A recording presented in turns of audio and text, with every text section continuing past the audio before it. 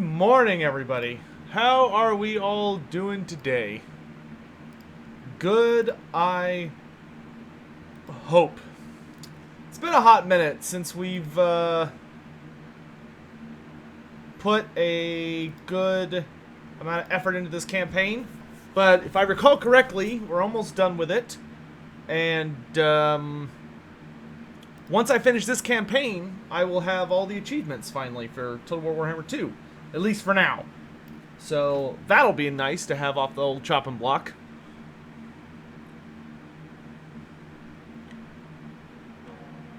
Oh, goodness gracious. Let's get everything all loaded up here.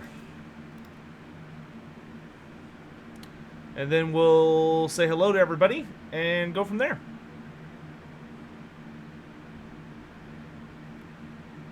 Last night was a good amount of fun. Had a good time with Warhammer Online, and it actually performed pretty well. I was surprised how many people ended up watching it, at least so far.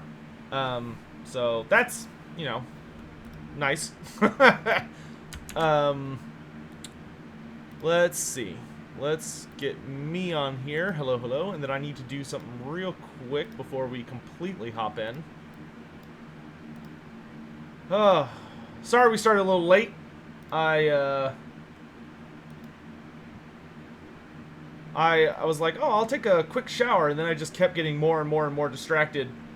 Like, oh, I should do this real quick. Oh, I should do this real quick. Oh, I should do this real quick. And next thing I knew, it was like 6:40, and it was like, ah, shit. But anyway. How's everybody's day been so far? It's been a while since we've done one of these, a morning stream. Very rarely do I often struggle to be up in time for them. But I wanted to say hi to all the European people that we haven't seen in a good hot while. And maybe catch some folks on as they're getting their day started and stuff. Sorry if the fan's kind of loud, it's a little hot in here. Okay. Get that out of the way. Get that out of the way. Alright. Now we can get to work on Zavidya. So, first, hello to Charles Hayden and Skabooz9990. Good to see you, gentlemen. And then Sergeant Sandman, hello, hello. And then what do we got going on in YouTube? We've got Jacob Daniel here, Ahmad Al-Ahmad, Hellborg Kurt, Laurentiu Mew. Let's see, just kind of skimming around here. Edmund, good to see you. Ethan, hello, hello.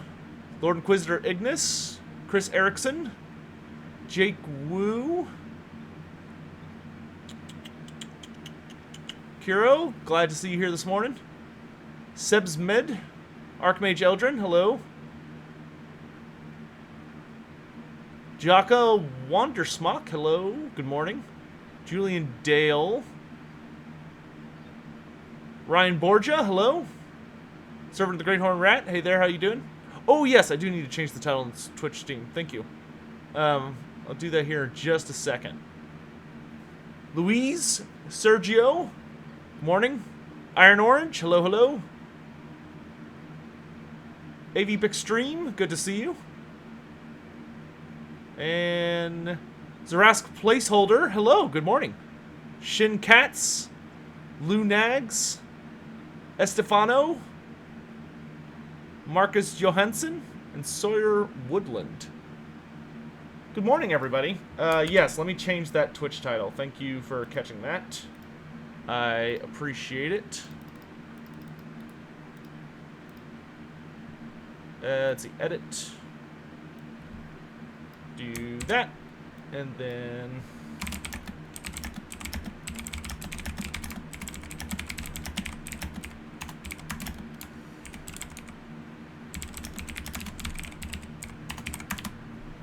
change the game. There we go. Good catch. Thank you. Oh. Sounds like... One moment. I heard something I need to investigate.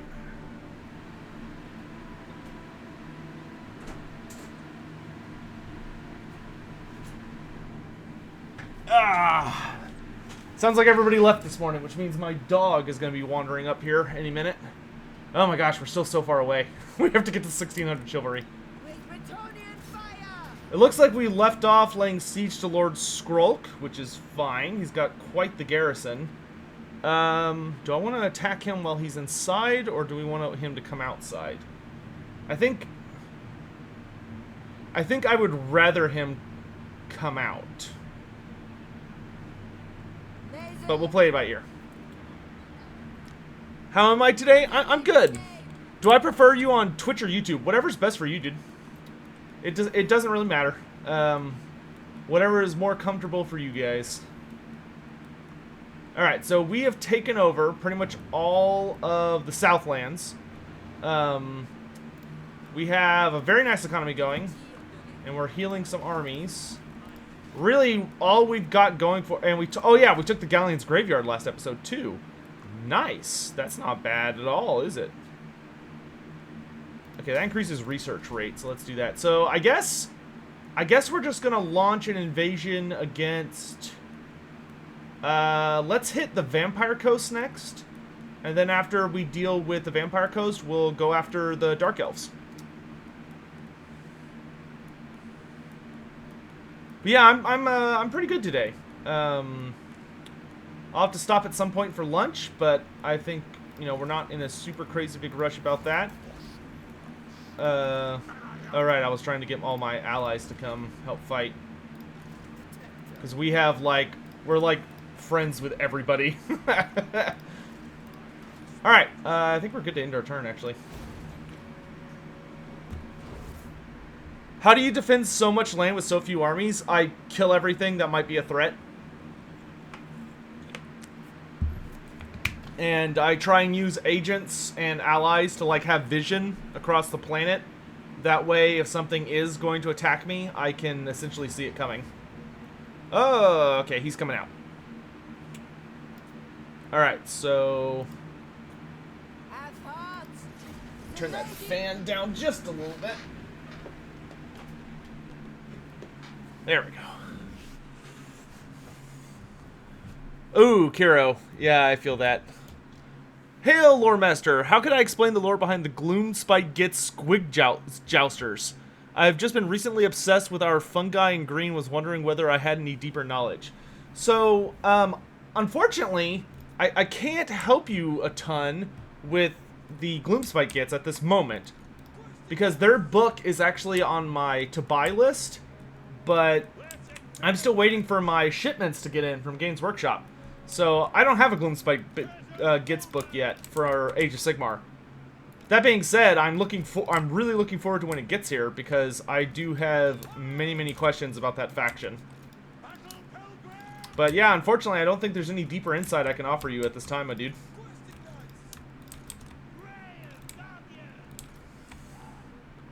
Am I working on any models at the moment? Not at this moment. I have a ton of Nighthaunt stuff I want to do, but I have kind of a strict policy right now where there's a video project that I've been working on for the last year, and until that comes out, and it's done and turned in, so to speak. I've been punishing myself, so in a way, by like not allowing myself to paint. It's been my what do you call it? It's been my like atonement to try and keep me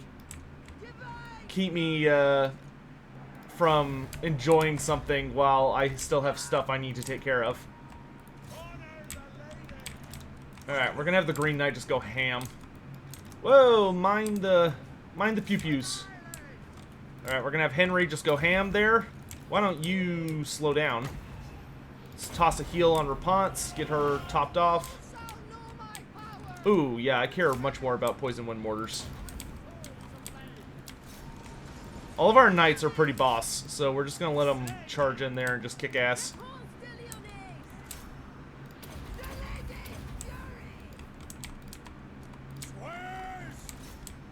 Green Knight, could you kill Skrulk? That would make me very happy. Archers, let's back up just a smidge.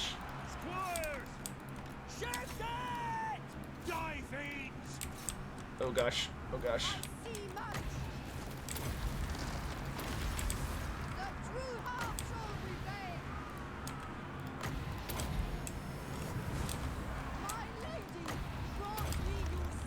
Where is he? Oh god, he's stuck. Come on. Whoa, Henry, easy there.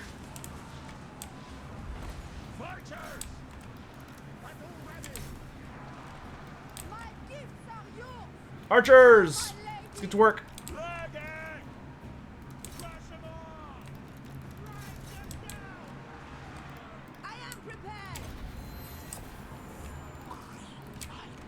Green Knight! Get Skrulk! Where is he? There he is. Why are you involved in this fight, you silly, silly lady? Well, now seems like as good of a time for Dwellers Below as any.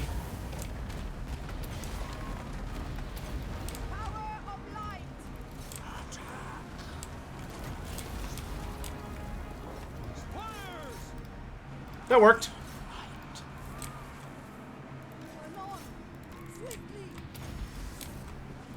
Kick his ass, Gilles! Yeah, sorry dudes on Twitch. I didn't mean to mislead you guys there. Okay, we gotta get those ranged units offline. Alright, Lord Skrulk is dead. Let's keep you focused on characters. Good job, archers! Good job! Alright, squires. Those ranged units hurt! Where's Henry? Good job, Henry. Go take out that catapult. Repanse, how you doing, hon? Doing good?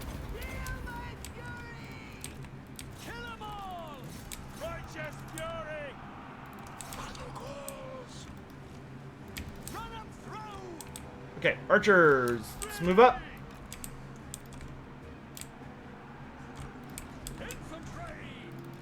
Where are you? There you are. Let's get some more explosions going. Let's buff our peasants up. Repanse is kicking ass, taking names. Forward. This is good though. This'll cripple Skrulk's little legion. Let's get those sensor bearers, my dudes. Scratch that. Archers, get the sensor bearers. You come with me. Okay, let's bring you around and get after that plague priest if we can. Ooh, an assassin. Get the assassin!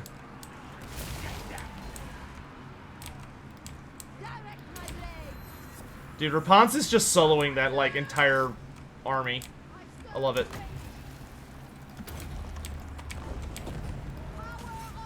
Run down what we can!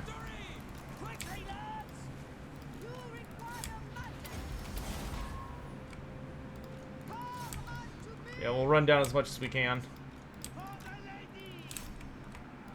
Henry.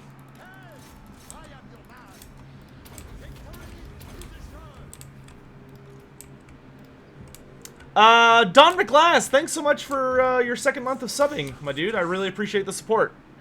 Have I seen the Gorgon mod? Yes, it's very, very nice. Chaos Robbie is probably one of the most sophisticated modders I have ever seen. Across any game.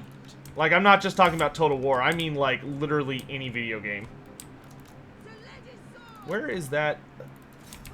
Okay, there's a Warlock engineer there. There he is.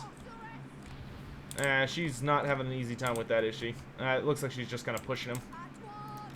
I really hope that's something they're able to fix going into the last game. Making it where, like, when you're attacking someone, you're not just, like, politely pushing them to safety. See if we can slow him down enough for Repanse to get here.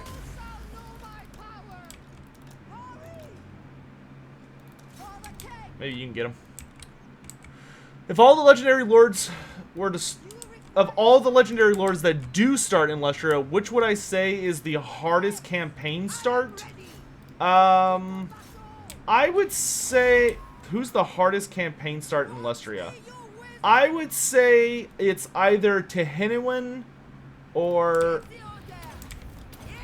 Oh, attack him. Come on, attack him. Attack him. Swing your sword!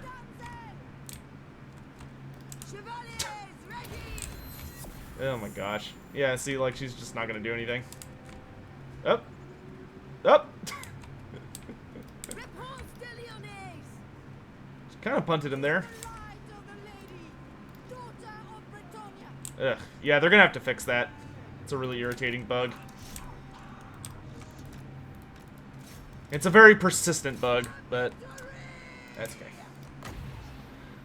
Yeah, personally, I think either Tehinuan or like Skrulk does have a hard start, I guess. But the thing about Skrulk is he is so disgustingly powerful. When it comes to his like plague stuff, like his plague buffs are insane. Like they're disgustingly powerful. If you get off a single plague bomb, you can just purposefully infect your own cities and just laugh as you like win always. Because it makes your armies like insanely strong, and then you just carry the plague to the nearest settlement of enemies. Like you just spam plague Skrull. I think he used to be hard, but I don't think he's hard anymore. Because you just have to play really defensively with him. Okay, so we kept all our knights, so that's nice. Hey, we got Plague Lash. That's actually really nice. Immune to swamp attrition. It's going to be very helpful.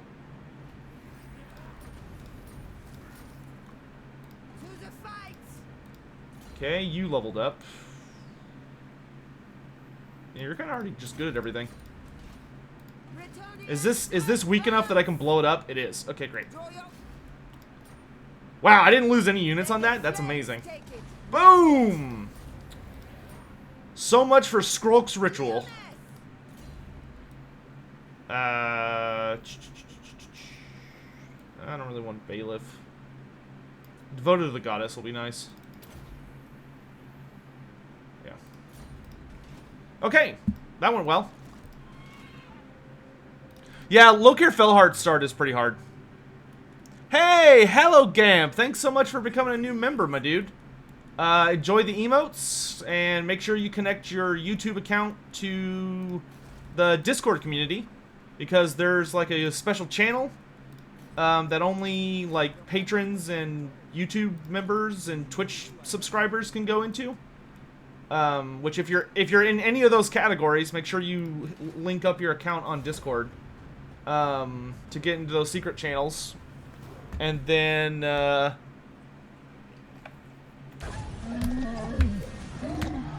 yeah, enjoy the emotes.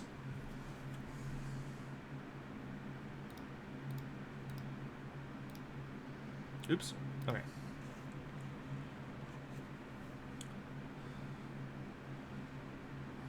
Yay, and the dwarves took it, which means we get to heal. Good dwarves. Professional Fletchers. Very nice. Oh my god, that's so nice. 15% additional ammo. Yeah, because I don't have any settlements down here, I don't think. So I guess we'll go stand with the dwarves in case the Skaven attack us. Well, the only thing I'm worried about is the Skaven could get an ambush off on us. What'd you miss? Not a lot. The only thing you missed is we destroyed Skrulk's capital. That's literally the only thing I've done so far. What's our resistance to being ambushed? Do we have any resist? 30%. Okay, I think that's enough to stand with the dwarves. Because I'd like to stand by the dwarves so they don't get killed here. Alright, so we lost Battle Pilgrims and Union Foot Squires. So we'll take some time to heal up. Let's see. Rally the peasants. Oh, that's really good, actually. That -1 turn time to get new Foot Squires. That's, like, really nice. But I really want to get all the knight upgrades going. Okay, well, we'll just grab it. We'll just grab it. Alright, and do I need any of these decrees? Beastmen, Chaos, Vampire Counts, Wood Elves, Norska. No. And Greenskins. No. We're not fighting any of those. Okay. Where is there a rebellion? Oh, Mount Arachnos. That's fine. Alright. Are you full healed? Nope. Almost. What about you? You're getting ready to go fight. Why are you not full? Yeah, you can have the Knights of the Lionhearted. It's fine. Ooh, Repanse, can you get... Ah, dang it, I can't recruit renowned units unless I'm in my territory. It's dumb. I'll give you... No, your army's fine.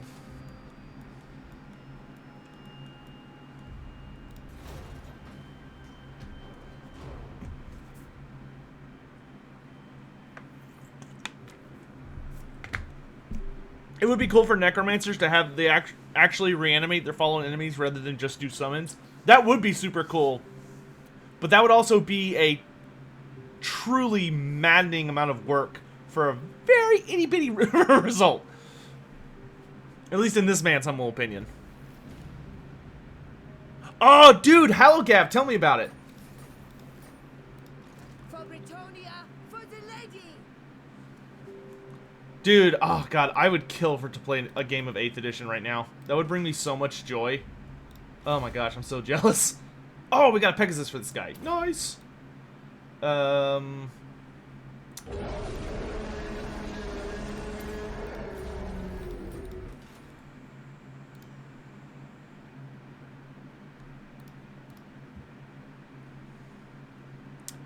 Hercules. Thanks to the tip, my dude. Was Malabad technically a good guy? He found out the Lady of the Lake was actually manipulating Bretonia. He sacrificed his soul and started a civil war to try and stop the manipulation. Chances we could see him in Game 3. Also, oh, we got some other members. EA Diaz, thanks for becoming a member, my dude. And Orc Boss, thank you for your 2nd month of membership. Malobad's a very tricky situation. I think Malobad is a perfect example of the meme of, you know, you either die a hero or live long enough to see yourself become the villain. I would say that describes Malobad fairly aptly. He's Lewin's bastard son, and he went on the Grail quest, and he met the Lady of the Lake. And something happened where he essentially, like, realized that she's not who she said she was, but the way he went about handling it was not terribly great when he dragged his entire countryland, or his home country and everyone who lived in it, regardless of how, like, happy or sad or dangerous or friendly or whatever, like, he dragged his entire country into just a terrifying, colossal war that resulted in the deaths of thousands of innocents. And I think that he was almost more worried at a certain point about proving that he was right than he was about doing the right thing. I think he's a character that if he hadn't lost himself to his desire to be right, and to like prove to everybody that he was right, then maybe he could have found a way. But I don't think he went about it correctly. And that ended up blowing up in his face to the extent where he got so desperate that he was willing to, he literally became willing to accept, vampirism and, like, damn his soul for pretty much all of eternity by, oh, nice, we start off with the Troth of Protection now. I like that. So I don't think he's a good guy. I think there was a chance that Malobod could have been a good guy, but I think he lost it on his quest to prove that he knew what was going on. I'm using a skill point mod. Yes, it's the only mod I use that affects gameplay. It's a skill point that gives lords 2 skill points per level, because I find it makes the AI a lot more difficult to fight. And it also makes it where if I like pick up a new character from an enemy faction or from a confederated faction, they're like pretty much guaranteed to be decent. Am I looking forward to the Chaos Waste expansion that's been confirmed for Vermintide? Yes, I'm going to do a video about it. Because I feel kind of confident that we're going to finally be seeing the Demons of Chaos. And I am so excited for the Demons of Chaos, my dude. Like, give me all the demons. Just cover me in that sweet demon goodness. I can't wait. Very excited. Yes, I'm aware of phrasing. Snatter, thanks for the tip, my dude. About when I previously asked about Beligar's shield, Snotter, that might be a quote from, have you read this book? So this book's called Thanquil. This is you might not be able to see it because of the green screen a little bit, but this is like the big Thanquil book. So this is like the big book, where everything happens, and then there were a series of novels that were released alongside them, that have to do with, that have like a lot of other details, but the big books and the novels disagree about a lot of things, and the big books I consider, the way I determine canonicity, I consider the big books to be canon, but not the little book. So if the little book disagrees with the big book, then I consider the big book canon. So that might be something from the big book, but I'll double check it later today. Get out of here, pirates. Would Archon be a match for Cetra, or would he get destroyed? Archon is able to hold off Cetra, because Archon basically relies on his sorcery to, like, just keep summoning new undead fast enough that Cetra cannot reliably get to him. And that being said, every single time Archon the Black,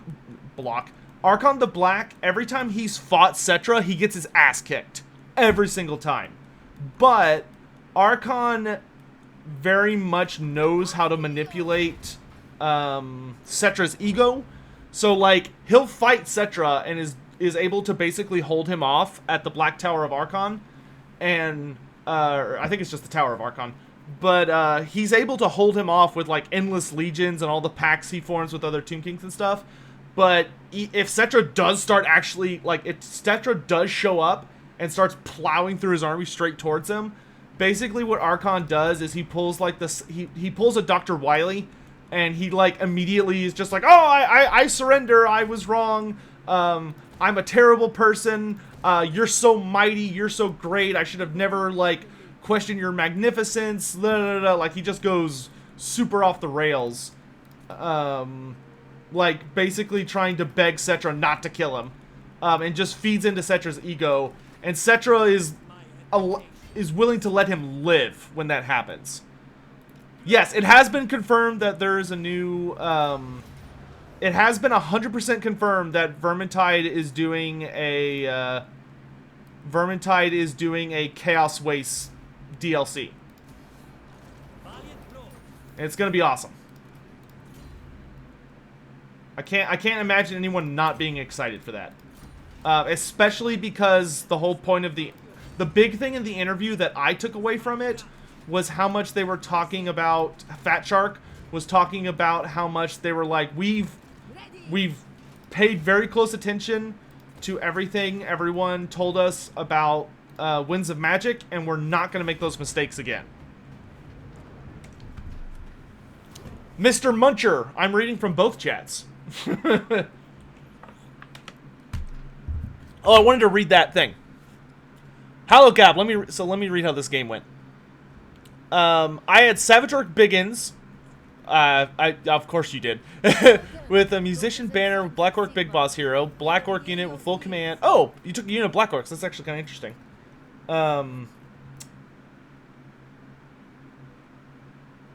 Yes. Unit of Night Goblins with 2 Fanatics, a Doom Diver, and a single level 1 Night Goblin Shaman, and then a unit of 3 Stone Trolls. And you were up against a unit of Ripperdactyls, a unit of Croxagors, 2 units of Saurus, a level 2 Skink Priest, and a small unit of Chameleon Skinks. Okay, so it was a pretty small game. Took down the Rippers with your Trolls, but Savage Orcs got double charged by the Croxagors and the Saurus and routed them in 1 turn! Oh no! Black Orcs held the line to the bitter end where I lost narrowly to the handful of Saurus and... Oh, he had a Bastiladon! Oh, damn! Dude, that's awesome. That sounds like it was a good game. How did that poor boy get his Ripperdactyls caught by Stone Trolls? Good grief. For justice. That is like the last place you want your Ripperdactyls. It's up against Stone Trolls. He needed to have those Ripperdactyls going into the Black Orcs. They would have bodied the Black Orcs. That's awesome, dude. I'm always super excited to hear about 8th edition games. Wipe them out. Alright. You honor me. Good job. I will recruit you again another time. You're just there to bolster that army. Okay, you're gonna head for the Galleon's Graveyard. You're fully healed, so you're gonna head for the Poxmarsh. And Repanse is going to head for Supatoon. Could I show the book again? Yes. So it's just called Thankful. It's called Book 4 of the End Times. Book 4, Thankful, and there's 2 books inside of it. So there's 2 books in it. Book 1 and Book 2. One of them is basically like the rules. And Book 1 is the narrative. Book 2 is like all the rules and stuff. And it's got a picture of Thankful on the front with Bone Ripper. And it's called Thankful, Warhammer of the End Times, and it's Book 4. It's good luck getting a copy that's not outrageously expensive.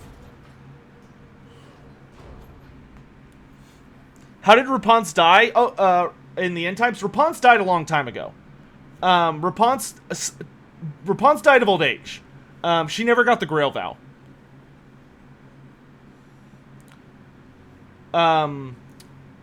I believe Repanse technically accomplished the Questing Vow. Or no, I believe she completed the Knight's Vow, but I don't think she ever took the Questing Vow. But she was, like, recognized as a champion of the Lady, but she never drank from the Grail. Burn it down! I cannot right now. Yeah, suck it, Skaven. I didn't even have to fight anything. Oh, the high seas are very painful.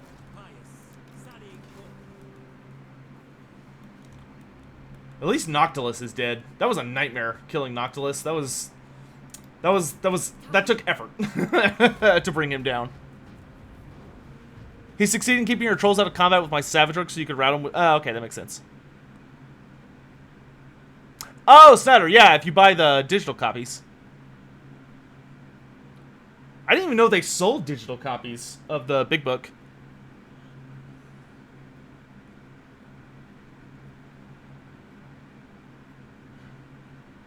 Is there a difference in speed between the different types of Vermin Lord? Yes. The fastest Vermin Lord... In the lady's name. Well, it depends on what you mean by speed. If you mean, like, attack speed, then the fastest Vermin Lord is the, Corruptor. I'm pretty sure. I think he's the only Vermin Lord that had the always strike first rule. Oh, gosh. That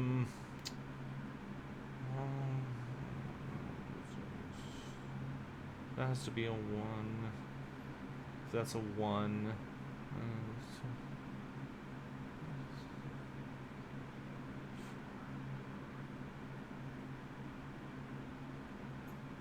Oh, gosh. And I'm just gonna guess. Nope. Okay. I like how me and all my allies are just like invading from the west, or invading from the east. Big old invasion. Okay, you're gonna pop into the Galleon's graveyard and just heal for a while, because you got absolutely torn up by the high seas attrition. There's not really like a lot of good safe ways to get across the Great Ocean. Any good Bretonnian books? Yes. There is a... I don't know if it's still for sale, to be honest with you.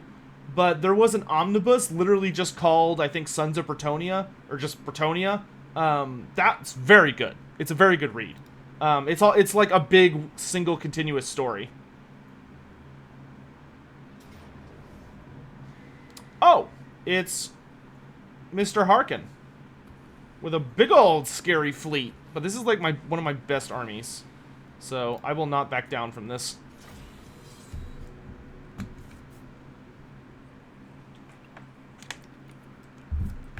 Is there a way to make Archon's army immune to vampiric attrition?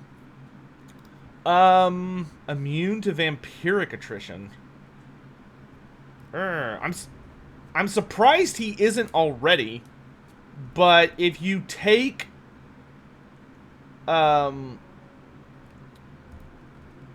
maybe he has something...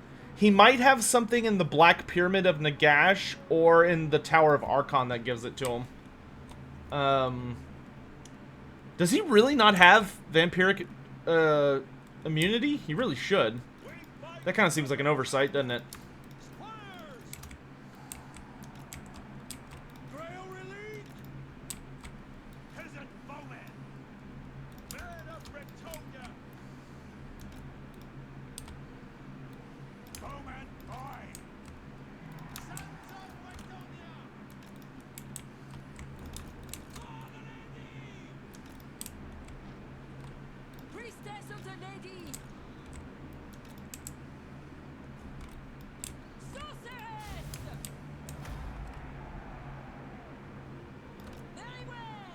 Does he have cannons?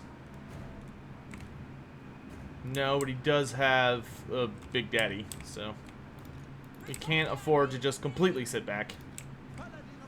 Okay, Paladin, why don't you go after those nerds? Whoa, okay. Royal Hippogriff Knights.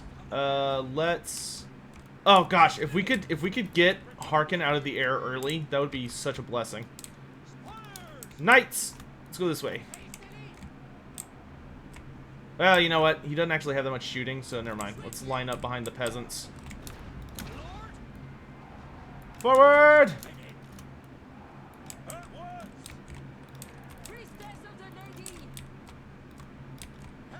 Okay, y'all go after Luther. Oh, he does have a cannon.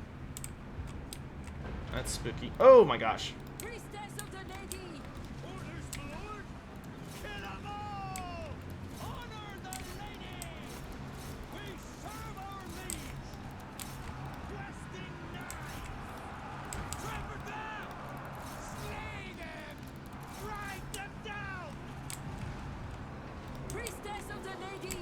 Okay, I need to focus.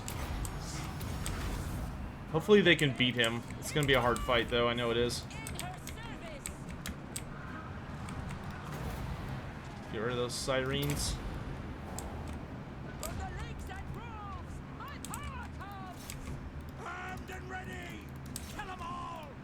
Oh my gosh, it's painful.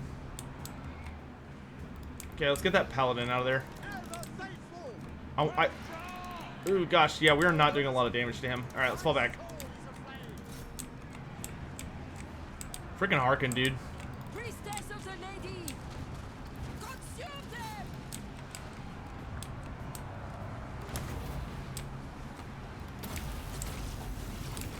My power comes!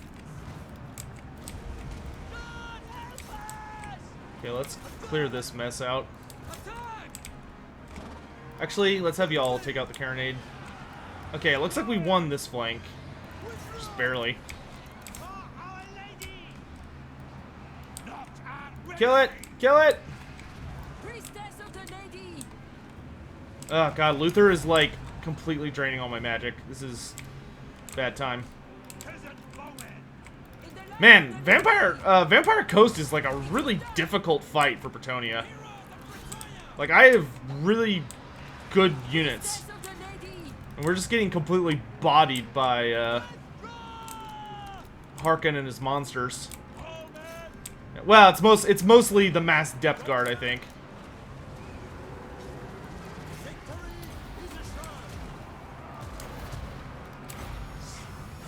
Wow, look at that. I have a ton of magic left, but just because Luther Harkin's on the field, I can't access any of it. So he's completely shut off all my magic reserves, even though I have like a ton of magic left. Yeah. Damn. All right. So yeah, I think we're gonna have to throw Repanse against him, because Repanse can beat him. But yeah, good grief. He just absolutely tore that army just to pieces. How do you order the entire army to move in formation? Best way to move an army in formation is you highlight them, hold down the Alt key, and then hold down the left click and drag.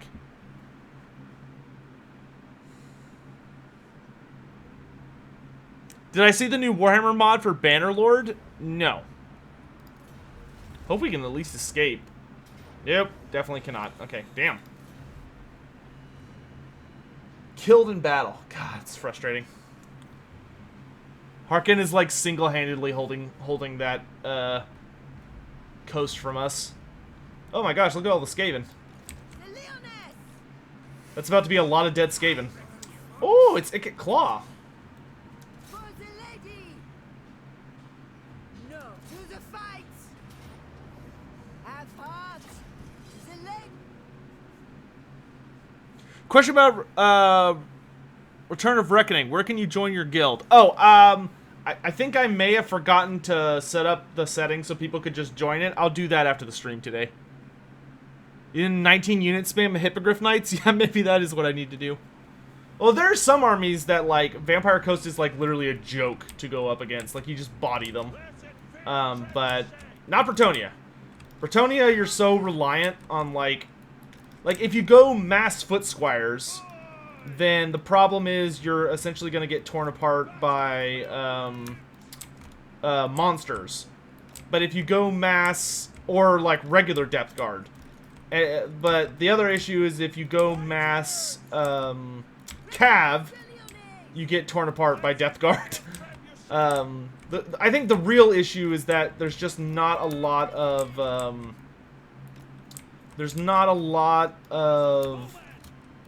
high damage shooting, which is like the biggest weakness of Vampire Coast, is if you can like snipe out their monsters or their depth guard with shooting, because in combat they're just like nightmarishly strong. You know, they just have like, they just heal constantly the entire time. It's super annoying. Oh, nope, they've got range on us. Forward! I see much. Walk, unicorn lady, thank you. Power of the light! Orders? I think that was his ability. I was like, what is the range on that? Okay, we're gonna have Henry go kick the crap out of... I definitely told you to walk. Repulse the Leoness! Y'all go kill them. Ooh, just keep riding. Just keep riding. Priestess of the lady!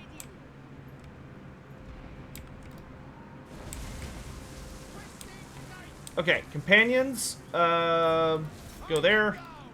Go there. Go... What? The battle!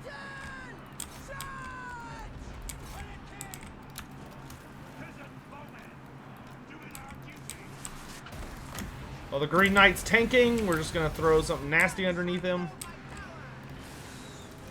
Good job. Yeah, Repanse can do that all day. We've gotten Repanse to be pretty beefy. Like, she can just about tank anything. Oh, yeah, look at all that goodness. Look at all that goodness. After them. After them. Yeah, see you in hell, Icket. Okay, when we kill him, we need to run away, because he does blow up. Run away! Run away!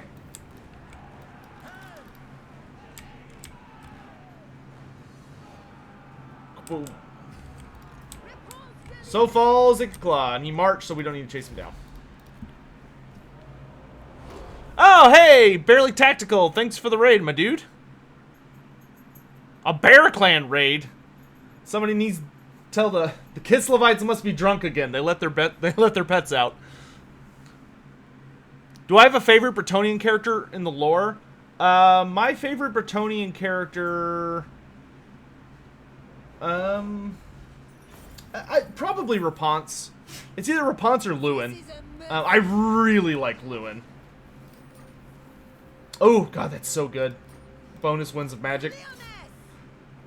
Come here, little booger.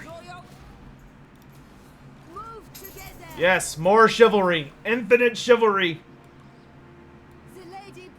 Okay, I don't think we can quite get to Lord Skrulk this turn. Can I get to the dwarves from here? No. I don't want to ambush because that's going to cost me chivalry. Let's do Devoted of the Goddess and Bailiff. Wizard leveled up, so we can put another point in Cleanse Corruption. For Bretonia, for the lady. I really don't want to be like right outside Guacamole Crater, so I guess we'll fall back a little bit. Okay, so that thing against Luther did not go super well. I guess we could send this Beast Wizard after him. Because, like, a Beast Sorcerer would at least be able to, like, spam some really nasty spells. Oh, no, I don't need to build that. That's going to hurt me more than it helps me. Okay.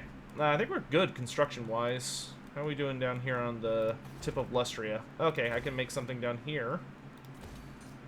God, I don't even know what's really worth having down here. I guess we could put, like, a Grail Chapel. This victory is just one step.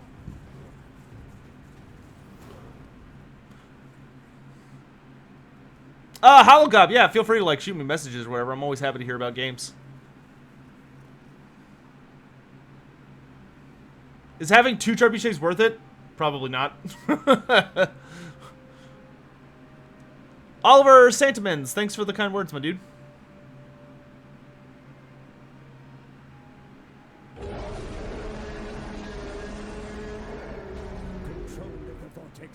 Okay, yeah, I don't care about the Vortex, thank you. I don't have to do that crap. Oh, God, Guacamole Crater is like a big settlement. I really don't want to have to deal with it. Time too much. God, I want to get somewhere where I can just heal up. So let's just ride over here. I'm kind of tempted to capture Subatoon, so I at least have like a little bit of a reinforcement space, but you know, we'll cross that bridge when we get to it. How are you looking, dude? You're healing very, very slowly. Okay, we are not going to have a good time breaching over here. I guess we could land at Port Reaver. That doesn't seem too bad, though we still do need to slip past Luther Harkin to get there, which is going to be the tricky part. Yeah. Alright, let's see what that was. Stutter, thanks for the tip, my dude. Found the quote, surprisingly. His armor rent, his shield dented, King Belegar was alone. Although it doesn't say horribly dented, dent is still a dent, so I can see. Sorry for doubting you. How dare you doubt me? How dare you? No, it's fine, dude. Sometimes I goof up. It does happen. I'm not flawless. But I do try and like quadruple check, especially when it comes to like those actual big lore videos, like not something off the cuff, but like an actual video. I do try and go really, really ham on my research. But like I'm always happy for people to double check stuff. That'll never be a bad thing. All right, prophetess, you're gonna be my anti. Oh wait, you don't have the Grail vow, so that's actually gonna be really expensive. Damn. Yeah, like I could not afford that. Let me think about it. Is it time? It's time for you to sit and heal. Okay, money, thanks. I appreciate the nice words. How do I like the Bretonnians? Oh, I love Bretonia. The only thing we're struggling with is Luther Harkin. You know what I might need to do? I almost wonder if I need to hire... Oh, no! Somebody wounded my damsel? What a dick. I almost think that our best option will be to actually... Rebels! For justice! I think our best option will be to... Resist.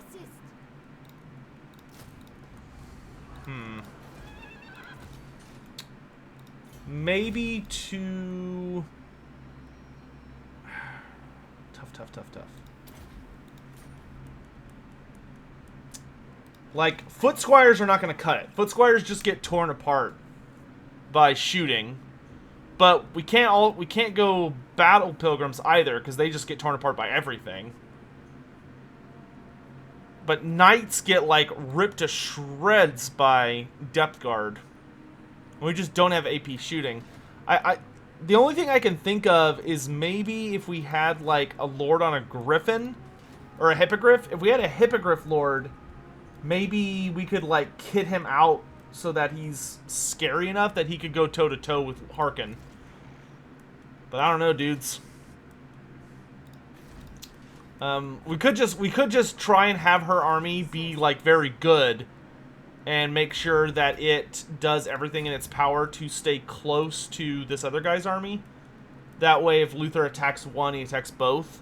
And that would allow us to actually get our foot in the door. That's probably going to be the best bet we have, honestly. Maybe pick up, like, a Blessed Field Trebuchet, just so I have something that can do, like, consistent damage. And then...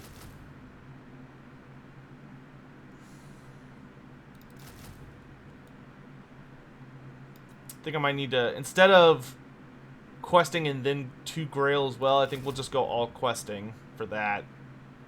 And then we can go like foot squires, halberds,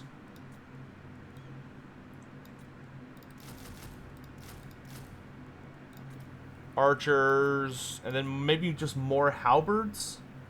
Or we could go like spearmen at arms with shields. Because they'll have a little bit more durability with, like, the good melee defense, but also being shielded. Tough.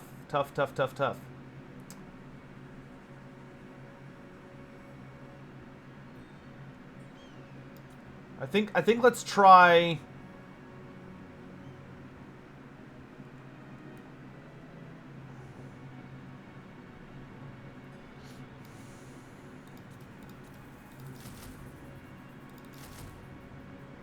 Try that. Would Snitch have any chance of assassinating Gorok? He would have a chance. I don't think it'd be a very good chance, but he'd have a chance. Shall we?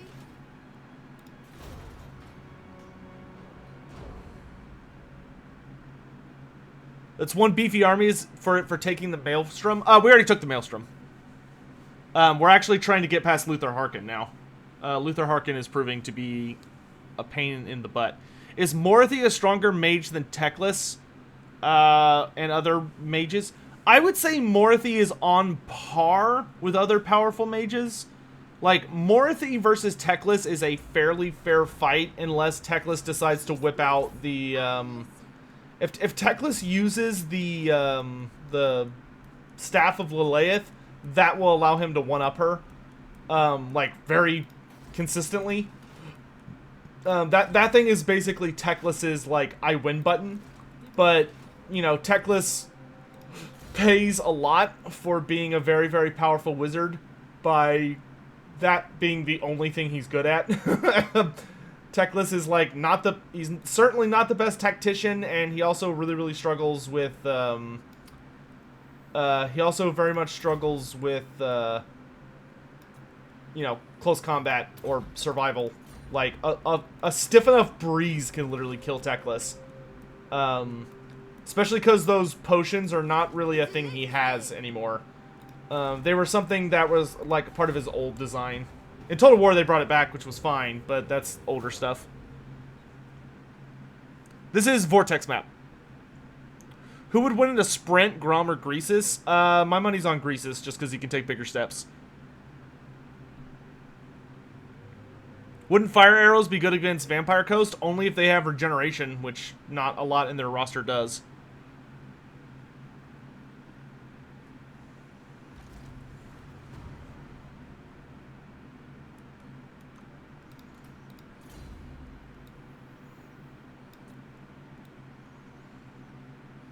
Who is this? Oh, okay. I think I want Shield of Thorns next. Repanse, you're just gonna keep healing for now. Those Chaos Armies are actually on our side, which is kind of funny. Okay, this is our Damsel, right.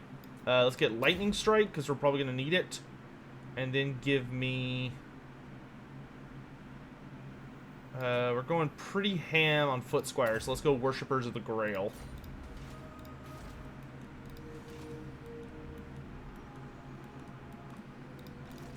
How are we doing at the Vortex, healing-wise? Yeah, because I think if we could just get on the ground against Harkin, we could make some really, really good progress. It's just getting on the... It's just getting out of the ocean that's the hard part. Okay, so we'll probably have him head out next turn. And just head for that northern area of Lustria. How are the High Elves Phoenix Kings chosen? The way a Phoenix King is chosen... is whenever the prior Phoenix King dies... Hold up a sec. Okay. Oh, my package is supposed to arrive today. Thank God, dude. FedEx has been, like, yanking me around, dudes. But, when a Phoenix King dies, they basically hold a council where all of the princes who can be bothered to show up, which usually everybody shows up for this, but not... Sometimes there are exceptions. But basically all the princes get together, and they hold a vote. Like, there literally is a lot of politicking and vague scheming that goes into it. But at the end of the day, it's basically just a big vote.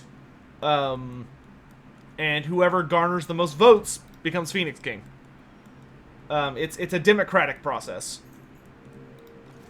Well, except for, you know, only the princes get to vote. So it's not like... Maybe democratic's not the right technical term for that, but you get the idea.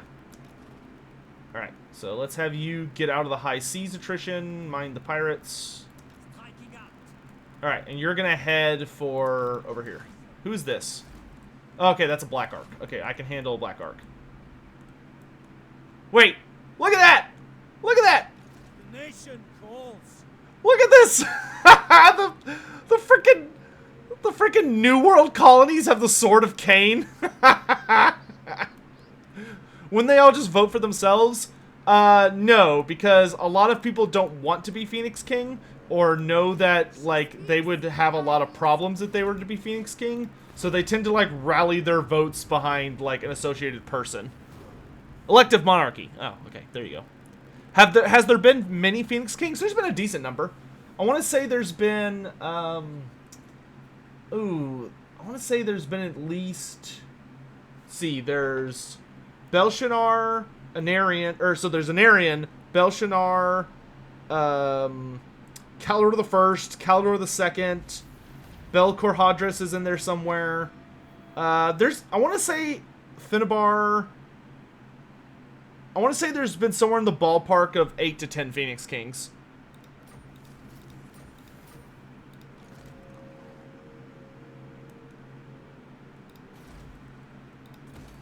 There's been a lot. Get rid of that asshole. Yeah, vengeance. You go, girl.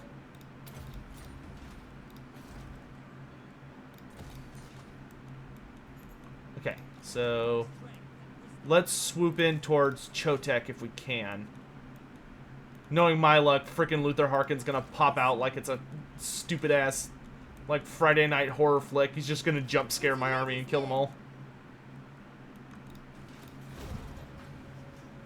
How much of the World's Edge Mountains do the dwarves control? Is it just the Karaks, or is it more than that? Oh no, the dwarves control a lot of the World's Edge Mountains. That being said, they don't control much of it south of, like, Karasakarak. Like, the Karak 8 Peaks is, like, basically surrounded on all sides by Greenskins and Skaven. And then a lot of, nope, I need that anti-large. What did I add? Oh, I added a Battle Pilgrim unit, that's right. For Bretonia, for the legends. Great relics. We full healed? Yeah, let's go blow up Guacamole Crater. Which did just fend off a Chaos Invasion, but you can't even tell. Great.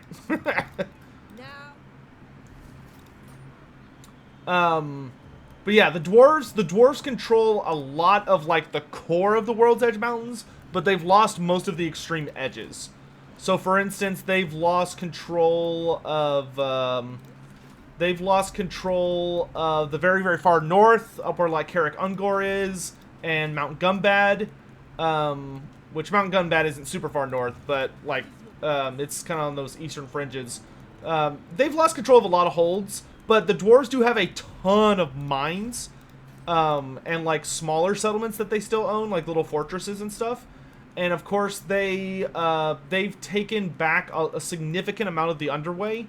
And the Underway, of course, is, like, the lifeblood of the Dwarven Realms in the World's Edge Mountains. Do Chaos Dwarves have resistance to magic? Yes. Which is why whenever Chaos Dwarf sorcerers try and cast spells, if they lose control of it for, like, a fraction of a second, or they miscast, the magic will rebound really harsh, and it will cause a part of their body to turn to stone. Wild Onion, thank you. I actually want to do I think I want to do an upgrade to my PC here pretty soon. Oh, Daddy Skrulk showed up. Do I have the blessing of the lady, though? I do, so we will not retreat! The lady says never to retreat. And in the lady's name, we will not. Does Finnebar have a chance to be playable? Probably not. Finnebar is much more of a politician who, in his youth, did some extraordinary things, like exploring a lot of the world. But he's not really he's not a general, and he's not nearly as good of a warrior as all the other big elf characters are.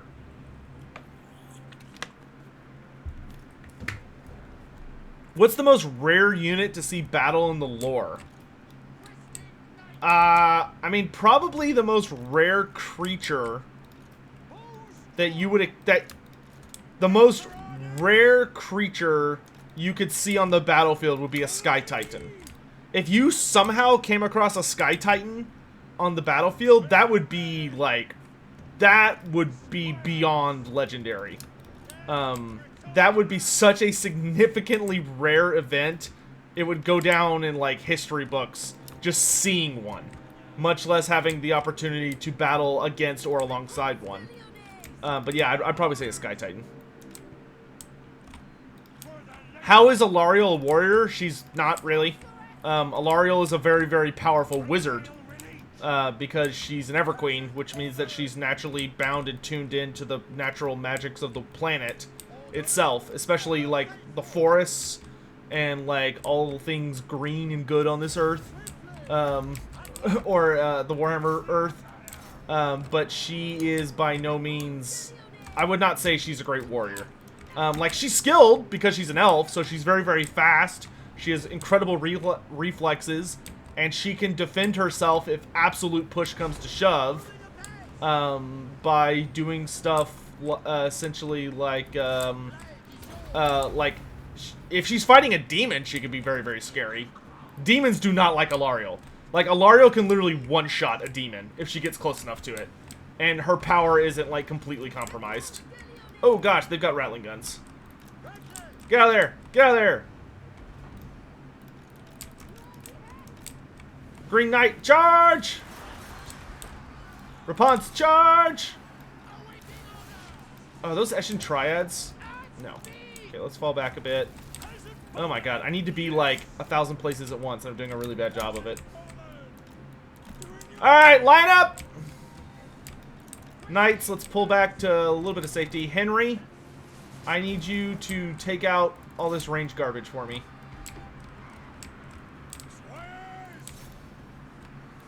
Repanse is just kicking ass, taking names. For the lady! Uh-oh. Knights! To me! To me! Run away! Who are you chasing? Stop doing that. Life Wizard. Nope. Repanse! Look out! Is that look? Dwellers Below will fix it. Dwellers Below always fixes it. Oh, look at the deeps! Oh, the Green Knight is dead. Oh my god! What happened? What happened to the Green Knight? He must have gotten in battle against, like, what do you call him? Man, I'm having a really bad brain fart right now. He must have gotten up against something with magical damage. Like, yeah, these guys. Plague Monk Censer Bearers. There we go. We gotta get rid of those Censer Bearers, dude. I need that magic damage out of here. Oh, wait, no. Where are the rattling guns? Giselle, rattling guns. Get him, Henry. Got another big, fat Dwellers Below. Made to order. I love this spell. Like, it is so rare you actually get a good cast of it, but when you do, oh, baby, does it hurt. Whoop. Good job, Henry. You, get your ass over there. What are you doing?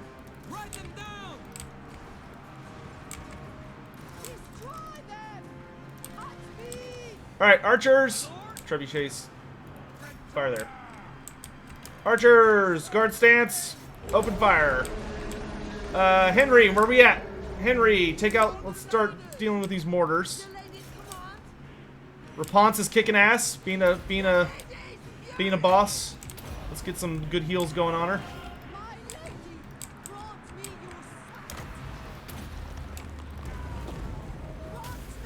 Suck on that, rats!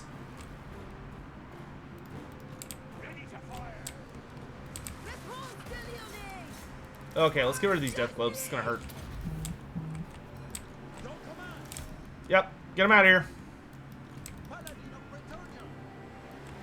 Is that a summon? Yeah. I hate the Skaven summons. I understand why they're in the game, but god darn do I hate the way they implemented them. They're so strong. Is Skrulk still alive, or did we kill him? Nope, he's definitely still alive. That's gonna have to change. Let's have her take care of those characters first. Good job. The Knights over here are holding pretty well. God, I really could use another Dwellers, but I don't think we're gonna get it. So let's just keep smashing these guys. I'm tired of all this shooting garbage! Henry, I need you on Poison Wind. God, look at all these characters. Good grief.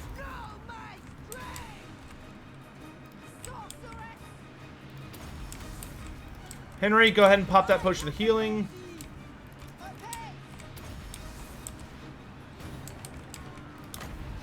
Keep that magic flowing, honey. Let's go over here so I can give that local magic resistance. Come here, you little shits. God, every time I get close to killing these guys, I feel like a new unit shows up.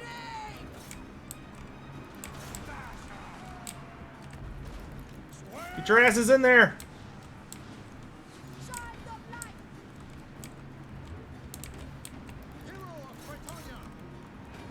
Oh, no, no, no, no. That's gonna have to stop. Can I get out of this? Not yet.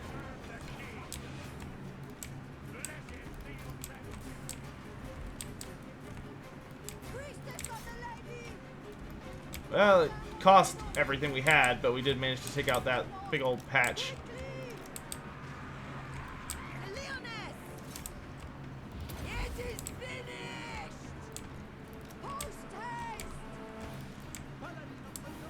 Okay, we got the warp lightning cannon. Let's get the plate claw catapult. Mind the bullets. Let's throw a regrowth on Repanse. Just keep those sweet, sweet magic heals flowing. Archers, the rat ogres, the rat ogres.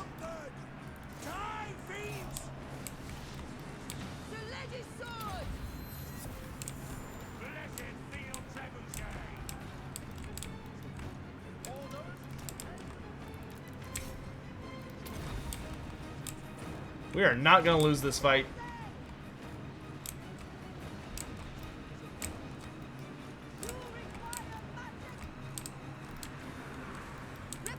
Okay, Repanse, see if we can break free of this BS. I gotta kill Skrulk. Skrulk has gotta go. He's holding a lot of this army together. To me! To me! Focus the Warlord. Focus the Warlord.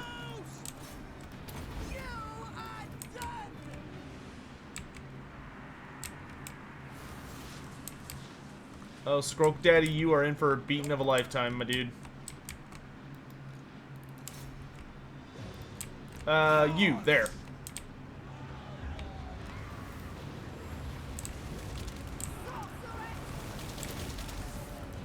See if you can kill that Warlord for me. What the hell is that sound effect? Oh my god, he's still summoning! Good job. Next target, Poison Wind Mortars. Okay, the Warlord's dead.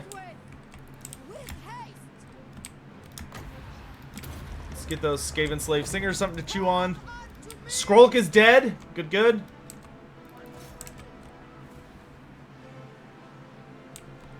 Actually, you know what? Let's take care of all this, like, super crazy shit over here. Throw some heals. Repanse, the Plague Furnace!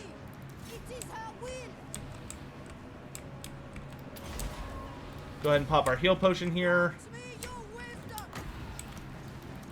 Henry, the furnace! Kill the furnace! Archers, fire! Give these assholes something to chew on.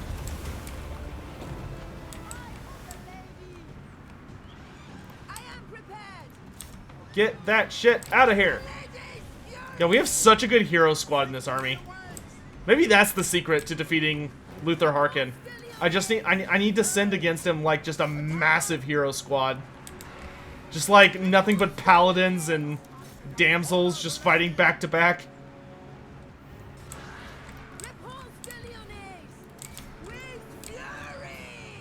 Get him, Henry! The damsel, dude. The damsel's got such an awesome kill count.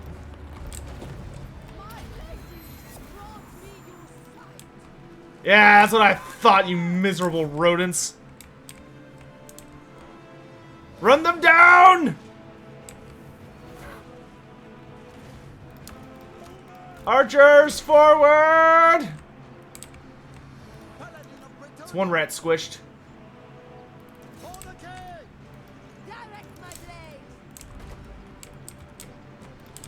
Keep that trebuchet firing!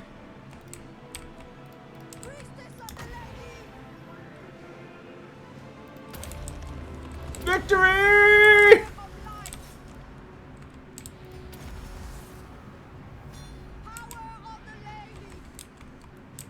Alright, we're gonna do everything in our power to run down as many of these little bastards as we can. Get those ranged units! Get them out of here!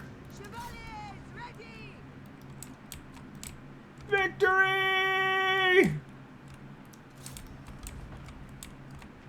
Yes, my soul is aflame. Divine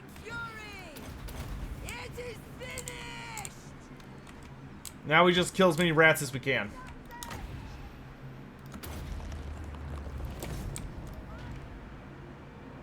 Oh wait, those are globadiers. Get the globadiers. Loyal and true. Good job, Hero Squad! Paladin of Bretonnian. Oh, they thought they were gonna get away! Boom! Honor and duty. Squishes them. The lady They're wins. that one's definitely gonna get away. We'll run down everything that we can.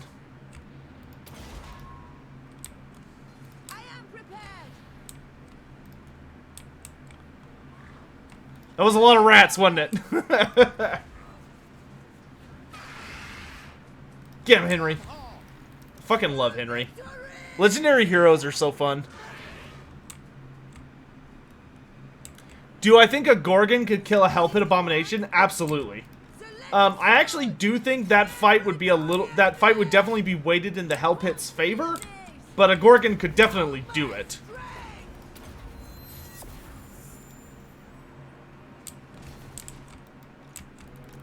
Okay, you ride your ass out here.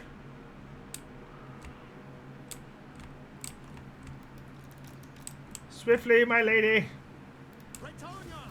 I seek glory. For Bretonnia! God, her attack animations are so slow when she's chasing. Repanse de Lyonnaise! At once! Quick, quick, quick. If we hurry, we can get off another heal. In the lives of the lady! And there. All shall know my Oh, wait, did I miss that? I don't know how I missed that, but I apparently did. That's okay. I still got the lore attribute. Praise be to Big Henry. Oh, man. Yeah, my army got decimated. But, dude, Repanse getting 232 kills? That's not bad for a melee character. How's Repanse? Oh, dude, Repanse is so much fun.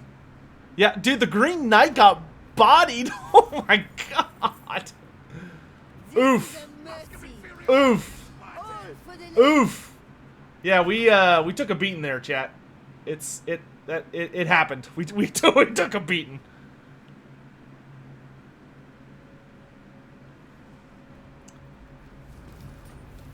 All right, so the Green Knights left us for now. That's okay. You know who I am. Yes, capture Chotek.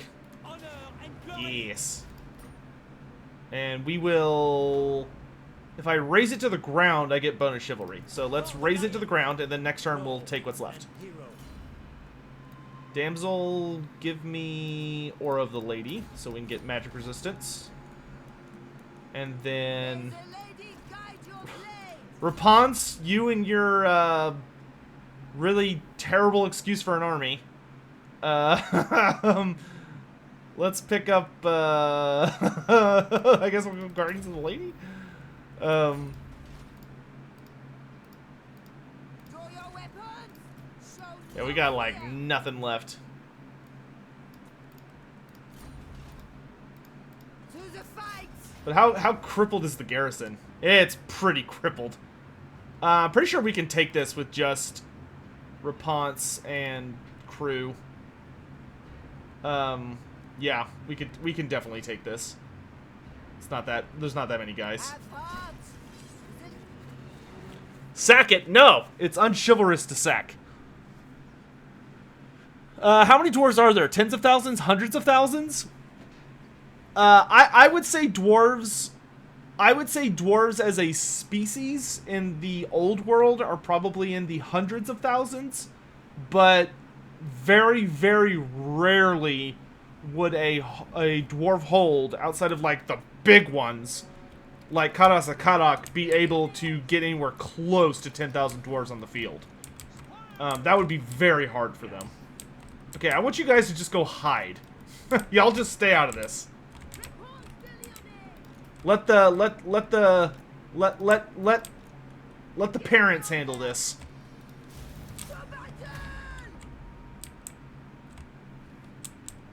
Mom, Dad, Mom got this. Yeah, he's got like max tier turrets. That shit is like terrifying. Knightly valor. Henry, clear off the walls for me, would you, big guy? Bretonnia needs me. Bring it on! About to be a lot of dead rats up there. Okay, and I can start dishing out heals. It just instantly shatters that unit. Good grief.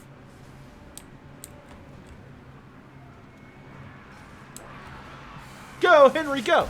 Go! Repanse has 700 weapon strength? Yes, she does. And that's before I activate her buffs. Oh god, he still has summons. Kill the summons! Fight together! Fight together! As one!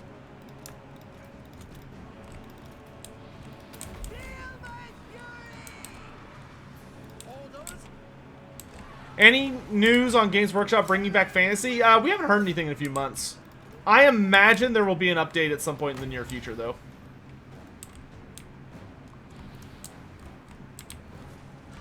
I don't really want to use any spells. I mean, these are clan rats, so they'll take okay damage.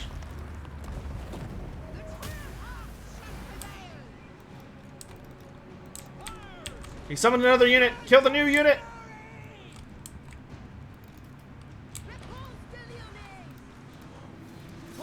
Yeah, you punk-ass Warlock engineer.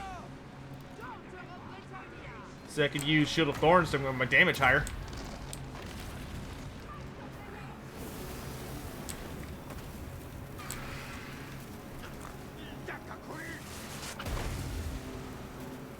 He just warp bombed. That doesn't work too well on units, my dude.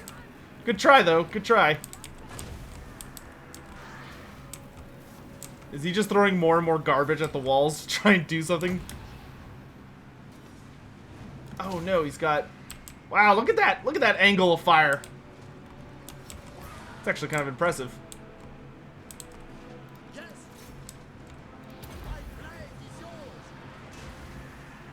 You are hard. Okay, that dude's dead. Why don't we go pay them a visit? Wait, is that a warp lightning cannons? We're gonna take that out first. Let's go say hello. Here, have one of these.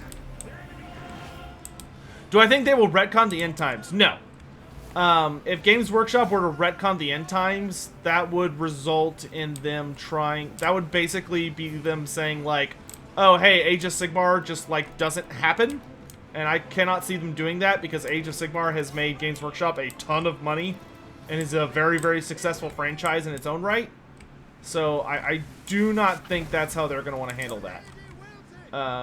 I think they're going to be much more interested in just having Warhammer Fantasy Tabletop. Well, the big thing is we don't know when it's taking place. Like, it might be taking place where Warhammer Fantasy left off, which is, like, right before the end times. Or maybe it's going to be something like it takes place, like, hundreds or thousands of years in the past during, like, the time of the Three Emperors. That's a really popular theory. Or that maybe it'll take place during, like, the Vampire Wars, which is kind of in that era. Or maybe it'll take place during, like, many periods. Like, maybe it'll hop around. So maybe, like, they'll release an edition and it'll be like, okay, this time it's going to be about the Vampire Wars. And then the next edition, they're like, okay, this one's going to be about the Great Catastrophe with the Lizardmen, Demons, Hiles, and Dwarves. And then the next one, they're like, okay, this one's going to be about whatever. You know, that could sell really, really well and be interesting. There's a lot of different ways they could do it.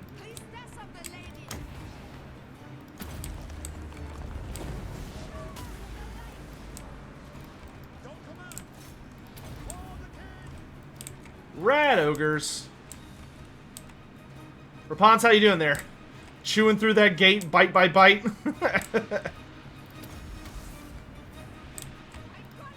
Henry's gonna, like, dominate the entire base before I'm able to get Repanse inside. What about Warhammer 40k Total War? That seems pretty much guaranteed to me at some point. I don't think that would be for many years, but to me that seems like a shoo-in at this point. Like, Total War Warhammer has made so much money, and as much as I hate it, it's undeniable that 40k just flat out has a larger fan base. So, like, that would literally just be printing money. But we probably would not see it for a very long time. Still, like, even from now. My lady, grant me your sight. Oh, those warp grinders hurt.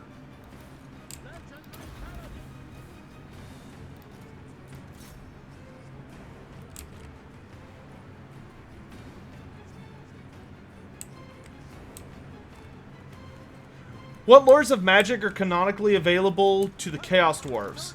Chaos Dwarves can wield the lores of... Let me think. They can wield the lores of Hashit. The lore of Hashit is their unique lore. And then I believe they can wield the lore of Death, the lore of Fire, and maybe the lore of Shadow? I'm not sure about Shadow, but definitely Death, Fire, and Hashit. Oh, and Metal. I think they can do Metal, right? It gets a little tricky because some of the Chaos Dwarves have a mount called the Lamassu, and the Lamassu is technically a mount, but it is also a wizard, and I think that's what wields the lore of Death. But maybe the Sorcerer Prophets don't. I could look it up here in a second. Did they fix this bug where it, like, blows up on the actual ground? They did! Hooray! God, I wish I could use Dwellers Below on a wall. Ooh, nice hit. Alright, we're getting rid of all the stupid-ass ranged units. 82% through the wall!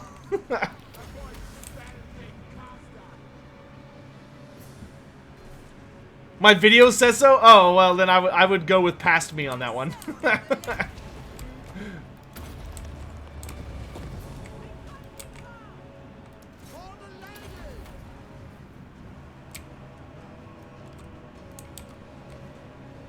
90%!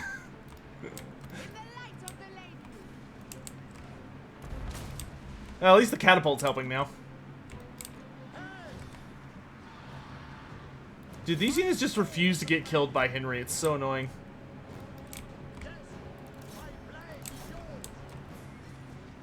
$98. $99. Finally, let's go. And they're off.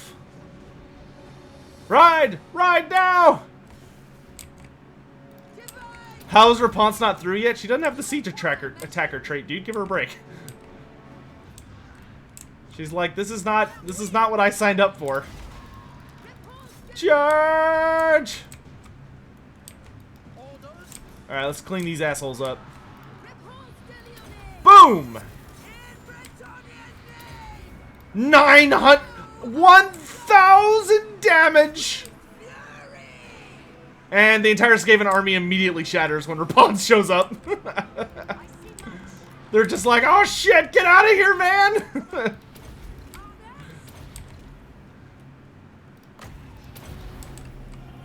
Alright, the city is ours.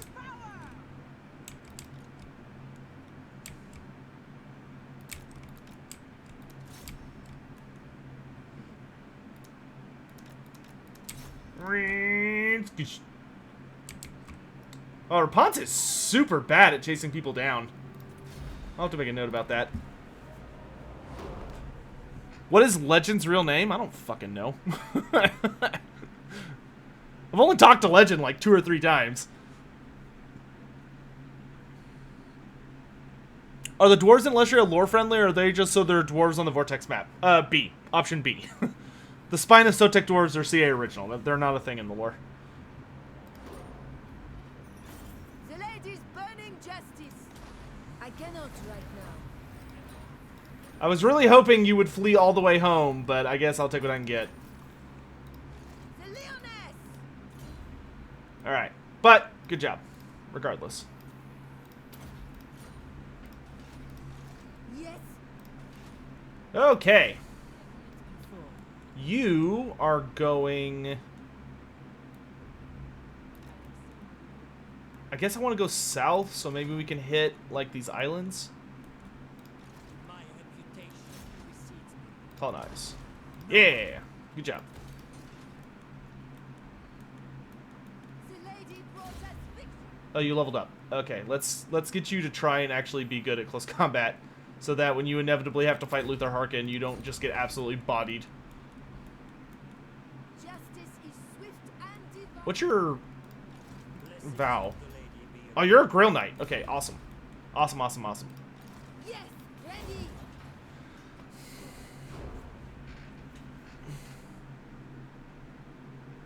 Oh, his name is Jeff. Okay, he's in chat. So, Beardy Potato. He says his name is Jeff. There you go. You got an answer from the source and source itself. Which of the big four is Hashit most aligned with? Hashit is a minor power. So Hashit is not technically aligned with any of the four major Chaos Gods. Hey, Clan Pestilence is dead. Excellent. So I guess we'll take the Guacamole Crater for ourselves. I should have searched it for goodies first. That's okay. Can I assist? Wow, we got the absolute tar beaten out of us. That's okay, though. It's gonna take us a little bit to heal, but that's fine. Yeah, that's right. One of those. One of those. All of our archers survive somehow. Two of those.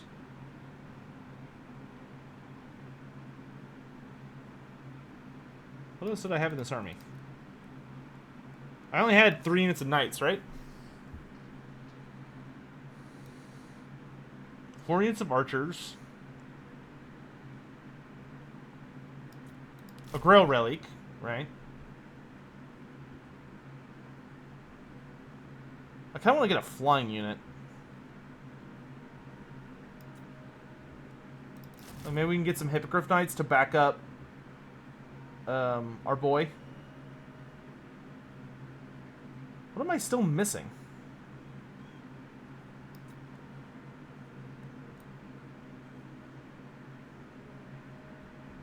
Could double up on Trebuchet now that we're not going to be fighting Skaven anymore.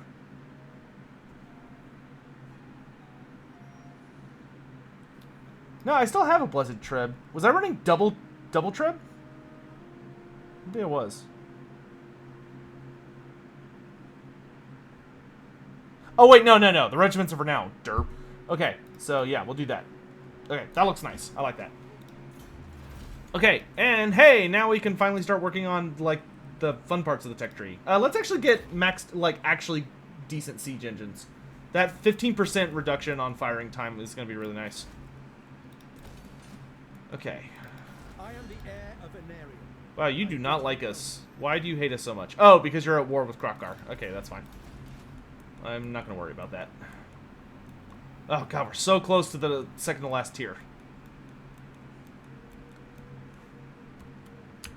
Have I ever heard of Jean de Clisson? I tried to say that as French as I could. No. Is that who Repanse is based on? Well, Repanse is based off the Maid of Orleans. Okay, hold on. I have to look up that Chaos Dwarf thing, because that's going to bother me if I don't look it up. Chaos Dwarves. Lord. Sorcerer Prophets. Okay. Chaos Dwarves can use the lore of Hashit, the lore of Fire, the lore of Metal, and the lore of Death. Yeah, okay, that's what I thought. That's what I thought. And then if they take a Lamassu mount, a Lamassu... Yep, I was right. Okay, yeah, I was right. So they can take Fire, Metal, Death, and Hashit. And then the Lamassu can either take Fire, Shadow, or Death. So there you go. Good job, Brain. Ah, shit, I forgot to move her. Well, that's okay. Also, hello, the Baloo. Bahu. Sorry.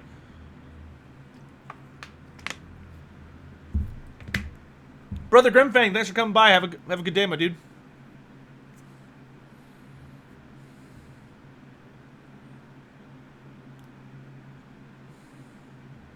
Have I ever played Total War Shogun 2? Yes. I was a... Oh, you're gonna attack me? Captain Sissoko? Nope, you're just gonna declare war on me and then just sit there all angry? Okay, I will deal with that in a hot second. You're gonna be healing for a while. As are you. Just all the heals. Heals everywhere. Oh my gosh. I would really like to win this fight. I'm so sick of losing to Vampire Coast.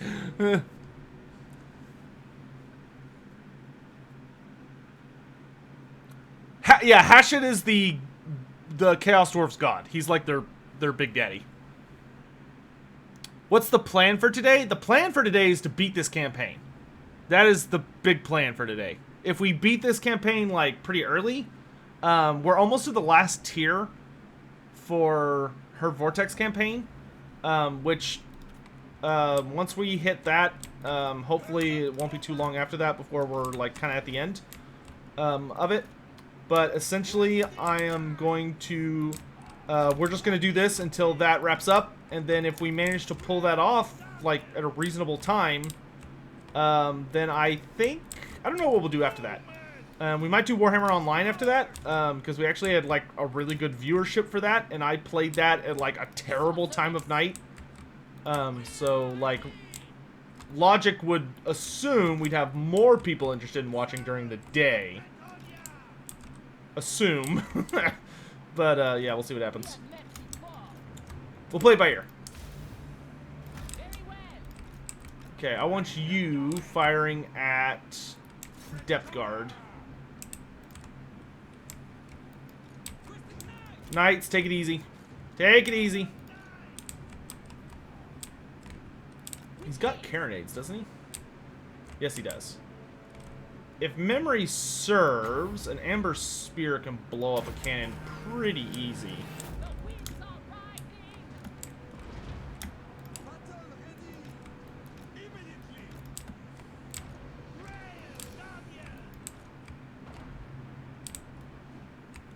Nope. Wait. Yes?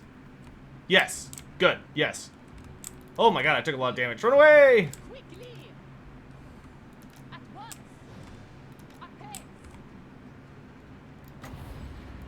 Oh, there's another carronade. I see it. Okay. You. Go there.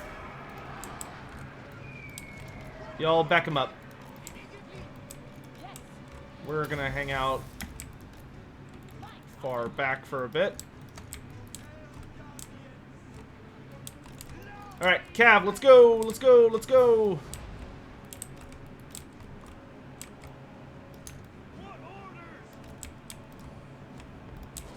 Okay, Manticore, I want you... Take out the deck gunners. Royal Hippos, let's go after these two. Knights, let's tear these guys up.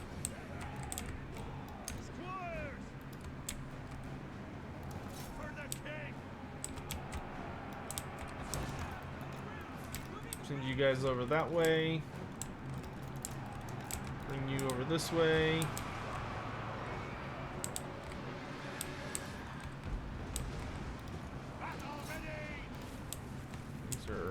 You go there. You there. You there. You there. You. Make me one of these. Am I also streaming on YouTube? Yes! I'm using Restream, so I'm on YouTube and Twitch at the same time. So if you're wondering who the hell I'm talking to, there's your answer. Charge! Okay.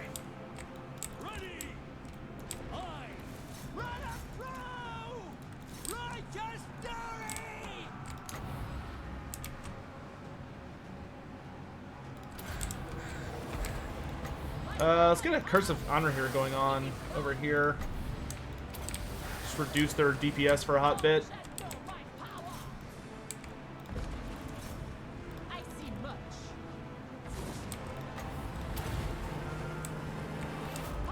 Royal Hippos, let's get you over here. You guys, let's go after them.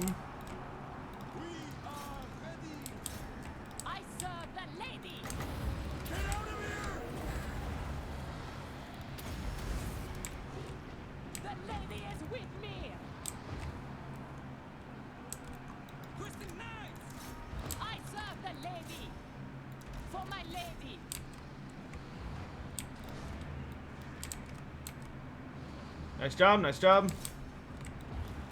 Just run away.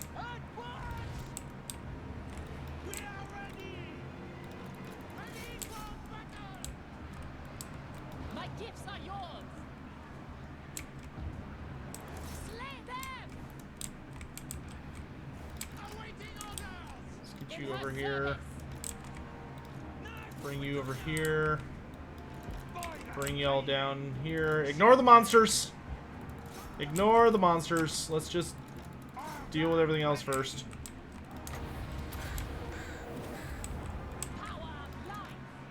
For the king! Vortex. Squares! Honor the lady! For my liege! What do you mean? Moving a base! Armed and ready! Archers, let's actually focus all of this mess. Slay them! Squares! Shows the fool! Get y'all out of there for a hot minute. In the light of the lady. Withdraw!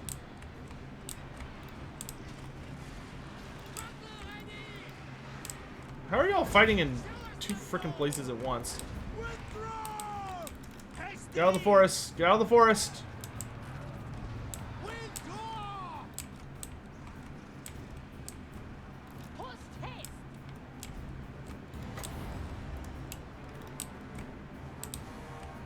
Yeah, let's regroup a bit. Withdraw! Hurry. We've almost gotten rid of all like the really painful shooting. Anon. It is her will. This way. Oh, let's go. From the dead. Regroup! Arrows ready! Withdraw! Sharpen!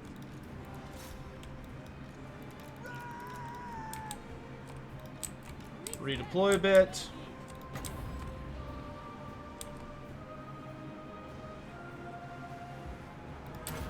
Let's try and make use of Amber Spears. Really get some mileage out of it.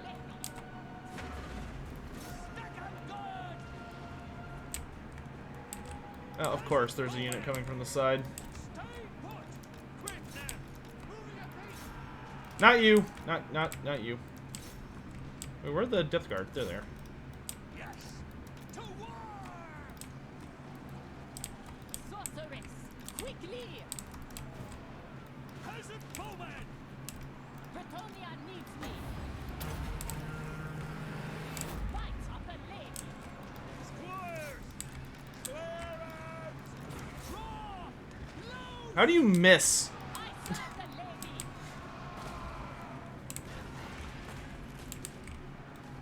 Squares! Quickly! I also don't understand how my knights are being, like, outrun by crabs. Head of Bretonia! Withdraw!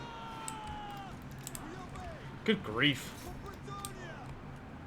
I guess I'm just gonna stop running prophetesses for now. I just cannot seem to do very well with prophetesses. Like, I seem to do okay with, like, claim victory if I'm using a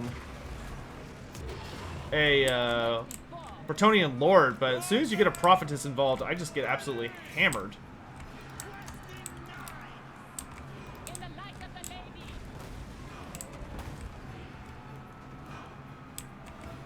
Questing knights! Okay, let's aim you at that. There's very few of them left. Y'all should be able to finish that off. I serve the lady. From the dead he comes. Peasant bowmen are so valued. They are. I do really wish there was a way to get them to have AP. But, unfortunately, there's not. Ready for battle! Questing knights! Respect of the lady. Vortex. Getting good value out of that Amber Spear, actually. My power comes. Like, we're scoring a kill almost every shot with it. Fucking crap. For the lady! Post haste! Immediate! Dude, just kill them! God, there's one left with 2 health. And he's just like, nah, you can't kill me. Battle ready! For the king! Not advance! Good grief. I do as much damage as we can. Heavy for battle. I honor my vow.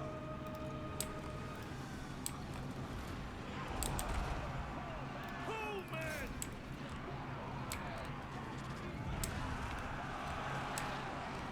Questing knife! Finally, getting somewhere. Kill the big crab. Archers, just run away. You're fitted! Serve it a bang! My gifts are yours.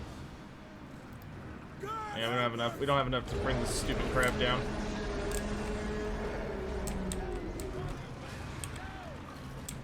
Also, let myself take like way too much free damage at the start. Questing knife! Hurry.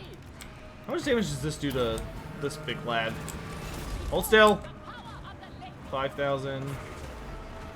How do you miss that? It's right there. Good grief.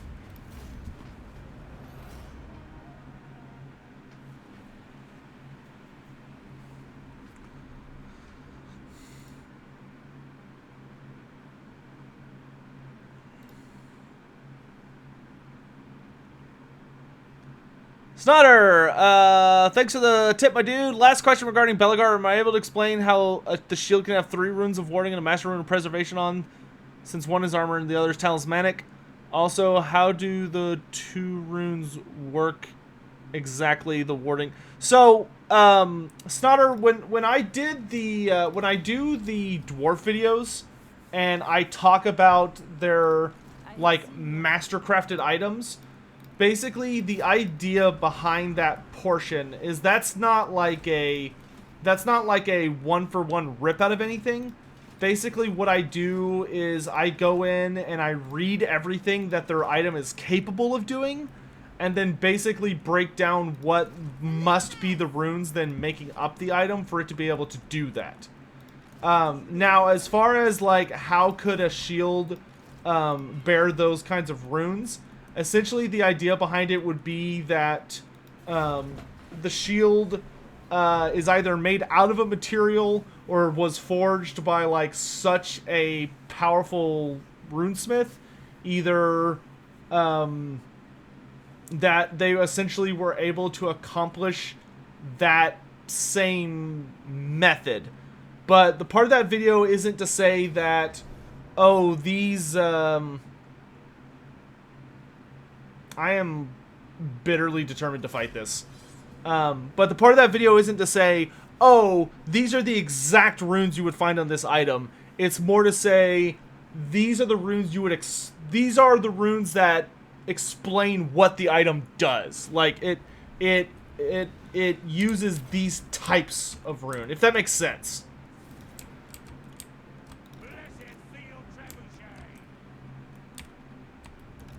Because Games Workshop was never nice enough to give me just a really nice, straightforward, like, here's what's on there.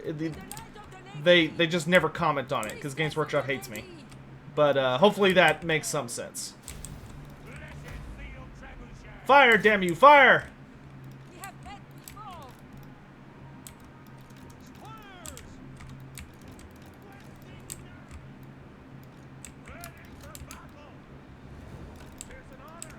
At speed. If I could snipe that, oh god, of course he's Lord Vampires. I need to focus the Colossus. Woo, I need to watch out for where he's aiming though. All right, let's even the odds with the Mana Core. The winds are rising.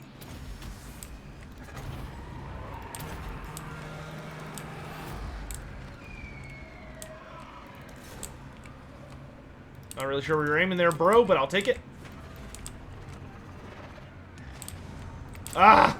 I keep hitting the crab when I'm not aiming for it. Spread out! Spread out! Make them work for it! Both winds. Very well. Priestess of the Lady.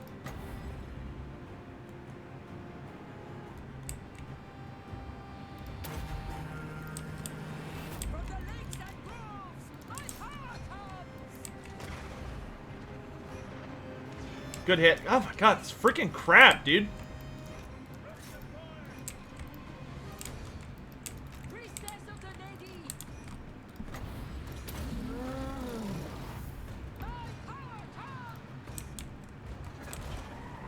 Is this one vampire seriously, like, defeating my 3 hippogriff riders? It's so embarrassing. My gifts are yours. Power of light. Fire!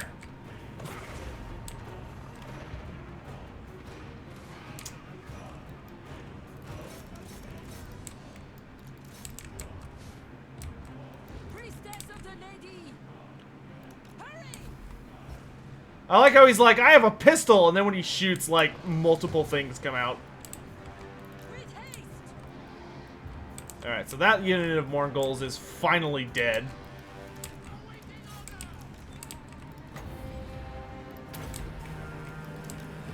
Behold! The power of the Lady. In her service. At once! The lady wills it! Slay them! Knights errant! Priestess of the Lady. That vampire fleet captain is just, like, crushing everything I throw at him somehow. I'd shoot him with that, but I don't think it's gonna hit him.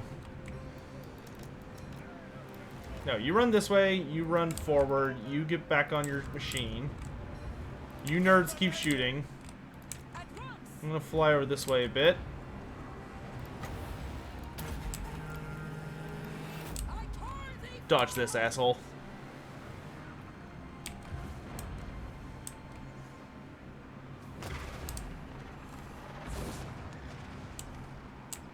I wasn't checking before I shot it, so I'm not really sure how much damage that did. Well, he dropped his little horde.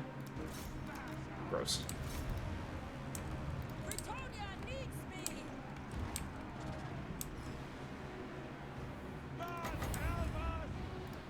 Super shot! Ah, that did some good damage. He felt that one. It is done. I just don't have any AP. Oh my gosh. Apace. Maybe I should just build like an all Griffin army. Fix it. Well, I don't know. I feel like the Griffins weren't really doing that well. Swiftly. Anon. Good grief.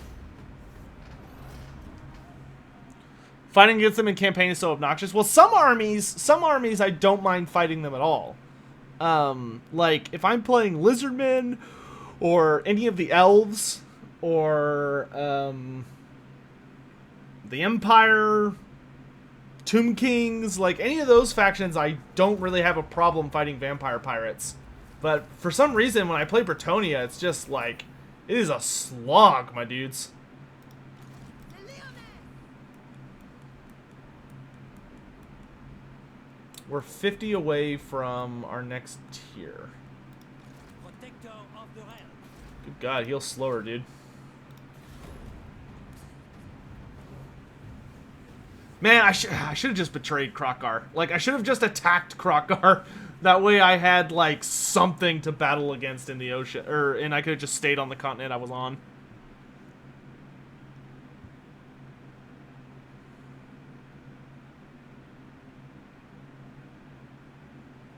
What about those 2 runes? What do they do specifically?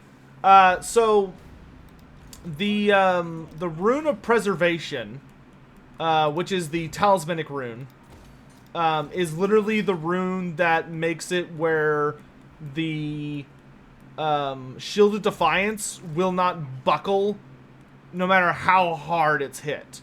That's basically what that one means. And then I think the other ones I said were the runes of stone. The runes of stone basically just grant whatever the item in question is. They just make it, like, insanely well armored.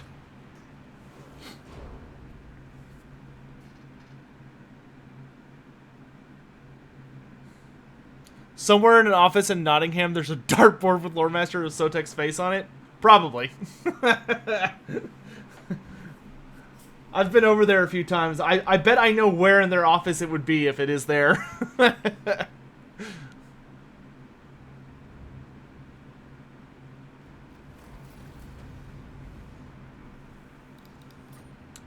Well, Repanse did become a duke. Repanse was given a dukedom because she killed like one of the scariest Chaos Lords to ever invade Bretonnia. Repanse is a scary warrior.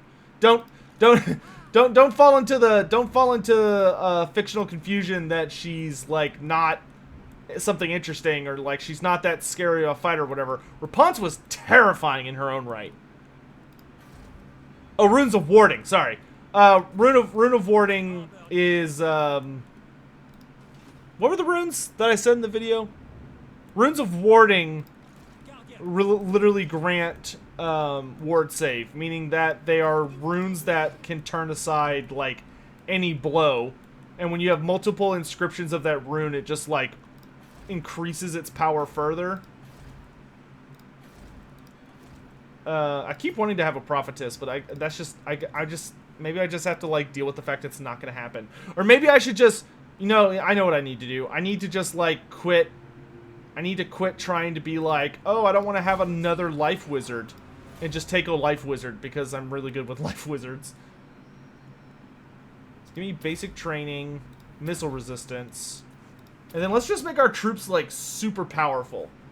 So if I go battle pilgrims, archers, and then magic, bonus dwellers below, bonus regrowth, bonus shield of thorns, bonus awakening, bonus earth blood, then route marcher, then give me rally, then give me guided by the lady, stand your ground, and peasant's duty. And then I sent her away without heroes because I'm an idiot. I need paladins. I don't have any paladins, really? Well, that's gotta change. Penitent, impetuous, and duty. Well, give me penitent. Pegasus, mantle, blade master, hard to hit, deadly blade, training. I don't really like either of these, so I'll wait on those. And then you're gonna bring foot squires, battle pilgrims, 2 Grail relics, and then we're gonna go. I'm not gonna worry about trebuchets this time. I don't like trebuchets, I think. I need something that can get over to their side and take out cannons. So let's take maybe Royal Pegasus Knights, and then just give me Questing Knights, Grail Knights, and then we'll take one more Paladin. Oh, which means I actually need to shave something. Oh gosh, I don't have any archers. Okay, shave that, shave that, shave. Okay, we can go 1 Grail Relic. That'll give me enough for 2 archers. We can shave one more thing off. I guess we could shave off 1 last Battle Pilgrim. That'll let me have, like, an assortment of archers, and then 2 paladins. That'll work, I guess. I mean, my casualty replenishment is miserable.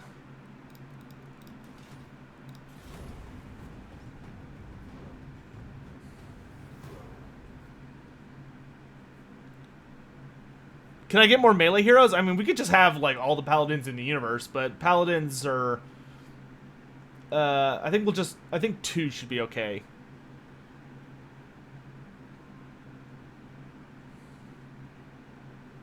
Speak honestly and swiftly. For the lady. Anyone up to anything this week? Join war against the High Elves. Ooh. I don't know, dude. It's kind of a spooky war you're asking me to join, but I would rather join against the High Elves than with the High Elves. But I'm also worried that would start an invasion, so I'm going to refuse for now, but I'm very aware I'm probably going to get dragged into that war eventually. Repanse de Leon. Because the elves like me right now, and I would rather not have to fight a war that I don't have to. My legend inspires. There we go. Stoicism. Damn it. I don't want leadership. I want like a melee attack or something grand and interesting.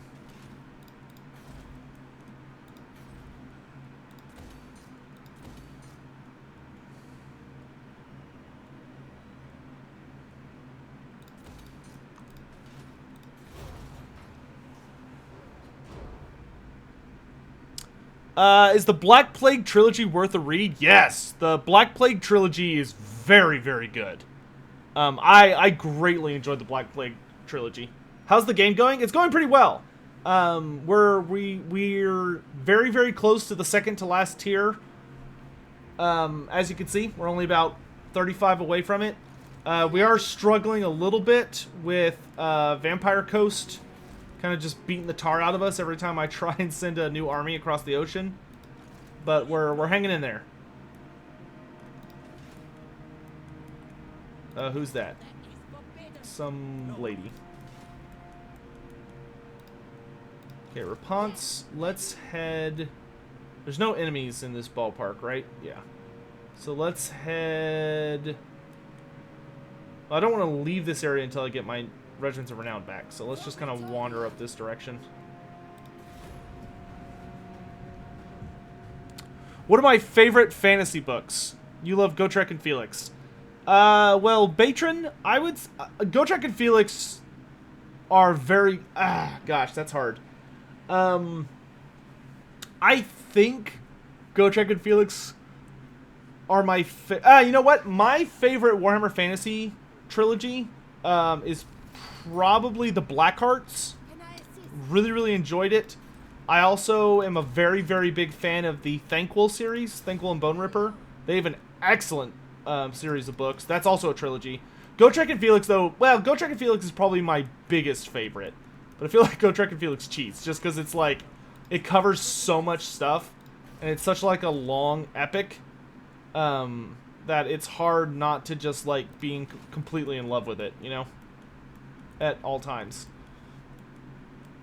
Like, truly, it's like basically a masterpiece. What is this nonsense? This army looks hopefully kind of trash. Chotek. Let's do that. I don't want to fight them on the ocean, though, because if I fight them on the ocean, I think they have a bonus to fighting against me, so we'll let them come to us. What tech am I getting? Oh, right. Better trebuchets. I'm okay with this. Your copy of Black Ark should be here today, Gnarl. Oh, dude, you're in for a ride. Blackhearts is insanely good.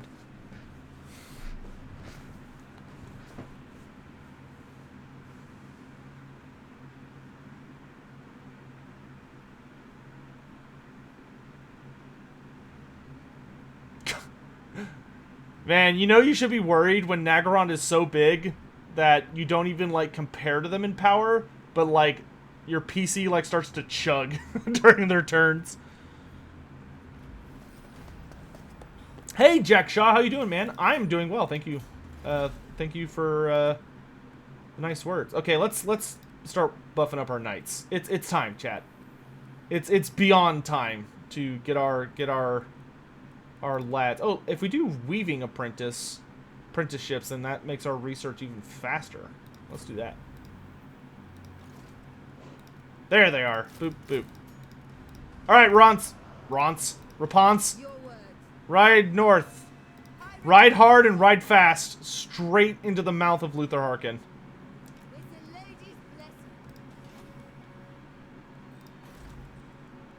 We will tolerate his vile existence on this planet no longer. Yeah, there you go, dude. You kind of step outside here. Your recruitment is going well. We still got kind of shitty paladins to choose from. If we don't get a good one next turn, then we're just going to take one of the ones that I'm not as thrilled about. I've not yet finished listening to the Slayer audiobook yet, but I need to get to that. Oh, dude, Slayer is it's a good novel, but gosh damn, is it sad. Like, if you're a fan of the Gotrek and Felix series, like, Kinslayer and Slayer are just heartbreaking. Pest control. Nice.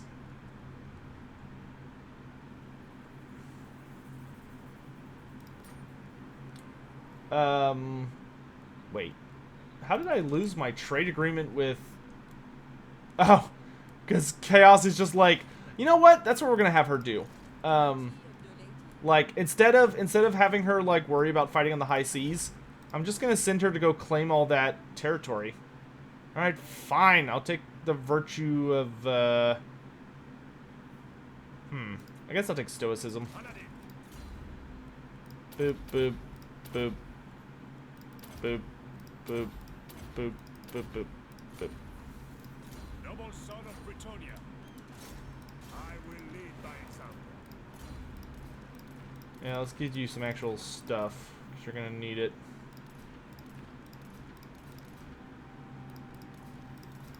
If I suppose, yeah, it's like, I suppose I should probably give you items if you're going to have any hope of not just being, like, obliterated every single fight. Wait, what was that? No, Fear of Amranar. I'm not a big fan of that one. Worm Lance is pretty good.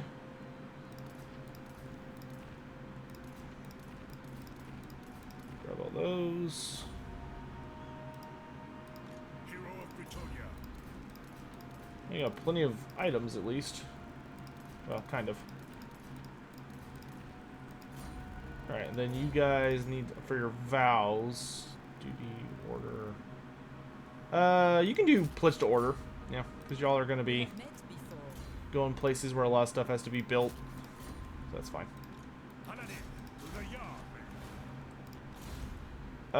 You leveled up. Nice, nice. Take earthing. I think you're ready to ship out.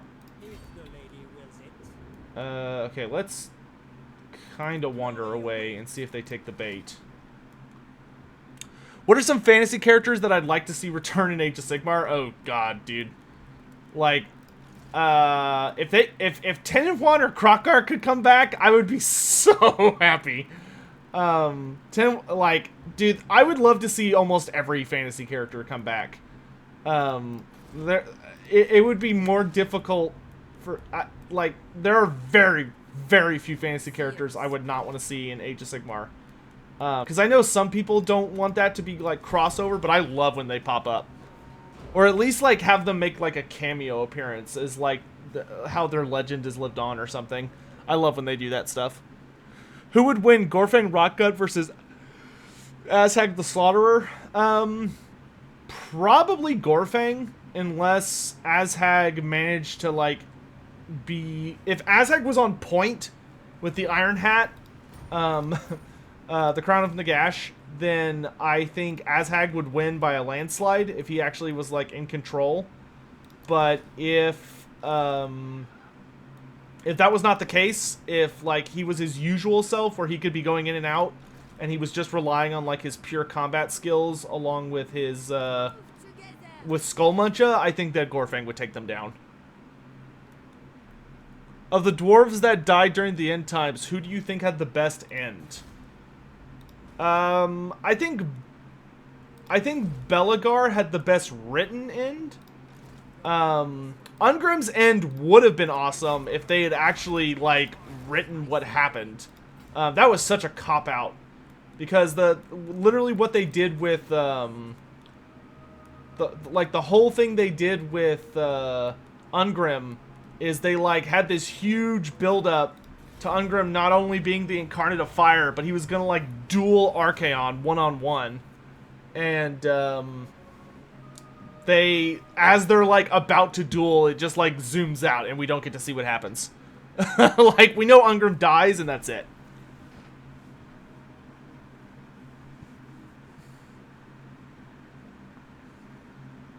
Yeah, Archmage Eldrin, that's exactly right. Yeah, Batron. I'm streaming on YouTube and Twitch. Grandiose tournament. Oh, I love that. Yes, give me all the chivalry, please. And this lady's max tier now. Yay. Here, have a point in block army, I guess.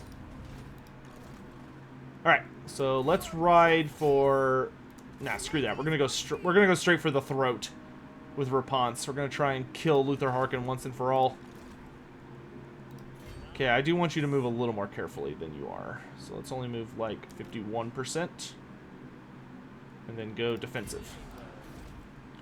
Because if we could deal a death blow to Luther here, that would be humongous for us.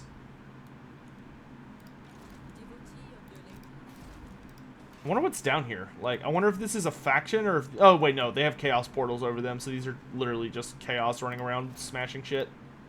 That's fine. Okay. Cool, cool.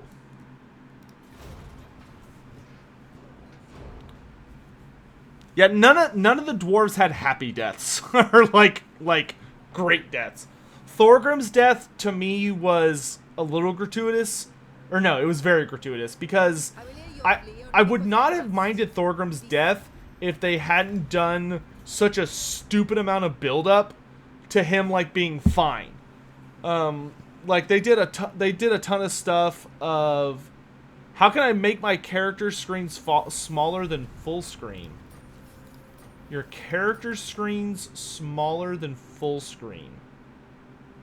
I don't think I understand the question. Mac Mars. Do you mean how do you make these smaller? If you go into oh, I think I know what you're asking now. If you go into options and go to, oh god, what is it? I think it's graphics. Yes, go to graphics and where it says UI scale, just turn it down.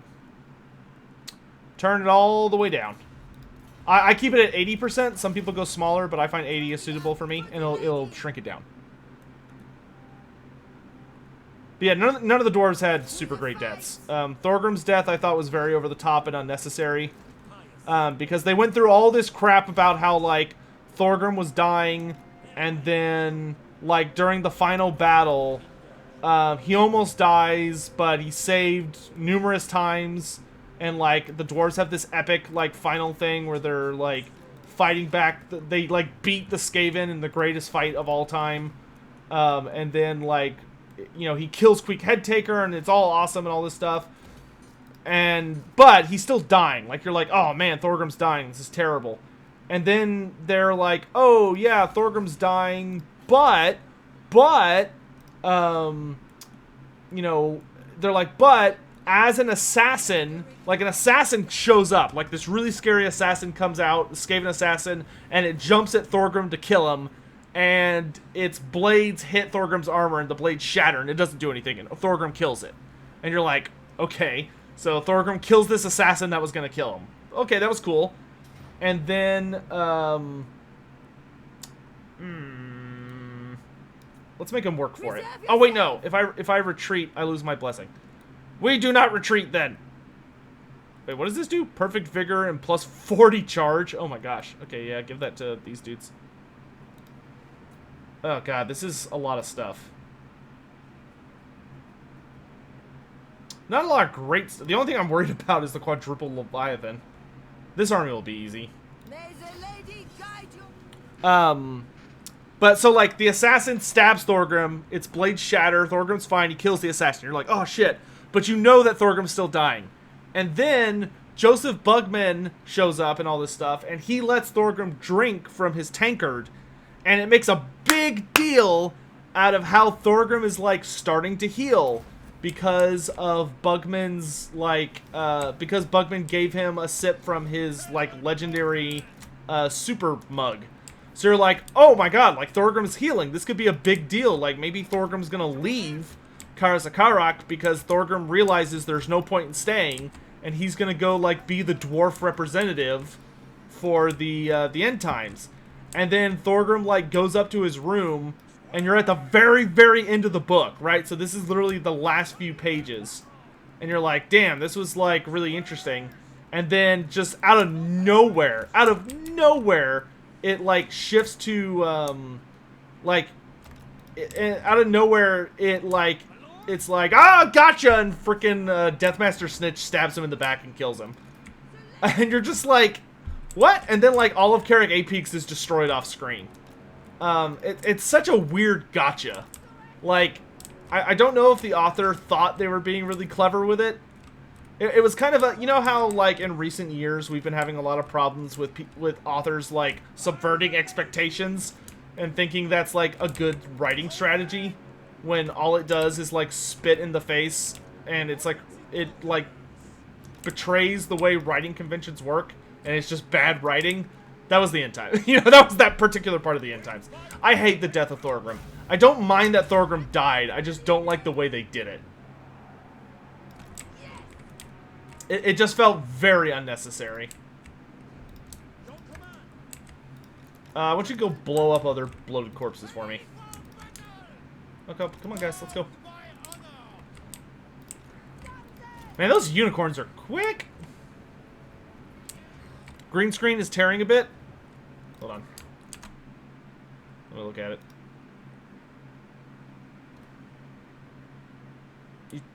Oh, yeah, I see it. This, yeah. Good, okay. Thank you.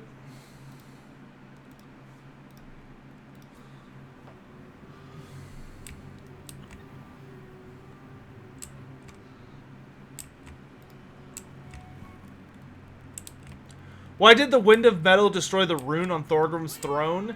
They don't really explain why that happened. From the best I can guess, it seems to be that the logic was either one of two things. Either A, the rune of Azamar got overwhelmed by channeling the entirety of the Wind of Metal, therefore it like basically shattered because it just like got completely overloaded. Or B, it was essentially Thorgrim was like resisting the wind of metal, because like dwarves are not naturally magical, so it's like, oh, it's anathema to them. Like this magic is like super difficult for them to use, and like maybe that's, oh my god, I hate when I'm stop paying attention. I gotta stop talking about lore during battles because I get distracted, and then I make stupid mistakes. Run away! Okay, troops, line up, line up, line up, line up. Archers, line up, line up, line up. Halberds, kill that thing. You, find another bloated corpse to land on. That one. Knights, let's keep back a safe distance. Oh my god, I hate that ability. That ability is such bullshit. Repanse is just tanking like a boss. Good job, Henry. Oh look, another bloated corpse. Yes, follow me into the depth guard. Yes. Ha ha ha ha, nerds. Okay. Into them! Archers, focus everything we have on those stupid fat-ass crabs. You lot, go ride to Repanse. Henry, where are we at? Ooh, hello. Let's go ahead and pop that heal pot. Up.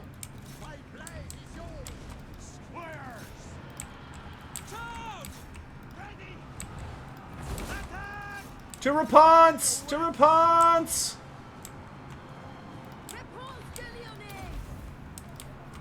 You. Give me a big old buff on all of our peasants to improve their weapon strength and physical resistance. Ooh, no. Bloated corpse. Bloated corpse! Archers, look out! Yeah, let her tank it. Archers, let's fall back a bit. He's like swinging all the way around my flank. Blow that dude up. Thank you. Let's throw big ol' heal on Repanse. Good job over here. These are all mortars, right? That's a carronade. Carronade's got to go.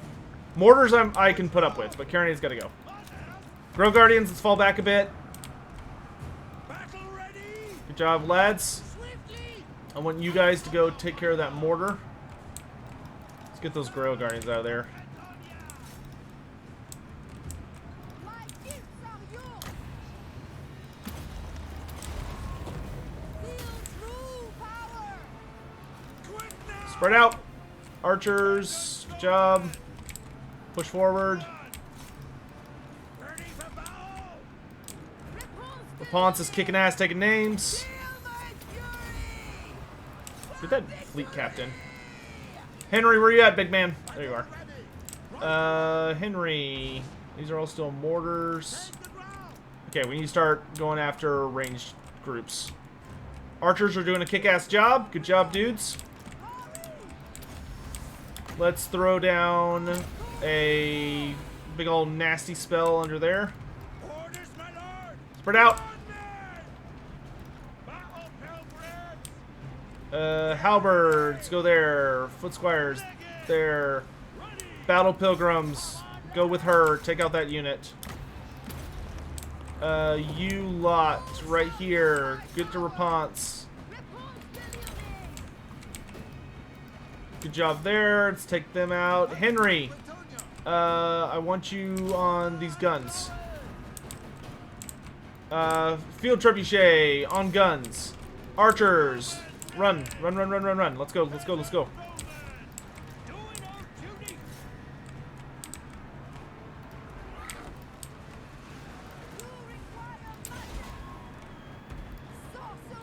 Go ahead and pop our heal potion here. Get out of there. Keep them distracted. We are ready.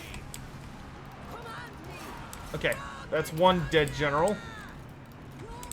Okay, I'm gonna save up some magic to get Repanse like a really, really big heal. Good job, my dudes. We fight for Bretonia. Awesome, awesome, awesome. Let's get up in the air. Squares. Run up through. Let's come down on these guys.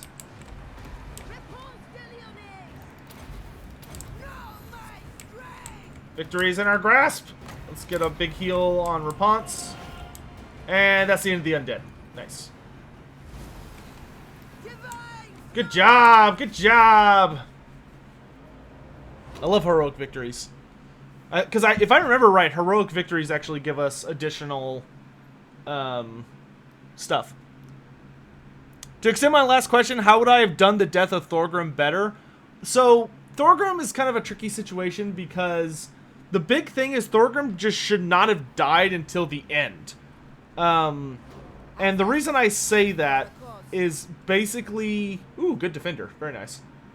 The big reason I say that is essentially what Games Workshop did that was very, very confusing for me as a fan. Was that... So, the point of the end times...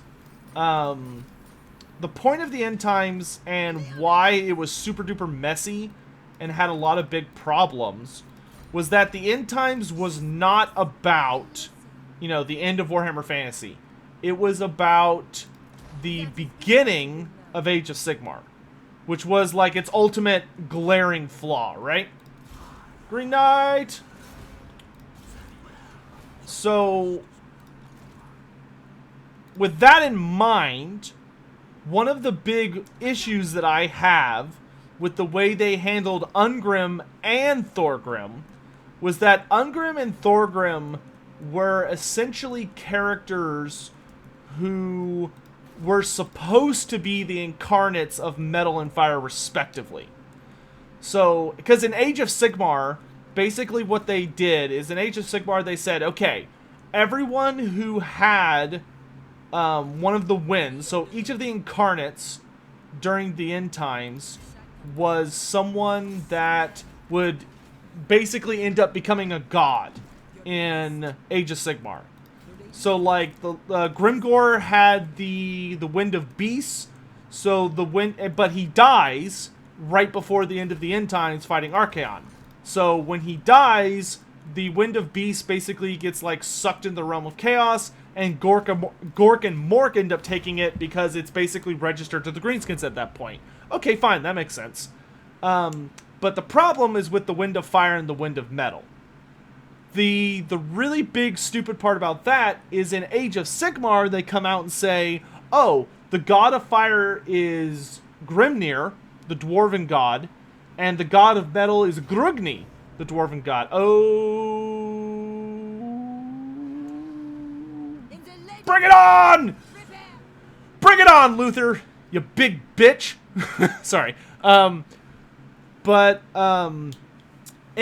So, like, right, so you're on the same page with me, right? So, by that logic, the Winds of Magic for metal and fire should have been in dwarf hands, right?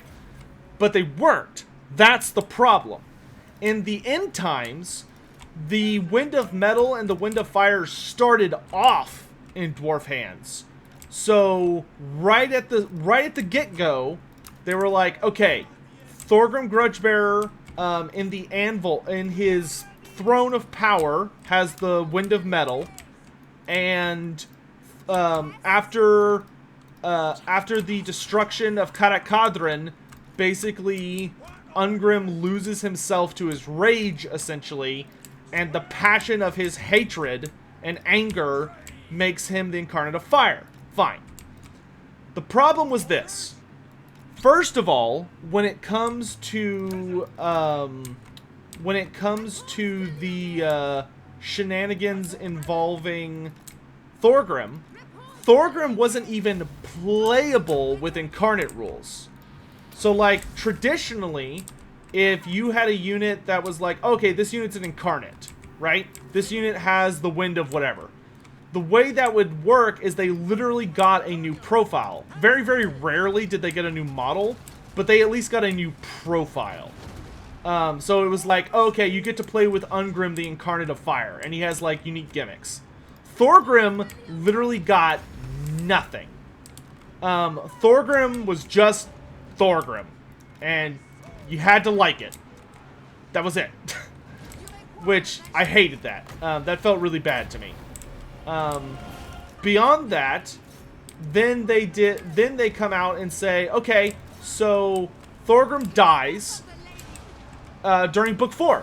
So you think to yourself, oh, well, if Thorgrim's the last person who had the rune of metal, that's fine. But he wasn't. You know who the last person to have the Wind of Metal was? The person that took it after Thorgrim? It was Balthazar Gelt. Balthazar Gelt was the last holder of the Lore of Metal. Oh, here we go, guys. We're going all in. We're going all in.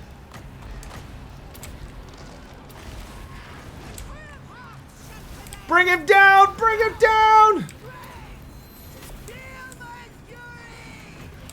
Oh my god, this is getting hog wild, as Turn would say.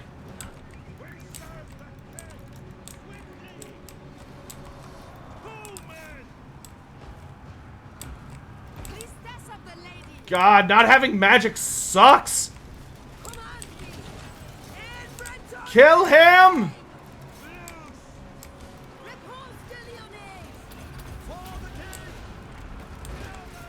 Get your asses in here! Open fire! Oh god, he's getting away. Get out of there! Get out of there!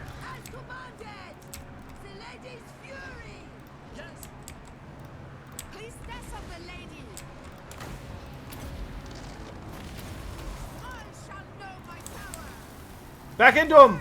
Back into him! Okay, we've almost got this big crab bitch down. Dude, open freaking fire into this mess. Shoot everything we have! Fire everything!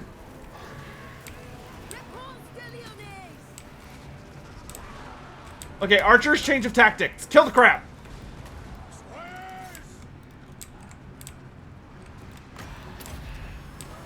Keep those heals coming. Oh god, charge! Ah! Okay, big crab bitch dead. As you say. Oh god, I just took a big hit. Archers, next up. Next big crab. Orders, my lord. Charge!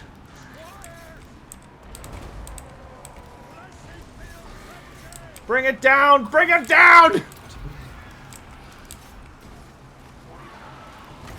Give Repanse the big boy heals.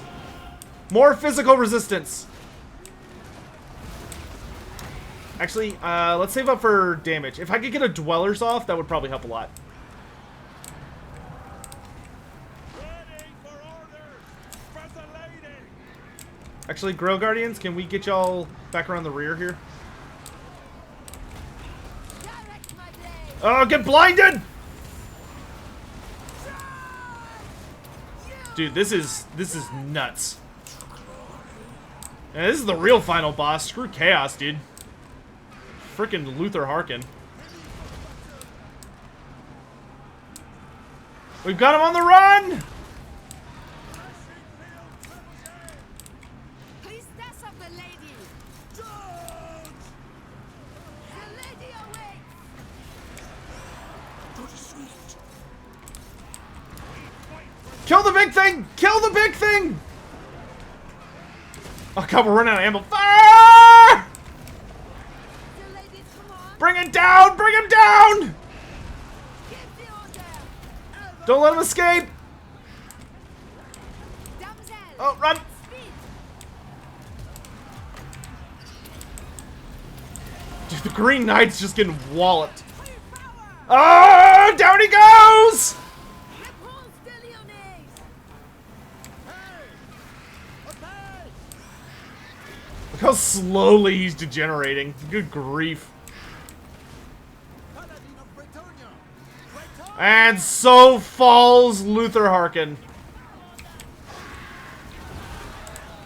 Oh my gosh. And his big dumb crab army.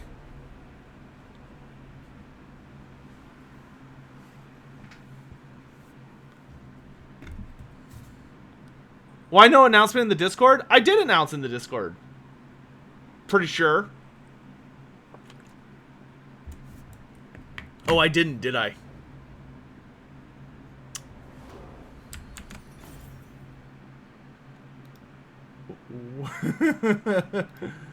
Oops. my bad. Why didn't no one say anything sooner?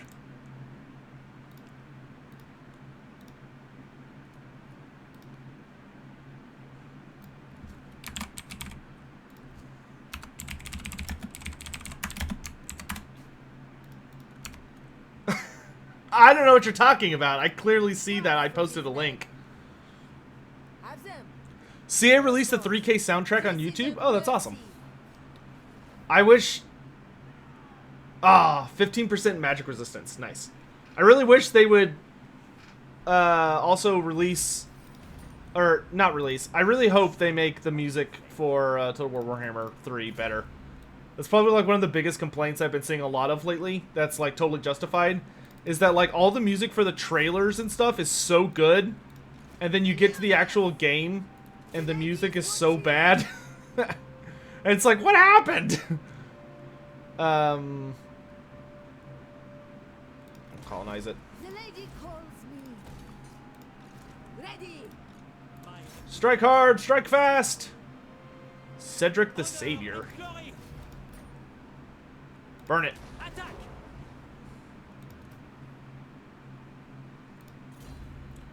Burn it. Blessing of the Lady. Permanent. Very nice. What is your army? It's mostly knights and peasant stuff. I guess let's start with peasant's duty. That's fine. I have a Discord. Where's the link? If you're on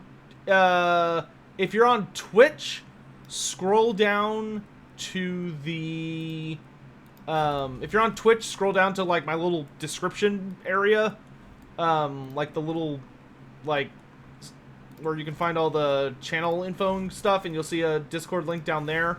And if you're on YouTube, you can find it in the description. The lady is with you. Okay, we can search for runes over here. That's nice. This. Oh, Talisman of Preservation. Talk sweet to me more, game. Is it time? Is that what Repanse has? Yes, she does.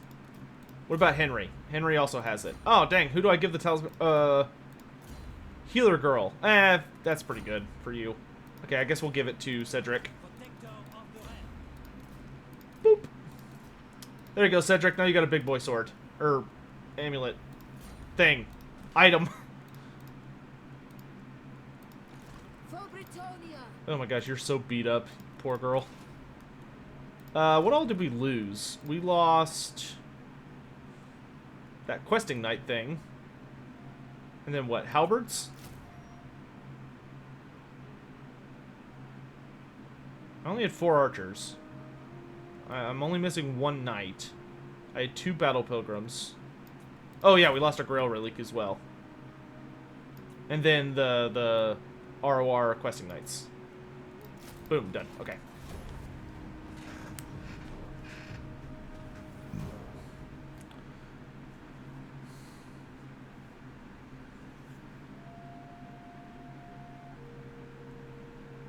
What do I think should have been Morgar's role in the end times? Morgar should have been the big invasion of Athel Loren. Like, Athel Loren, oh gosh. I don't understand why they chose Athel Loren to be, like, the last big battle where all of, like, the good guys met up. To me, that was very ridiculous. I think it would have been much more fitting for all of the good guys to meet in, like, a genuine neutral territory. Blue lines. Boom, boom, boom. Ooh, Sword of Bloodshed. Yes, I will take that. How are we doing on swords down here? What do you got, Henry? Yep, that's what you have. Okay, so we'll give it to Cedric. Not that one. That one. I'm gonna give the Shrieking Blade to you. Obsidian Lodestone's fine. Fear of Aramar is not great, but acceptable.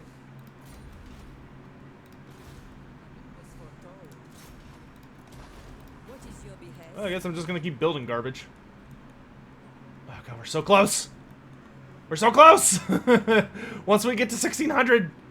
Oh wait, I have to get to 2000 to actually win the campaign. Oh god, that sucks. But that's fine. We could at least do like the final battle. And then it's just like a grind.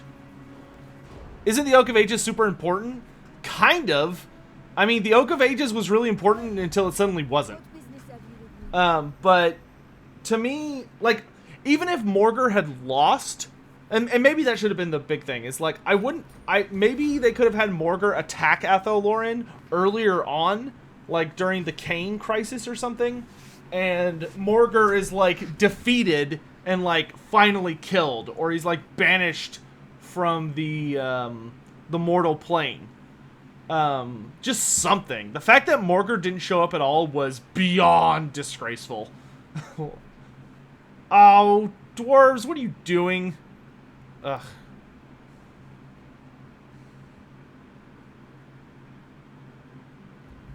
Do I read the 40k novels? No.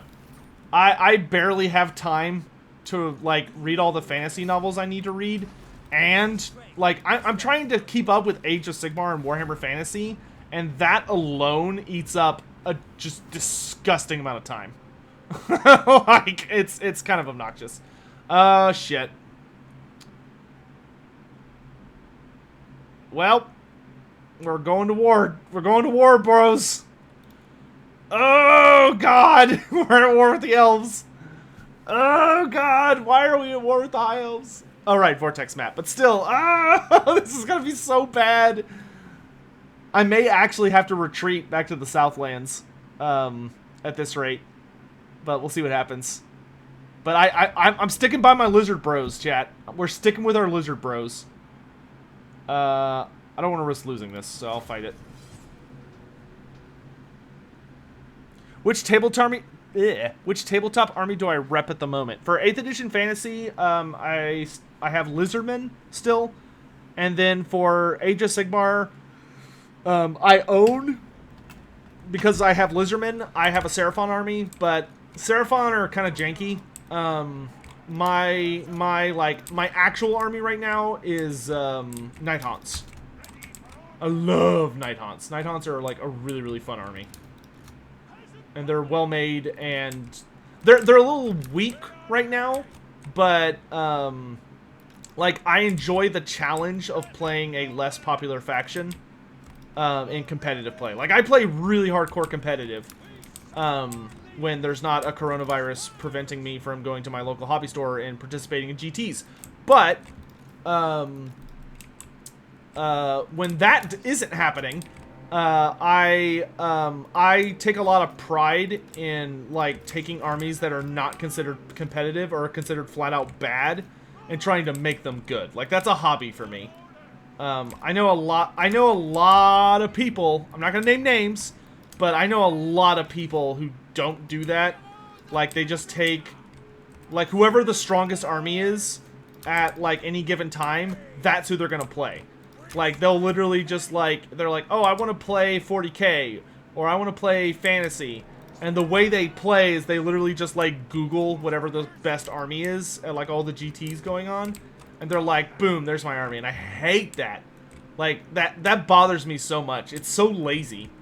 Like, you can't take any pride in your army if you had nothing to do with why it's good. You know what I mean?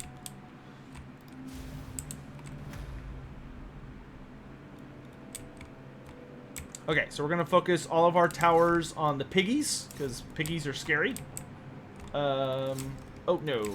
Actually, I guess we should focus the Doom Diver, shouldn't we? That would make a lot more sense. You focus that. Okay. Yeah, because that Doom Diver is going to cause us a lot of problems if we don't get it off the field quick. Luckily, he's in range of 3 towers, though, so that's going to be nice.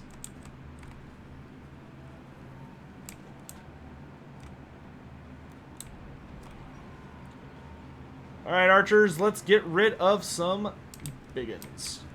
You know what's the big thing I don't understand? I don't understand why regular orc boar boys don't carry shields. Or no, regular orc boar boys do carry shields, but biggins don't. Does that bother anybody else when it comes to, like, orcs? Like, I understand why savage orcs don't use shields, because they're dual wielding. But it always bothers me when there's a unit that, like, just has a hand that's not doing something. Like, either they should be dual wielding, or they should be, like, using sorcery, like Doomfire Warlocks, or, like, have twin items, have a two-handed weapon, something in a shield, or they're, like, holding on to something, but, like, they're not. They're just, their hands are just, like, there. The regular, well, no, I don't mind the regular orc biggins, because the regular orc biggins have dual hand weapons. It's literally just the savage orc, or it's just the orc boar boy biggins that bother me. Kick their asses!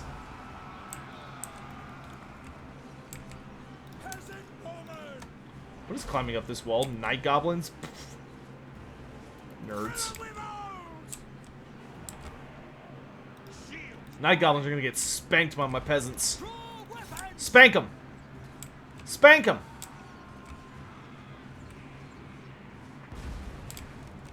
Ow! Freaking Doom Diver here. Let's scoot up a bit. If we scoot up, that'll be a harder angle. Yeah, there we go. Alright, with Archer Fire, this should be no problem. Let's see, Night Goblins, Savage Orcs. Actually, Peasants, I want you to pursue. People with big great swords keep fighting. Okay, I want you to head over this way. Yeah, we got this in the bag. I'm actually... Yeah, charge!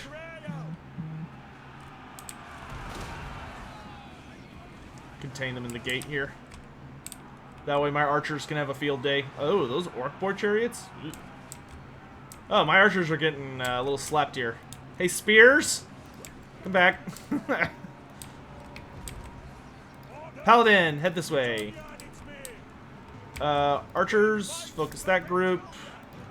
Men-at-arms, go there. Do big lad swords. Let's come this way.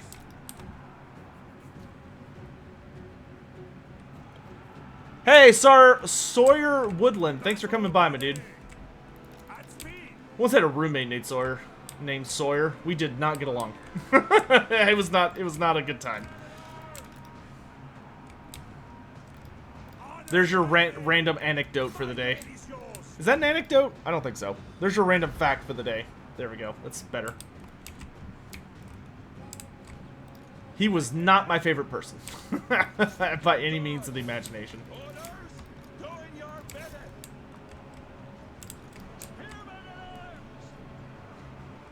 What was the name of the Bretonnia? Oh, you're asking someone else. Okay, that's fine. That's fine. I didn't want to be asked anyway.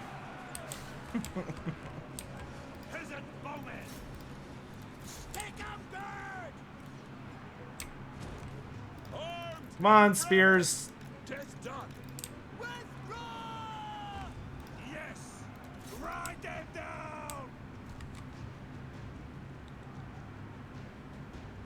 Here, I'll actually grab that Bretonnian book here in a second. Once this fight's over. Well, this fight's pretty much over. We're just like waiting for it to wrap up. It's fine. Foot squires, go kill them. You go up here. While that's happening, I will grab it. Let's see. Bretonnia, huh? So that's the Empire. It's going to be an older looking book. Let's go check with Felix. Tyrion and Teclis. Dwarves. It's Chaos. It's the Black Hearts. It's the Bruner series. Where the devil is Bretonnia? Bretonnia, where art thou? What is this? That's elves. Who's this? This is... Ah, here we are. Here we are.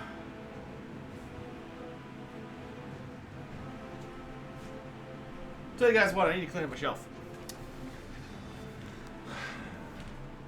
So, this is the book I was talking about. The Knights of Bretonnia by Anthony Reynolds. Pretty thick book, and it's the continuous story about a single Grail Knight. So, Knights of Bretonnia by Anthony Reynolds. This would be my most recommended Bretonnia book.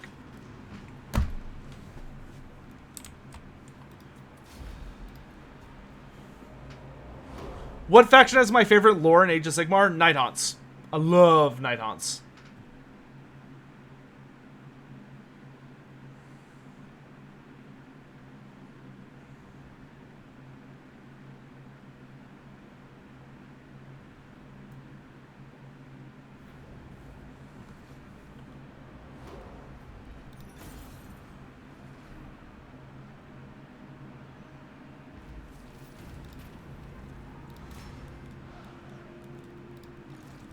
Oh god, it's Eltharion. I'm not really in a position to fight Eltharion, so hopefully he like just floats out at sea and doesn't attack me.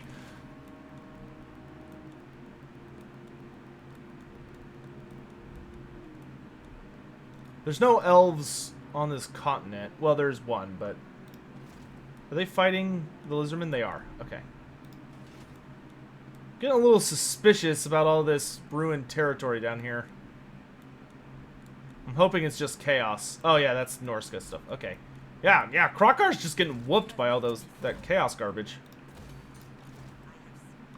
Head this way. I might as well just claim territory. Because I could just keep building cathedrals everywhere, because cathedrals do generate... Okay, that's an admiral. I was like, oh shit.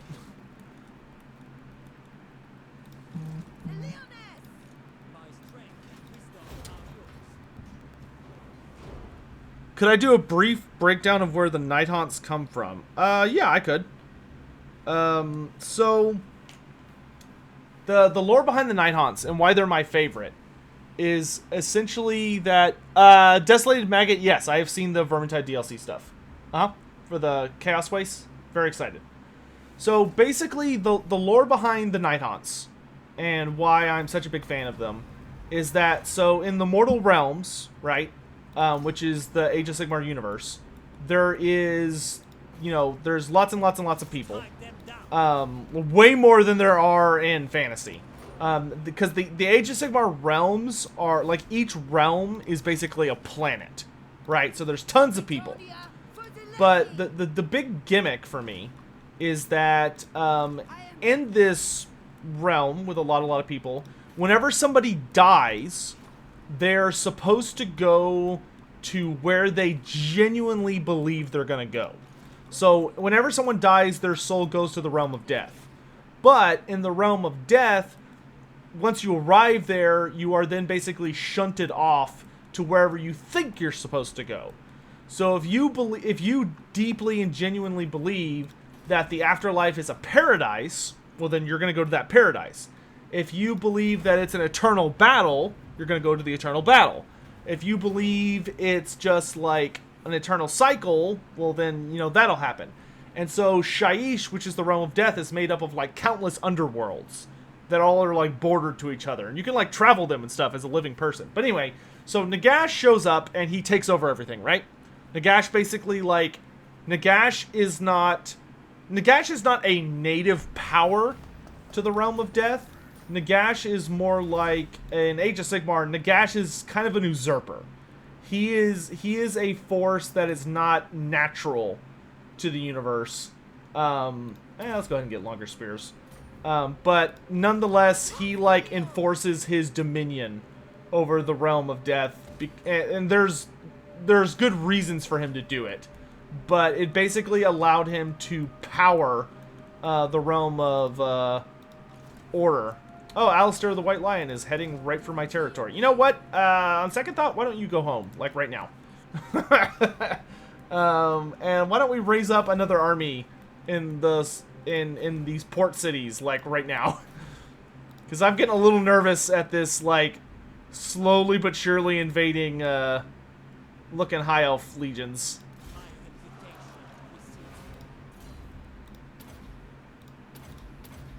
But anyway, so what the Night Haunts are basically when Nagash started taking over the realm of the dead, he basically started going after all these different underworlds and imposing his authority, his rule on them. The problem was that... Wow, I literally talked myself around until I confused myself. Okay, I'm going to start over. The thing I like about the Night Haunts is that when people die and they go to the underworld, they fall into Nagash's clutches. Everything that is dead is owned by Nagash, with very, very rare exception.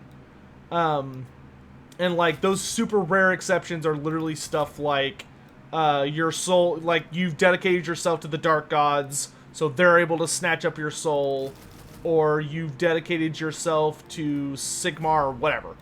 But most people go to Nagash. And what Nagash likes to do is that Nagash essentially holds court over the dead. And when you arrive, he judges you based on your life, and then he basically deals out a punishment, depending on what you did in life. Now, sometimes it's not that bad, sometimes it's super bad. But the thing that I love so much about the Night Haunts is they're basically, like, they're the people who really got it bad.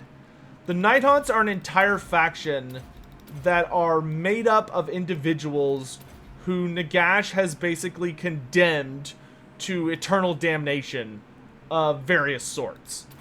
So, for instance, a good example are, like, the most basic of all Night Haunts are the Chain Rasps. And the Chain Rasps are basically people who died in slavery or in bondage or in, like, horrible, like they were, like they just lived and died miserable existences. And when that happens, Nagash basically judges them on stuff like not being faithful to him, not worshiping him, not being useful. Like, he's a jerk about it. Like, those guys get a really bad deal. The people who die in slavery and bondage, Nagash just remakes them to just be a forever extension of what they were in life. And they're basically like the absolute bottom tier stuff. But some of the careers are really, some of the types of undead are super interesting.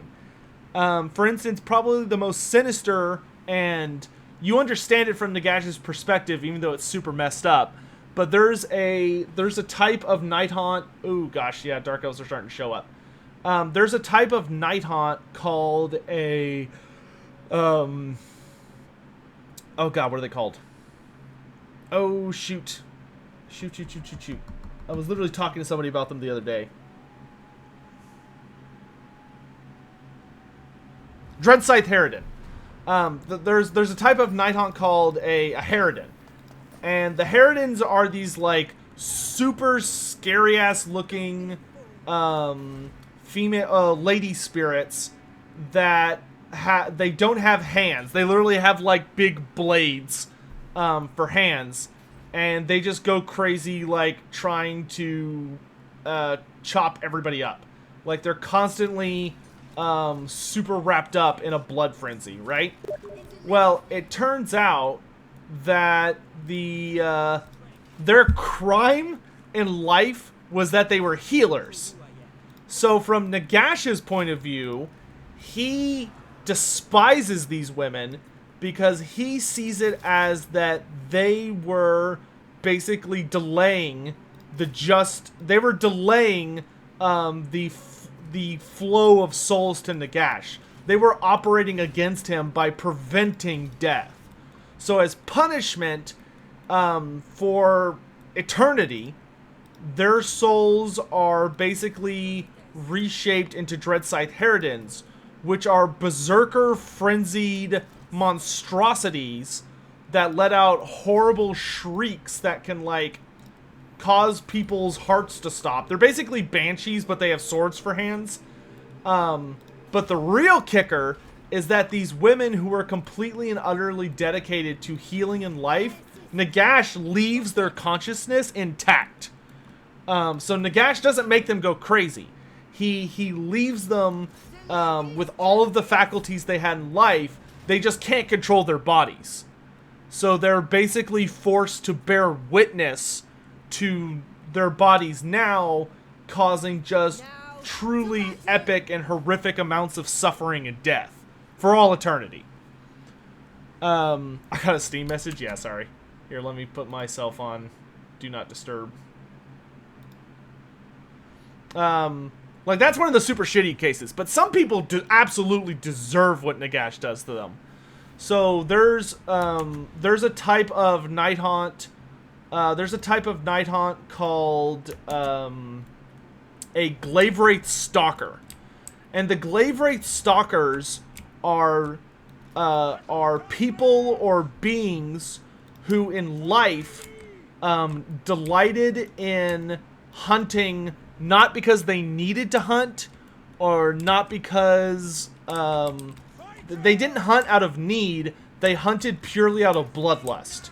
So, like, they purely hunted to because they got a kick out of the suffering of others, whether it was beasts or humans or whatever. Normally it's not just animals, it's something beyond that, but sometimes it's just animals. But they're basically, you know, cruel individuals who only enjoyed, like, pursuing life for the thrill of the hunt, and that's all they lived for, was that adrenaline rush, and it caused a bunch of suffering to other beings. Well, the thing is, when all those other beings die, their souls come to Nagash, and Nagash learns about these individuals, and Nagash doesn't really like these guys. He thinks what they're doing is fucked up, and he thinks that they're assholes. So what Nagash does is when these hunters die, he condemns them to be Glavewraith Stalkers for all eternity. And Glaive Wraith Stalkers are basically these... They have the skulls of horses.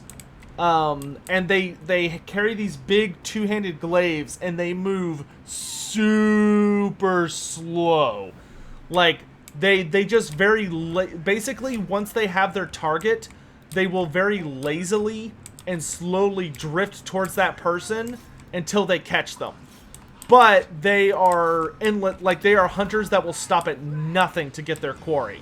So they're just like eternally coming for you, and there's nothing you can do about it.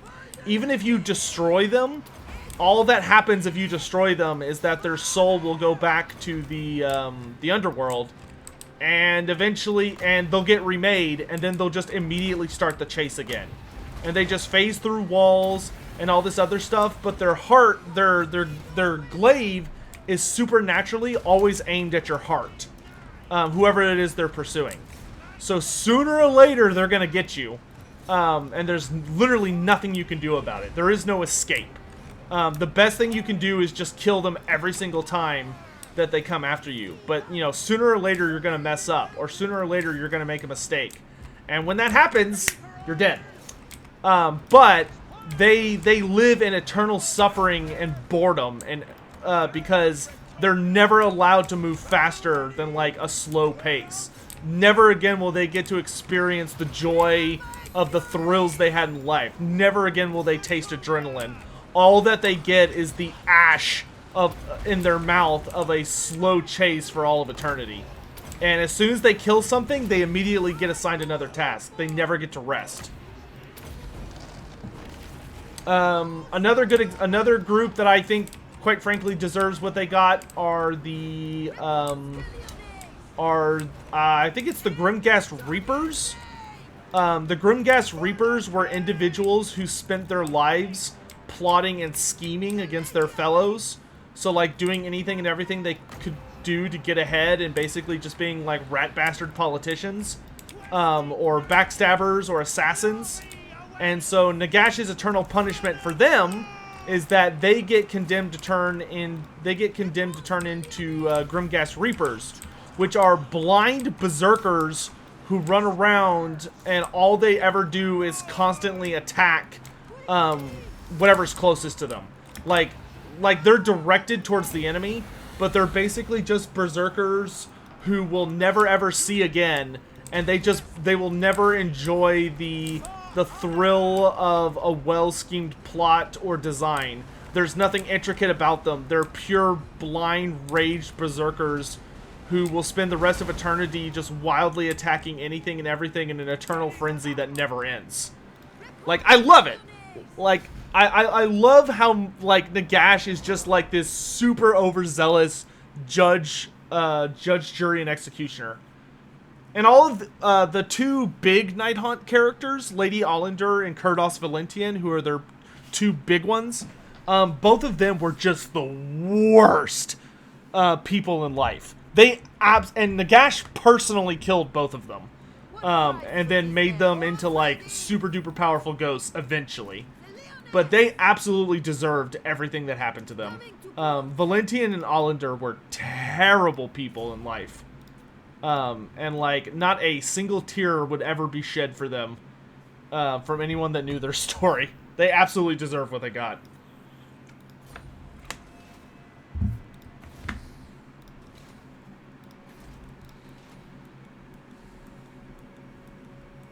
Am I still streaming on 2 platforms at once? I am. The spy who fragged me. KOK Azir, did I give up ROR? No. I'm going to be doing our ROR later today. We had a very, very fun time with it last night. Is there anything else I need to do this turn? I kind of think I should abandon the Poxmarsh, because I'm not healing very fast. And that's a Dark Elf. That's not just a Dark Elf army. That's the... Dude, we could get the Sword of Cain, or the Sword of Cain on Repanse. We just need to heal up a little bit. Yeah, why don't you go ahead and flee the Poxmarsh? How would Nagash punish me? I think if I were to die, and Nagash decided he hated me, which, you know, fair. Granted, I would probably sign up with Nagash, because joining Nagash is a way better deal than dying and then having to deal with him. If you sell your soul to Nagash, you still tend to get kind of a shit deal, but at least you're not, like, suffering, like, super bad. There's a type of... there's a type of Night Haunt called a... oh gosh, what are they called?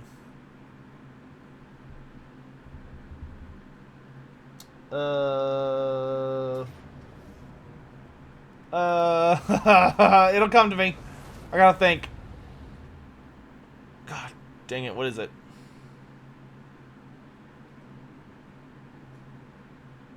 See, it's Grimghast Reapers, and then... Good lord, my memory is, like, super fuzzy this morning. Oh, what is it? What is it? What is it? What is it? Battle comes. My strength and wisdom are yours. Yeah, if I could just capture the away... Oh, god dang it. Of course, Luther managed to get inside before I could get to him. Advance. For the Still, his lady. garrison kind of sucks, so... Bretonnians advance. Would I rather fight him inside? What are they called?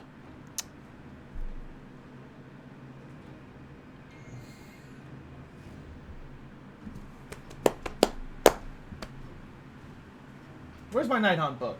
There it is. What are you called, damn it? I can't think of it. Bladegeist Revenants. God dang. Thank you. Bladegeist Revenant. Yeah, I have a really bad feeling if I died, Nagash would make me into a Bladegeist Revenant. Which a Bladegeist Revenant is literally someone who is someone who died in agony.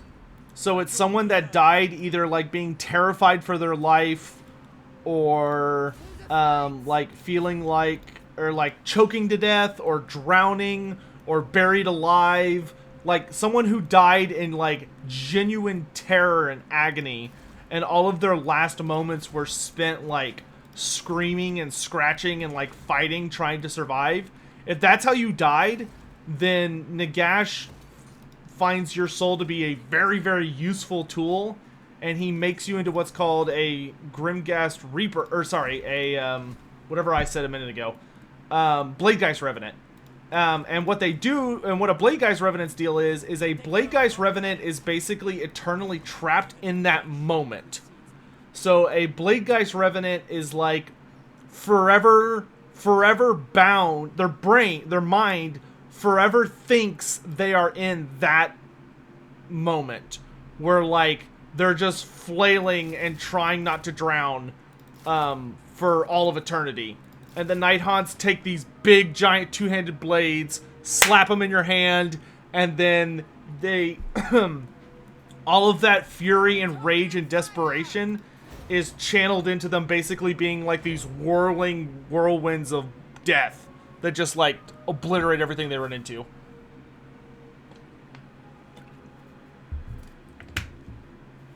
That would be like, oh god, that would be terrifying, dude. Like, if I knew that's what awaited me, like, oh my god. Draw your weapon. Show no. What happened to the Vampire Coast in the end times? Luther Harkin joined up with Nagash as one of his 9 Mortarchs. I forget which Mortarch he... I don't remember if he even had a... No, all the Mortarchs had titles. I want to say Luther was the Mortarch... He was either like the Mortarch of the Seas or the Mortarch of Madness or something. I can't remember what his job title was. But basically his big old deal was that he completely packed up, like his entire fleet packed up and left Lustria to serve Nagash. And they wandered over to Nehekara, where they fought alongside, where Luther would fight alongside Manfred von Karstein against the Tomb Kings for a while. And then after that, we didn't really see a lot of Luther Harkin after that until near the end of the end times, when Nurgle resurrected Isabella von Karstein as his personal champion by putting a greater demon inside of her and tricking her into thinking that, like, Vlad had hated her and used her and all this other crazy shit. So, like, she hated Vlad and she hated all the vampires and wanted to destroy them. And so, once Nurgle had somehow pulled that off, that he basically unleashed Isabella against Nagash and his legions, and Luther Harkin was involved in a really, really big fight in that situation, and it finally boiled to the point where they lost horribly. He was fighting alongside, I want to say it was Manfred, Luther Harkin, and somebody else fighting, like maybe Krell or something. But they battled Isabella, and they lost terribly. And as they were retreating, basically it was like a... They started retreating, and it was like... Oh, he was the Mortarch of the Abyss. Thank you. They started retreating, and it kind of led to this goofy-ass scenario where the... oh, yeah, land. Land, you big bitch. Damn it. Oh yeah, here he comes. Kill him!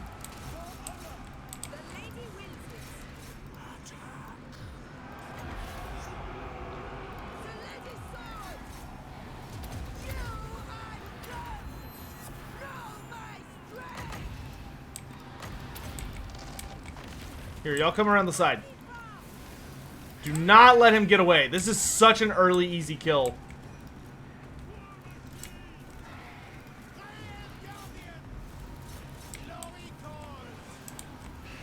Yeah, y'all keep his ass in there.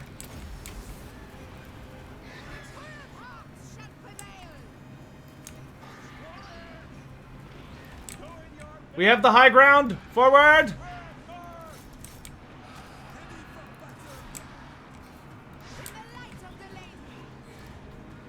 Good job. Good job. Oh, anyway. So they were fighting Isabella von Karstein, and as they're fighting... It was kind of sad. As they were fighting Isabella, Manfred realized they were boned, and so Manfred started to flee, and both, I think, Captain Drekla, who was, like, Luther's first mate, and Luther Harkin were like, oh, okay, we're leaving. And the last thing I remember happening is that Luther Harkin essentially, like, grabbed onto Manfred's mount, his Dread Abyssal, and then Manfred realized that, like, it was just him and Luther, and so Manfred literally, like, punches Luther Harkin in the face, or kicks him or something, and causes Luther to fall to his death. So Manfred basically backstabs him in true Manfred fashion. I don't even remember why he killed Luther Harkin. Like, I couldn't remember if it was because, like, he just hated him or viewed him as, like, a rival or a threat or what it was, but Luther Harkin, or he cuts his hand off, okay. But, yeah, Luther gets killed by, old Manny.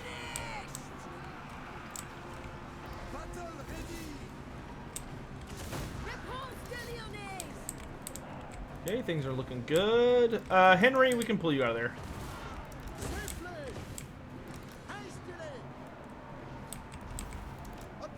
Hey, Romaine, thanks for the kind words. Really appreciate it, I believe. I really appreciate it, thank you. I don't know why I said I believe. Yes, come dance in my deadly field here. Yes, yes. Gobble them up, my pretty.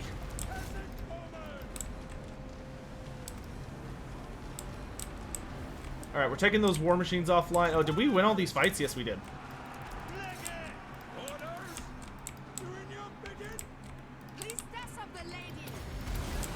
With Luther dead, I can actually, like, generate magic. So nice.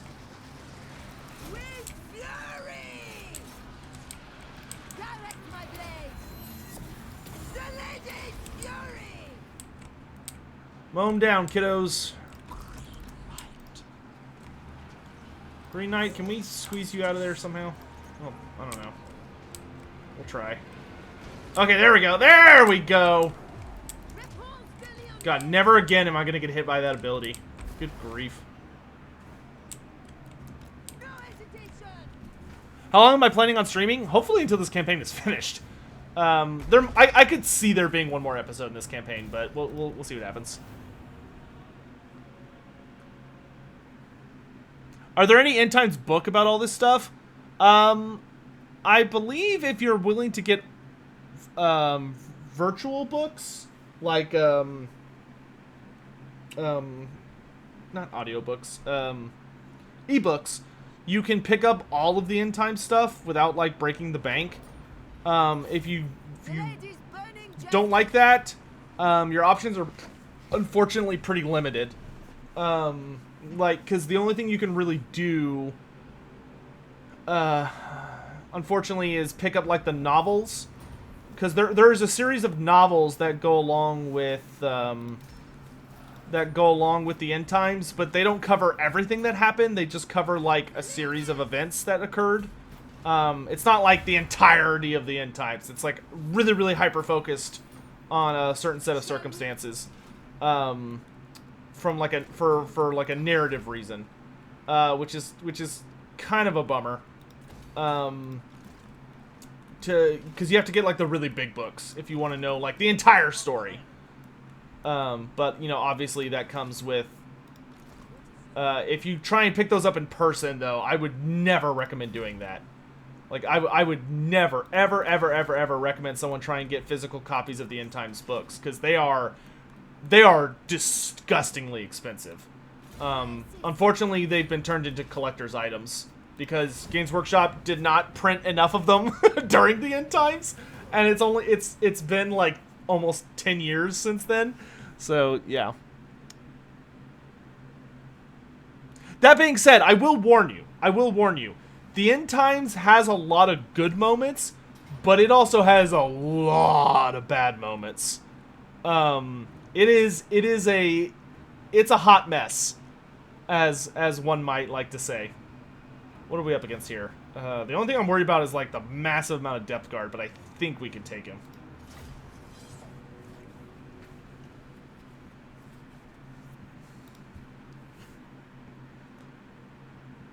Do I think AOS units and armies can join Fantasy? No. I think any unit that's in Fantasy can be a part of Age of Sigmar, but not the reverse. Age of Sigmar is just a little too wild and fantastical for Fantasy. Which I know sounds silly. Like, Fantasy is very wild and fantastical on its own. But there is a groundedness to Fantasy, and there are a lot of rules in Fantasy. Age of Sigmar has no rules. You know, the idea, you know, the Idoneth Deepkin as a concept would not work in Fantasy. Like, the whole logic behind the Idoneth Deepkin is that the way they're able to have a complete ocean faction that's able to, like, come out of the ocean and attack you is that they're able to float on a magical ocean in the air known as the Ether Sea, which is literally, like, it's the ocean, but in the air. That would not fly in Fantasy. I think that would just be too much for Fantasy to be able to, like, take in any, like, serious fashion.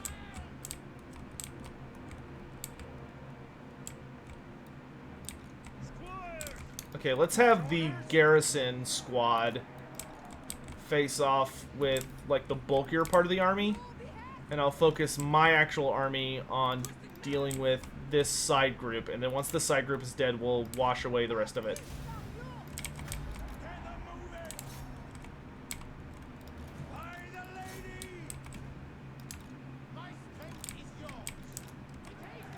Though I do need to pop the bloated corpse. I know you have one. Now you want Deepkin more? There is a fish people race, and I've already promised.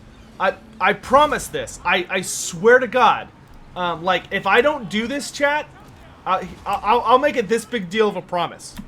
If I do not do what I say I am about to do, you can quote me on this. If I don't do this, then I will cosplay as any, like, we'll have like a big community vote, and I will cosplay as some kind of like Warhammer Fantasy character, and it will be any character that like the people want. It could be Grease's Goldtooth, it could be the Lady of the Lake, it could be Nakari, Keeper of Secrets, whatever. But the thing that I swear to you all is that for Christmas, for Halloween this year, I'm going to be doing the I'm going to do the Fish People race in Warhammer Fantasy. So there is an actual Fish People race in Warhammer Fantasy, and they are horrifying. So I will do a video on them as a Halloween special. And you can quote me on that. If I don't do it, it's going to be a bad time.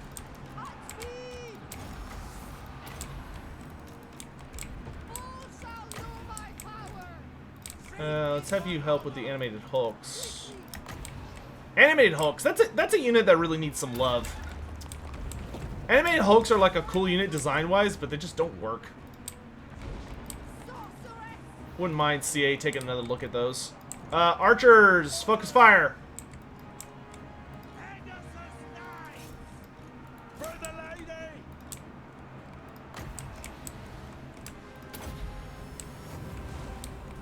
Watch your words, you also promised Quick Head Taker last May. Yeah, well that's a lot harder. Okay? And that's coming. And hey, I haven't shown any of it off except for to people who are like supporting the channel financially through like Patreon or YouTube membership or Twitch subs. But on the Discord, for those people, I realize it's been a long time since the Queek thing, and a lot of people hate that.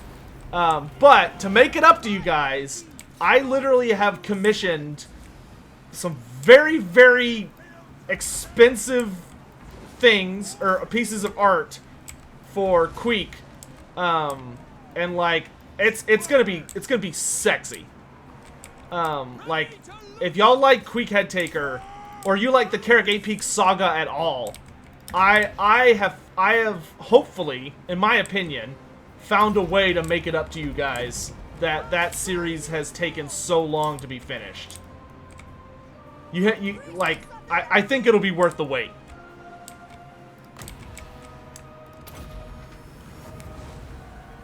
Could Sigmarines work in fantasy, or the two? Oh no, they're way too far out. Sigmarines are like immortal. Sigmarines are immortals, demigods that have literal lightning running through their veins. They use technology. They use magic / technology so advanced it's basically sci-fi, and they're space marines. They're literally just space marines. No, it's not hentai. I am not Major Kill. I do not fund hentai right now. Maybe one day, but not right now. Good grief. How is he still alive? I thought I killed all of his stuff. Oh, right, he's got these little islands. I forgot about that.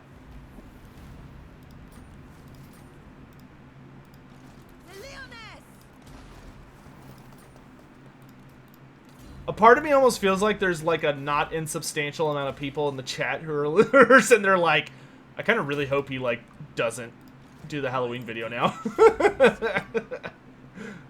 Because they would rather see suffering than good lore content.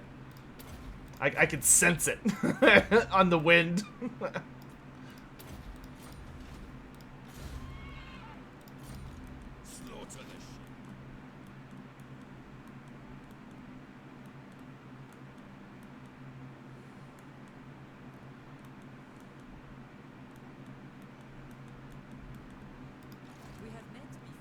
You know, I can't see Games Workshop or Creative Assembly appreciating that, and yeah, that's not something on the agenda anytime in the near future. Maybe one day. Maybe one day. Like, I don't have a problem with stuff like that. Like, art is art. I could not care less. But I know there are some people that it makes uncomfortable.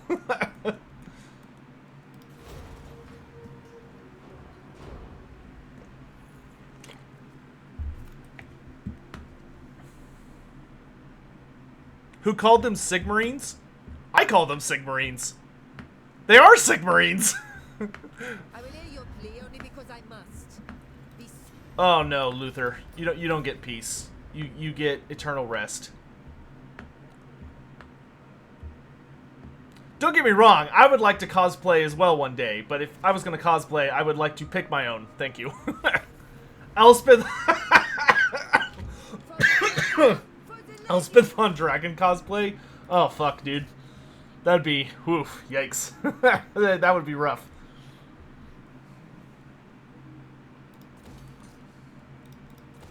Good lord. I'm gonna make absolutely fucking sure that video gets made now. I didn't even think of that as a possibility. Whew, yikes.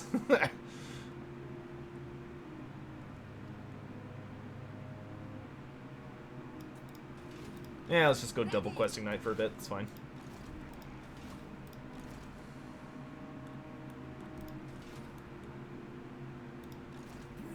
Go, Gorok. Finish him. Finish him.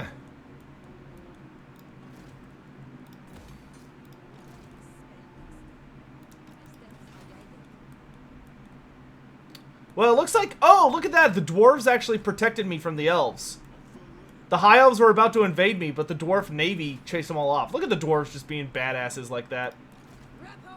Showing the elves whose territory this really is. God, I love dwarves. Is that Teclis? Ugh, we're gonna have to deal with that. As much as I don't want to.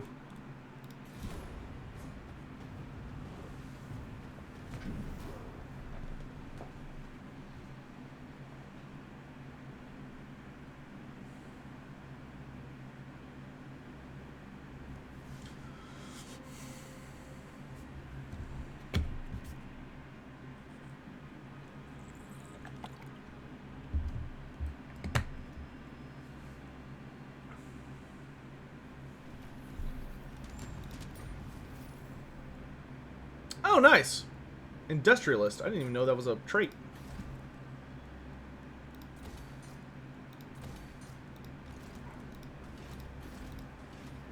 Alright, we're just going to let them heal up for a while. Does that place have a chapel? No. Why don't you go to Wizard Caliph's Palace for now? You're going to ride hard, ride fast for the spring... whatever. That place.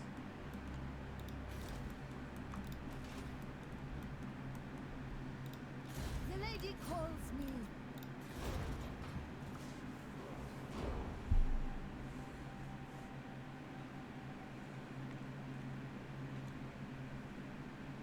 If Oxiodal was to be the third Lord Pack for Lizardmen, do I think Creative Assembly would add a generic Chameleon Skink Chief Lord? No.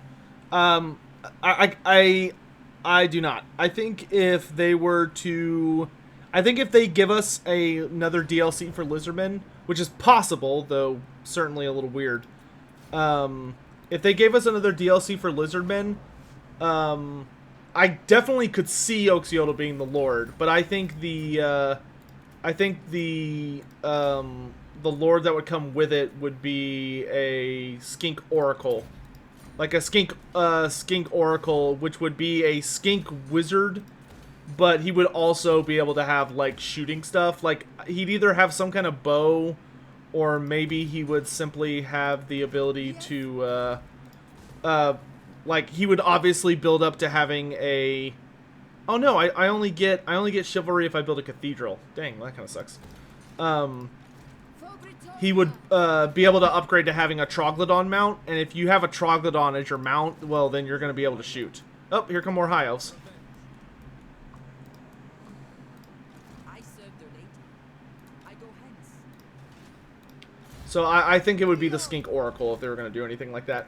In the lady's name. Okay, you don't need to babysit this. Yeah, but you're still healing. Okay, let's let you finish healing. Who's stronger in a duel between a vampire and an elf? That has so many variants. Like, emphysema.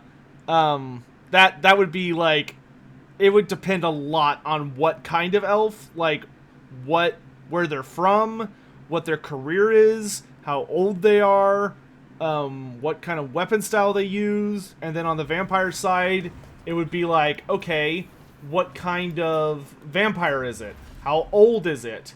What generation is it? What weapons is it using? What bloodline is it? Are they fighting on mounts? Are they just wrestling? Like, what are the rules? You know what I mean? Yes, ready. I kind of want to go get the Sword of Cain. Where is it? Oh, is it gone? I don't see it. Alright, Repanse, why don't you go finish off old Luther down south. Faith is my armor. Cedric, why don't you run to the Awakening and your old Manar defenses there.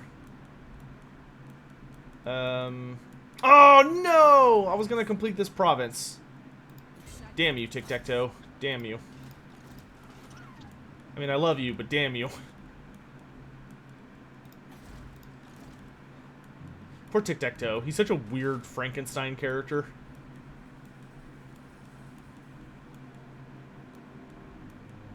Alright, everybody's moved. Looks like Teclis is not having the best... Well, looks like he's doing okay, but... I think we'll worry about wiping out Luther, and then once Luther Harkin's dead, we'll take the fight to the elves. Okay, I'll narrow it down between Tyrion and Vlad. Okay, Tyrion versus Vlad? Tyrion would definitely kill Vlad first, but I think Vlad would win that fight out. As long as Vlad has his ring, Vlad would win that fight. Yeah, I have tomato, exactly. What happened to the Skaven after the end times? So when the Warhammer Fantasy planet basically got absorbed by the Realm of Chaos, and like crazy shit was happening everywhere. What happened to the Skaven is that in kind of like the last moments before the planet exploded and everything on it died, the Great Horned Rat basically was able to manifest himself enough in reality that he basically just like stepped in and scooped up all the Skaven and Skaven Blight and brought it into the Realm of Chaos, his area in the Realm of Chaos, which his domain in the Realm of Chaos is known as the Realm of Ruin. And so he basically like picked up all his kiddos and brought them in. Though at some point he did, for some reason, I'd have to double check, I'd have to reread it. I don't think they actually say why this happened, but during the end times, basically, Thanquil like really pisses off Archaon for something that's not at all Thanquil's fault, which is very unusual. Usually if Thanquil's in trouble, it is something regarding his fault. But Thanquil got in trouble, and due to some weird shenanigans, basically what ended up happening was that the Great Horned Rat like grabbed Thanquil and threw him in like God jail. Like he threw him into like a pocket dimension that was basically a prison, and Thanquil hung out there for thousands, if not millions, of years. Like we have no idea how long it's been since the Warhammer world blew up and Age of Sigmar formed. Presumably, it's been the hundreds of thousands of years at minimum, but it may well have been millions of years. And what basically went down was that at some point, somehow, Thanquil, being Thanquil, basically managed to bust his way out of God Jail. Which, like, you know, frickin' Thanquil, dude. And when he busted out of God Jail, he returned to the world, and he was like, oh look, all this weird, like, stuff is going on now. Let's just... May the lady guide your blade. Well, actually, his reinforcements might come on not quite behind him, but like more to the side.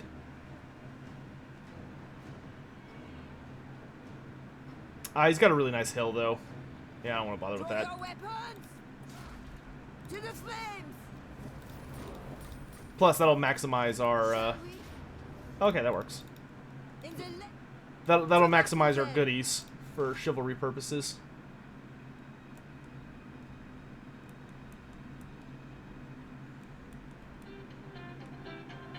Who's calling me? Hold on a sec, chat.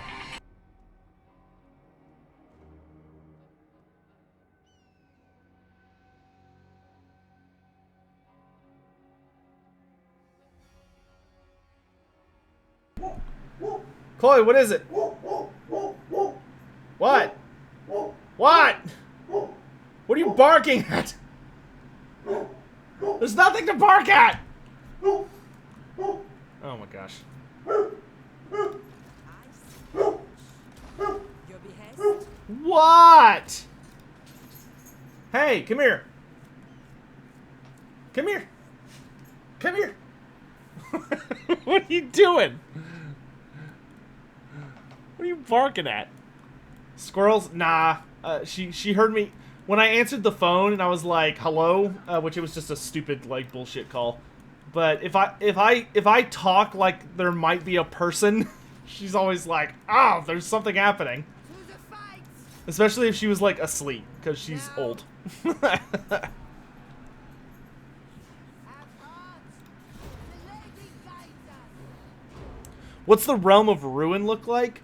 The Realm of Ruin is one of the many areas within the Realm of Chaos, but basically the Realm of Ruin it's a hellscape. It's ruinous. It's everything basically that goes in there is used and abused until it degrades down into nothingness, essentially. Because the whole point of the Horned Rat is that the Horned Rat's goal is to bring all of reality under his dominion, so that he can basically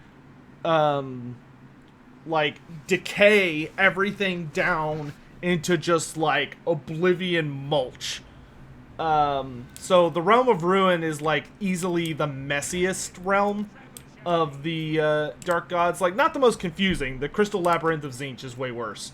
But like the Realm of Ruin is just like nothing but decay. Like rotting, collapsing buildings, massive plains of like bubbling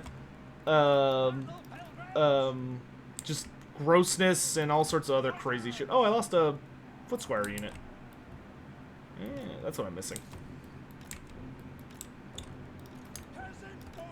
Overall, not considered a great place. The lady away! I would say is the TLDR. It's nasty.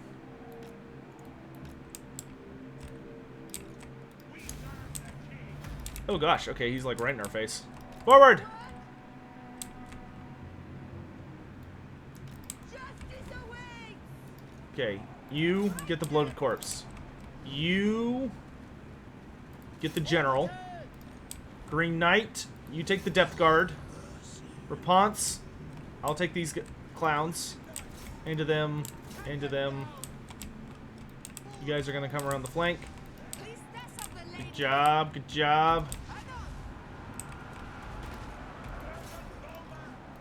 Oh shoot. No, no, no, no, no, get that bloated corpse. Oh, it hurts.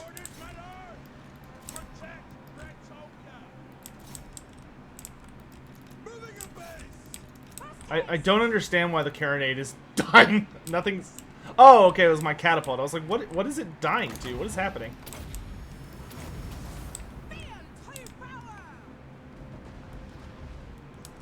Let's see.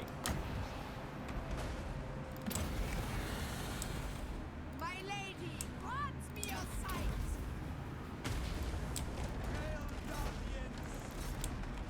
Wait. Wait for the spell to wear off, my dudes. Patience.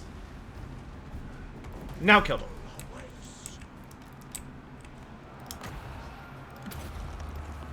Henry, check out these bats. Freaking hurt.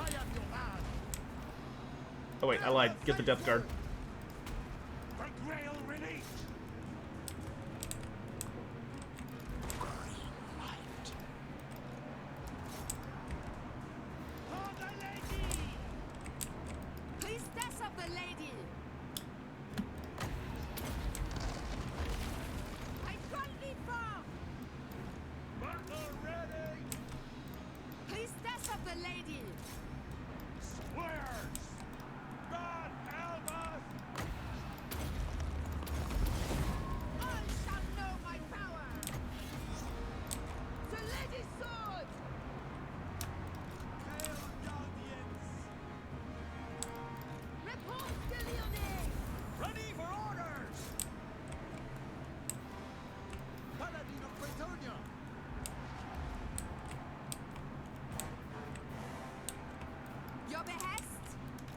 What is afterlife and what is the afterlife like in Warhammer?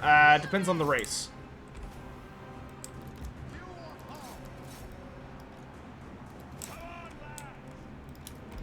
Let's pull our cab back. We're taking a bit of a beating. Please test of the lady. I am prepared. Oh, wow. We actually timed that really well. I did not know there was a bloated corpse coming. That could have actually been really bad. Okay, you take that. You take that. Please test of the lady. Quickly. Oh, my back. Fight of the lady. Increase my damage. For the lady! Yes, collapse, you big dumb bastards. Get out of my house. Feel my fury. Power of the lady. Nice. Alright, that's the end of the Vampire Coast.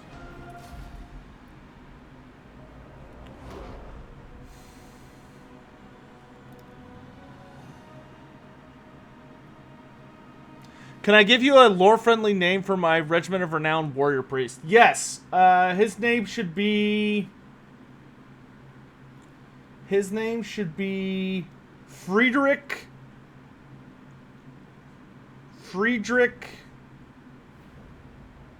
Oh wait, you can't have a last... You'll have to figure out your last name on your own, because you have to pay for a last name later. But Friedrich. Friedrich? One of those. There we go. No more Vampire Coast. All the Vampire Coast are dead. The world has been purged of Vampire Coast. Praise be. Praise be. Oh wait, no. Sartosa's still alive. That's fine. We'll deal with Sartosa later.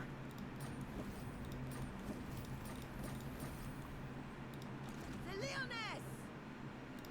Oh dude, I'm about to clap the hell out of Teclis. For the lady. Oh, I'm not at war with Teclis. Master of the White Tower. Oh, I thought Teclis joined the war against us, but if Teclis isn't gonna fight me, then I'm not gonna fight him. Do I want this? Not particularly. Oh wait, yeah I do, because I could build a cathedral here. Repanse de Leon. Oh right, and then I wanted to get rid of a questing knight unit, so I could pick up. Actually, no, I'm fine with this army. Leave it as it is. Could I be Mazdamundi and Chloe be a salamander? I do not think Chloe would tolerate cosplay.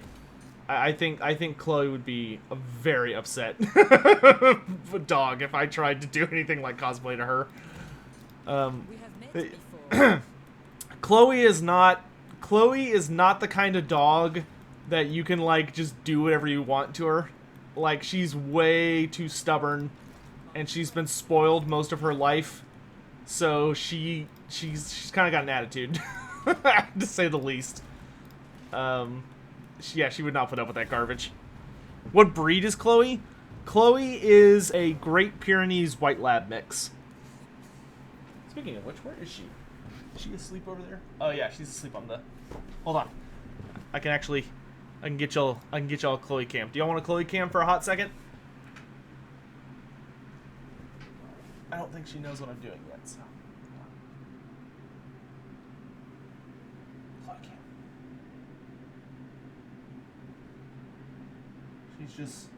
She's just snoozing away. Big dog though. She does take up that entire couch. Even though she's like a little bit rolled up. She's sleeping, so we're not gonna wake her up because she's old, and when you're her age, you deserve to sleep as much as you want.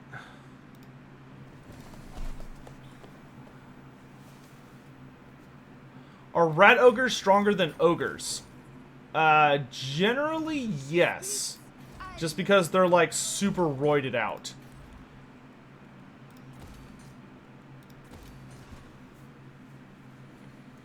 Hey, Atools, thanks for the, Twitch Prime sub. Really appreciate it. Very kind of you to spend that here. It shall be so. I suspect it was for the dog, but, you know, I'll take it anyway. The lady. Well, I'll take the Fuming Serpent, if you don't want it.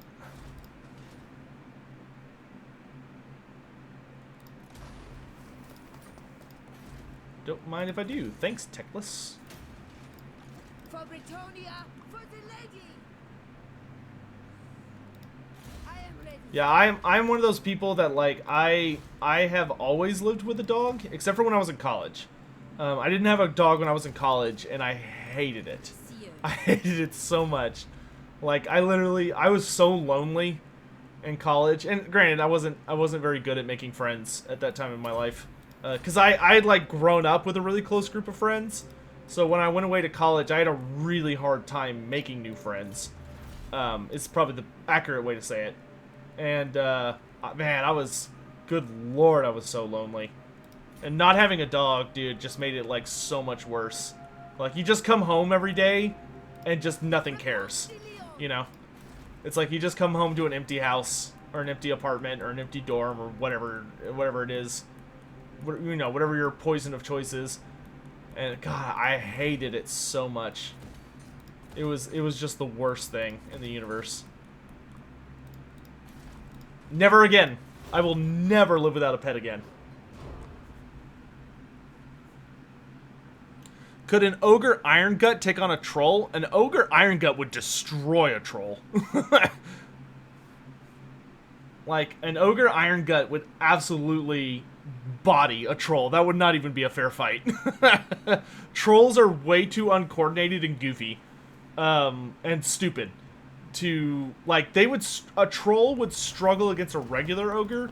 The only thing the troll would have going for it is that it can regenerate. But, like, as far as, like, and, you know, if the troll could, like, really get a hold of the ogre, it could probably overpower it. But, like, an Iron Gut? No. Iron Guts are way too well equipped. It would be a bad time for that old, big old brute.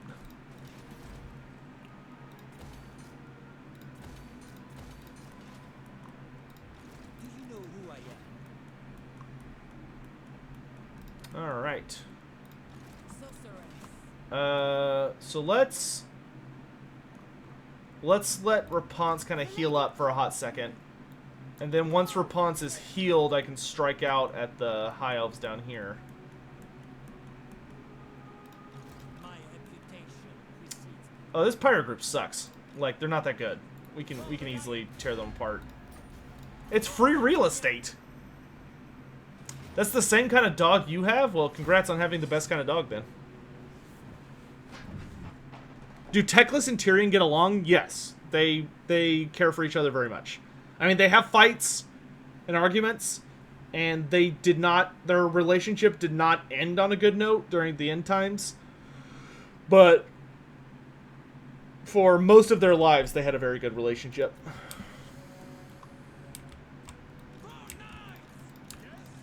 We're literally just gonna run right at him.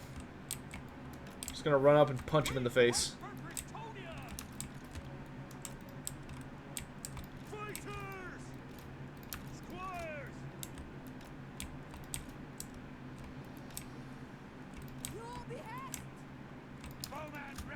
I don't even know if I want to bother moving up my infantry, but I guess I will.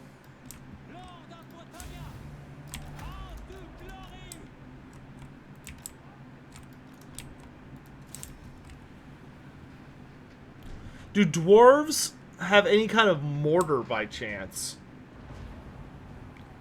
No, not particularly.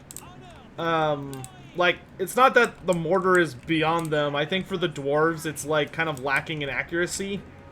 Like, the way that it naturally functions. And they're just not... I'm not actually sure why the dwarves don't have a mortar. I assume that has to be the reason. But, no, they do not have any kind of mortar contraption.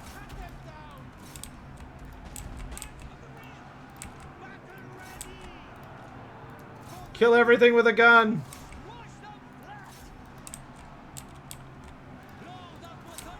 Come here, Gentleman Jenkins.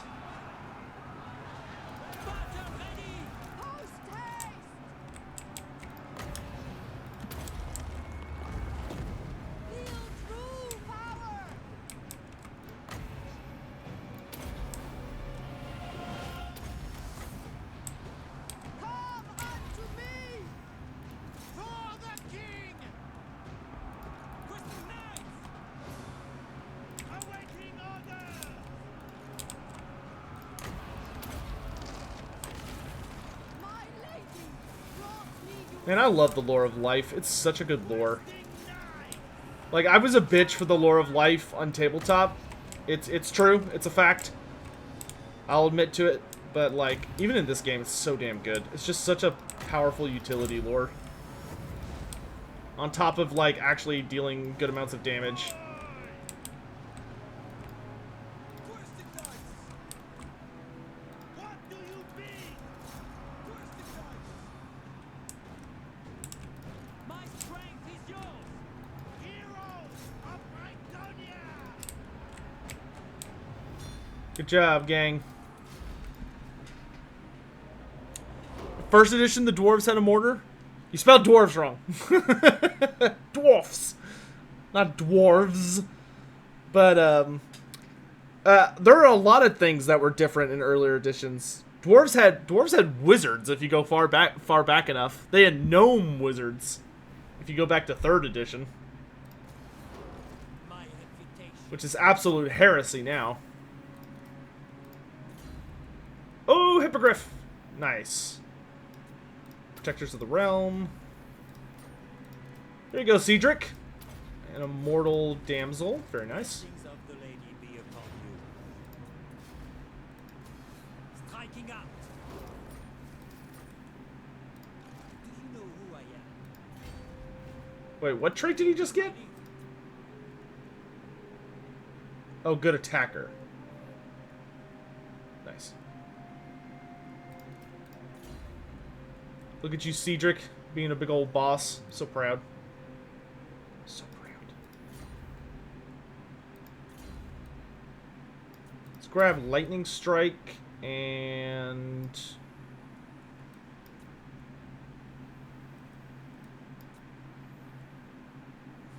let's do full plate armor. The Lyonnais! Alright, that'll keep... Your coming was for We're so close. We're so close. is yours. Protector of the realm. My strength and wisdom. Kill the greenskins. The lady wills it. Greenskin pirates. Warhammer Fantasy Roleplay 4th Ed has gnome skin? Yes, it does. But you'll note they're not part of the dwarf faction. Ah! 1590! Game, why must you tease me so? What did I do to deserve this?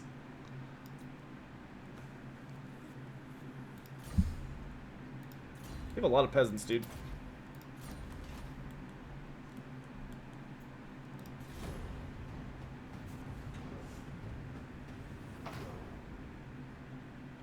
What was Lewin Leoncourt's opinion on dwarves? Lewin respected dwarves very, very much. Like, he actually... there's a rather famous quote from Thorgrim Grudgebearer about him meeting Lewin Leoncourt. Well, not for, like, the first time, but there's a note of the two of them fighting side by side. Basically, there was, like, a bandit king, essentially, who had been attacking Bretonnia and had been harassing the dwarves. Look how terrible these Dark Elf armies are. Good grief. Okay, that one's okay. But this one, I'm going to snipe this one out because it's weak.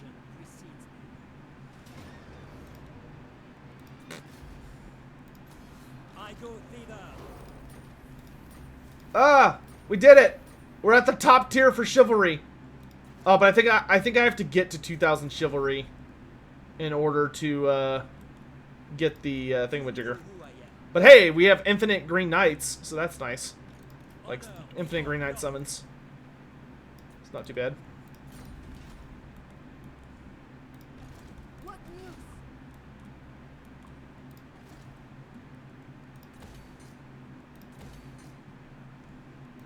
What is your behest? Kind of almost want to send you to Sartosa. Because Sartosa would be easy pickings. Maybe that's where we'll send Repanse. I don't really want to keep fighting in Lestria. I hate fighting in Lestria. I'd much rather go to Sartosa.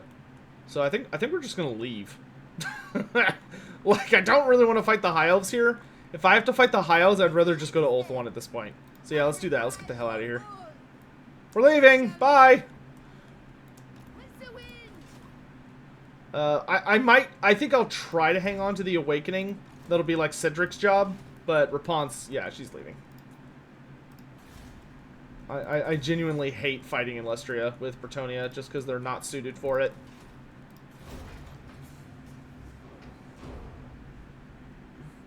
Alright, we're in the last tier, dudes. We're in the final tier. So any lords we get now, we'll start with the questing vow. And, oh dear. We don't have to, we can have the Green Knight as many times as we need him. And, oh no, they're attacking the, look at that, they're going after the, Galleon's Graveyard. Oh wait, no, those are Black Arcs. Okay, they're not gonna do anything. Because the AI, unfortunately, is too stupid to know how to use it. For Bretonia, for the lady. Yes, Ooh, Malekith. at once. Hero. Would be a shame if something happened to your Witch King. Oh yeah, you think I'm in a bad spot, but you are in for a rude awakening, Mr. Malekith, sir. Continue? Oh gosh, I don't remember what I was talking about. Oh, right. So, now I remember. So, Lewin Laneker and Thorgrim Grudgebearer teamed up to fight this Bandit King. And in the aftermath of the battle, Thorgrim... Because if you ever read the book Thorgrim, it's more of a short novella, but I'm not sure what the technical term is. But basically what happens is that Lewin... When Lewin and Thorgrim... jointedly take down this terrible bandit lord. You know, they capture like a ton of basically peasants who were forced to fight for the Bandit King. Because either their options were either to fight for the Bandit King or starve to death, because there was going to be no way for them to get food. And so when Thorgrim shows up, and he's looking at, like, all these, like, peasants and all this other stuff, Thorgrim is like, we're gonna kill all these peasants. And Lewin literally begs Thorgrim to spare them.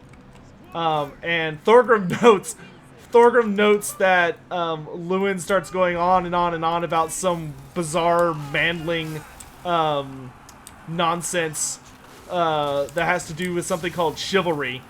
And so, like, Lewin's trying to explain to Thorgrim that he's like, no, we can't kill the peasants because that's the wrong thing to do. Like, that's against the chivalric code. You know, they were forced to do this against their will, and yada yada. And Thorgrim's response, basically, to Lewin's plea for mercy is Thorgrim says the peasants had a choice between fighting for the Bandit King or starving. They should have chose to starve, and then he executes all the peasants.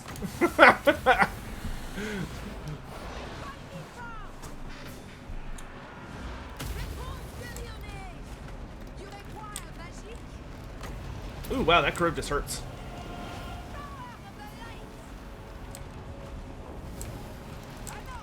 Malekith is getting bodied. To Repanse! Let's fall back a little bit. You got it, Henry.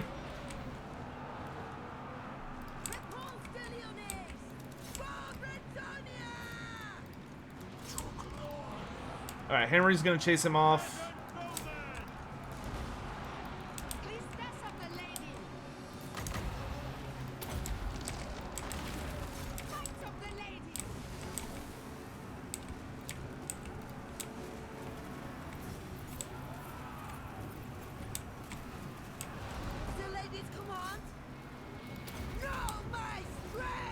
Somebody kill it! Ah, Malekith is dead. Good job, Henry. You got him. Oh, my knights. Oh, knights, I could really use your help, actually. Help me.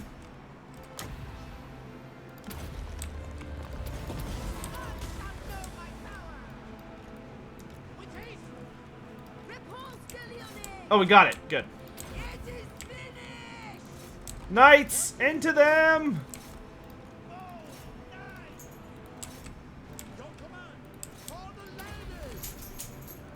Oh, sorry, Chloe. Did I wake you up?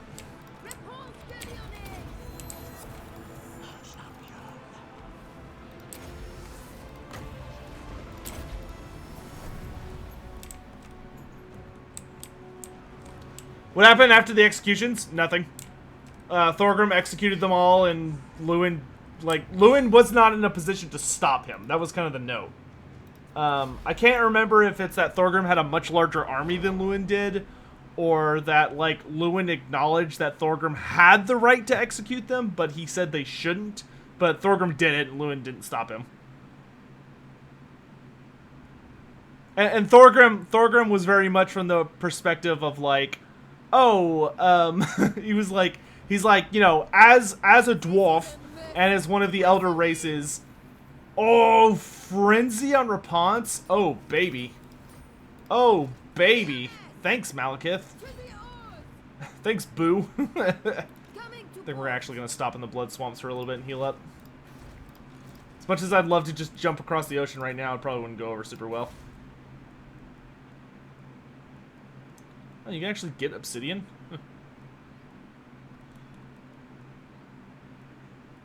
Not that Bretonnians would use it for much, but, you know. Fun.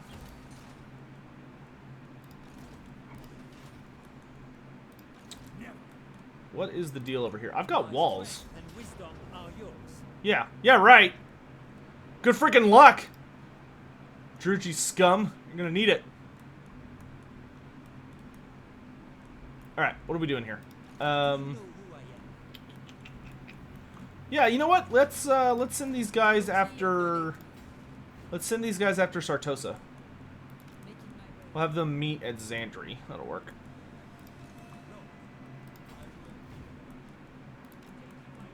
Ride hard, ride fast! Yeah, you've got a decent flying bodyguard, so let's pick up Royal Pegasus. And... what kind are these? These are royal. And I'll take up Aura the Lady.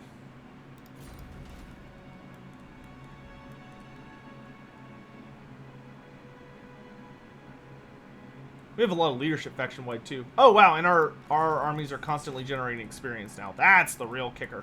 That's nice.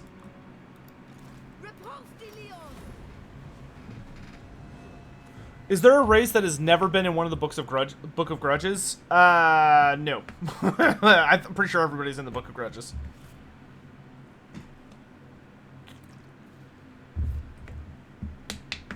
Have any High Elves ever investigated the Lady of the Lake? No.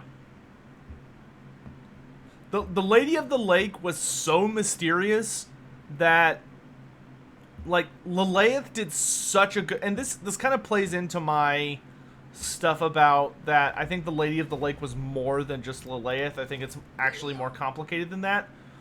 But she was so shrouded in mystery and was, like, so good at hiding who she actually was that, like, you know, Lalaeth is... one of the gods, but she's like, I want to say Lalaeth is the daughter of, oh god, I can't remember if she's Aisha's daughter or if she is Assuran's daughter, but like she's one of the younger members of the Elven Pantheon, and she like she was so good at disguising herself as the Lady of the Lake that Orion met her twice and had no idea who she was, despite the fact that he's Kurnos. And she also met Ariel multiple times, and Ariel had no idea who she was. Like, even if the High Elves had met the Lady of the Lake, they would have had no clue. Like, they wouldn't have even thought that she was Ladriel, the Lady of Mist. They would have just, oh, dang it. Cedric the Savior versus a whole lot of edge boys, led by the edgiest of them all. Can I win this? I think I can win this. He's only got a single bolt thrower. This will be hard, but I think we can do it. Did Grombrindle come in clutch at all during the end time saving a dwarf army? No. Grombrindle did come in clutch, but he saved Malekith. Malekith was about to be killed by, I think, a Vermin Lord or some type of Skaven. And, like, at the last second, Grombrindle basically, like, obliterated whoever it was that was about to attack him. And Grombrindal, I don't exactly remember what Grombrindal said, but Grombrindal said enough to Malekith that Malekith knew who he was. And that's kind of where they left it.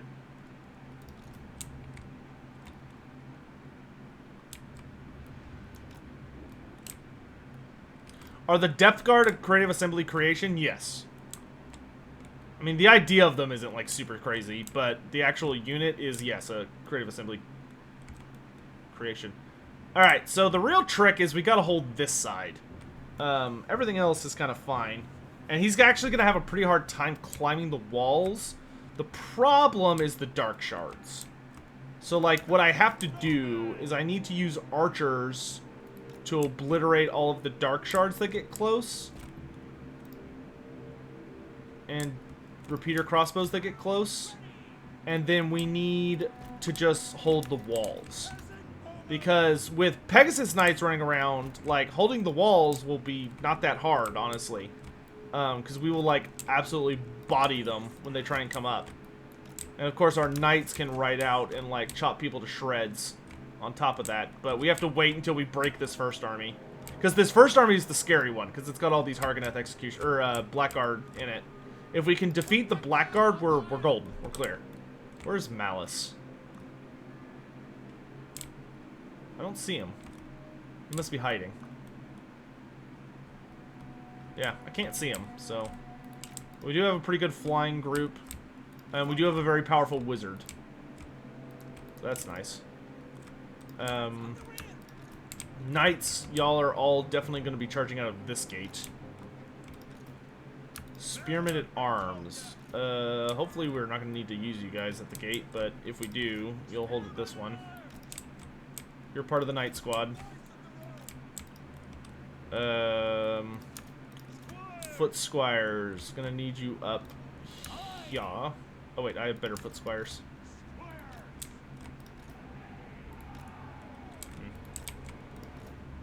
Yeah, that's a little better.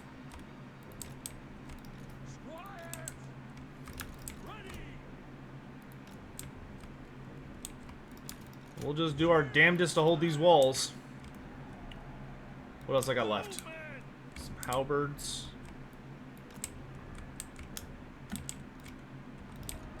Wardens of Montfort. We'll put over there. A paladin can help hold up here.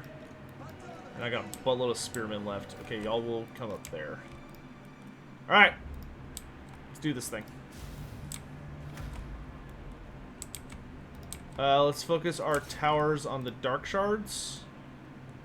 Where available. Yep. Focus those Doomfire Warlocks. Good job. Focus the Dark Riders. Let's send out a unit of Pegasus Knights to kill the Reaper Bolt Thrower. Just get that thing out of there. Oh, that was very rude.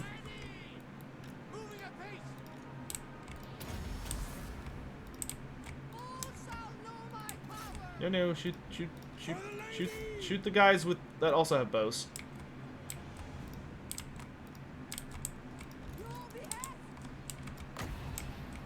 Are they just coming straight for the walls? Looks that way. Oh god, there's Malice. Ah!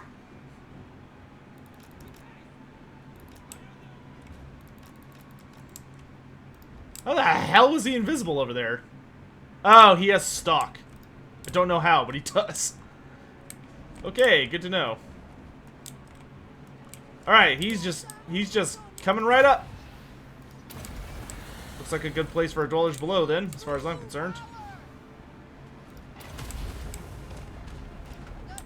Alright, once all of the Blackguard are committed, we are, like, free to go on climbing the walls. Or unleashing our cav. Please get rid of the garbage. Thank you. Oh, yeah. Charge! Do stuff! Charge! Okay, bolt throwers down.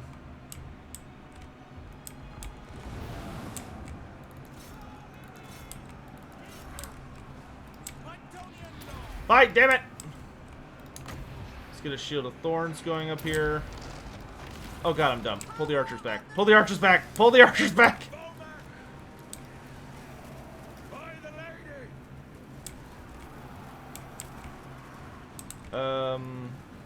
Hold steady!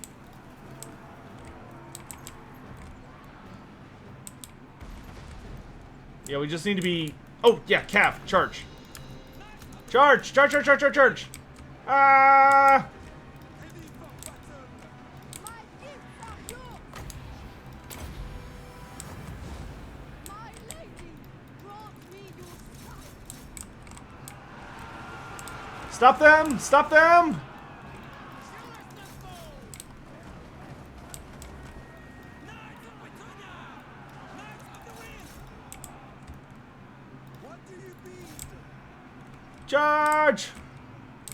Kill as many as you can! Okay, they're in the gate.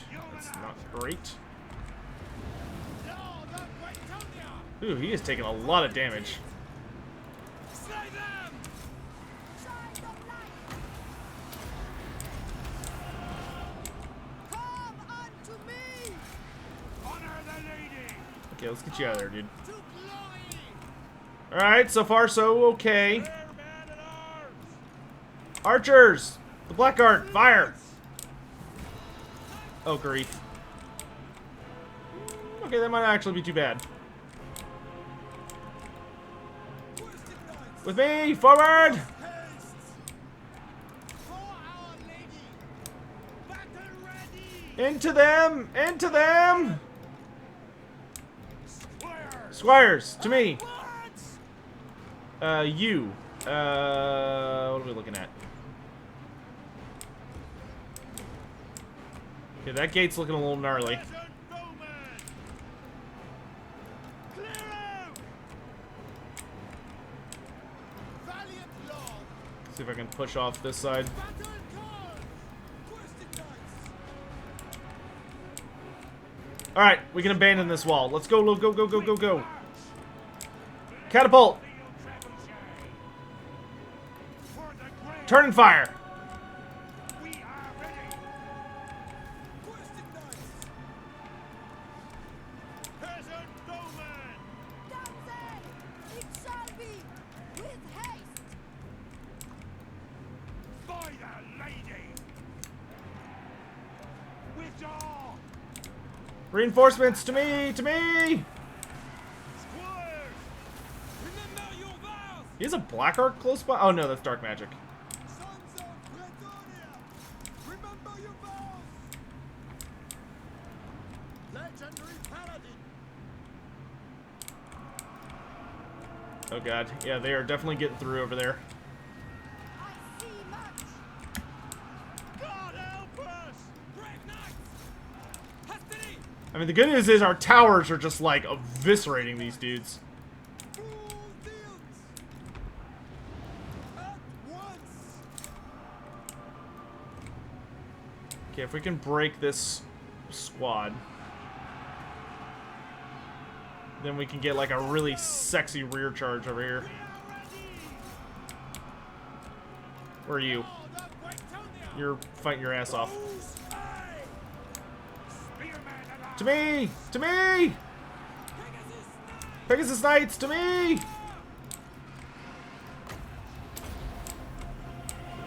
Where'd that cast on? Priestess of the lady. Show Shiva Not on who I wanted it to go on. Grant me your wisdom. Malice. Faith is my armor! Heroes of Bretonnia! Attack! Malice is gonna die! Go get him! Peasant bowmen! Peasant bowmen, fall back into the city! For my liege! Make sure they leave. Stand down! Release! Orders, my lord! Peasant Abandon the walls, we got other shit we gotta do. Withdraw! Withdraw! Ready for battle! Swiftly! Ready! Towers! Focus those frickin' chariots. God, I hate chariots. By the lady! Withdraw! Alright, we're fighting Malice. Lord He's very scary. We fight for Bretonia. Oh my god. We've got to bring him down. Paladin, get your ass over here. Peasant bowmen. Archers, open fire on the Charybdis. I lied, shoot the shades. You honor us. Not you.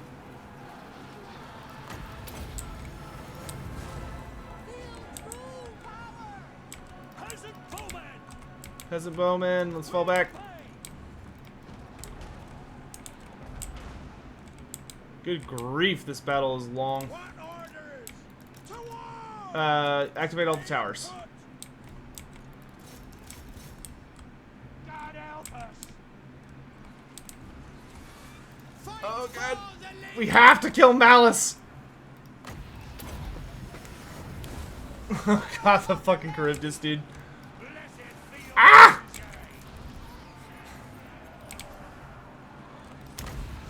Oh no, he's got reinforcements. Fall back! I think we're doomed. Cavalry, back to me! Back to me! Squires, ready for orders. Get your asses back here! Run. I will sacrifice... Who's the shittiest unit here? My lord, You. we Stay behind and fight. man of The rest of you get your asses back here. Focus the Charybdis! Focus the Charybdis! Bretonia. Oh no no no, Cedric, get out of there! Get out of there, Cedric! Get out of there! Get out of there! Get out of there! Up up up up up up up up up up up up! Moving at pace. Peasant bowmen. Archers, shoot the Hydra! Shoot the Hydra!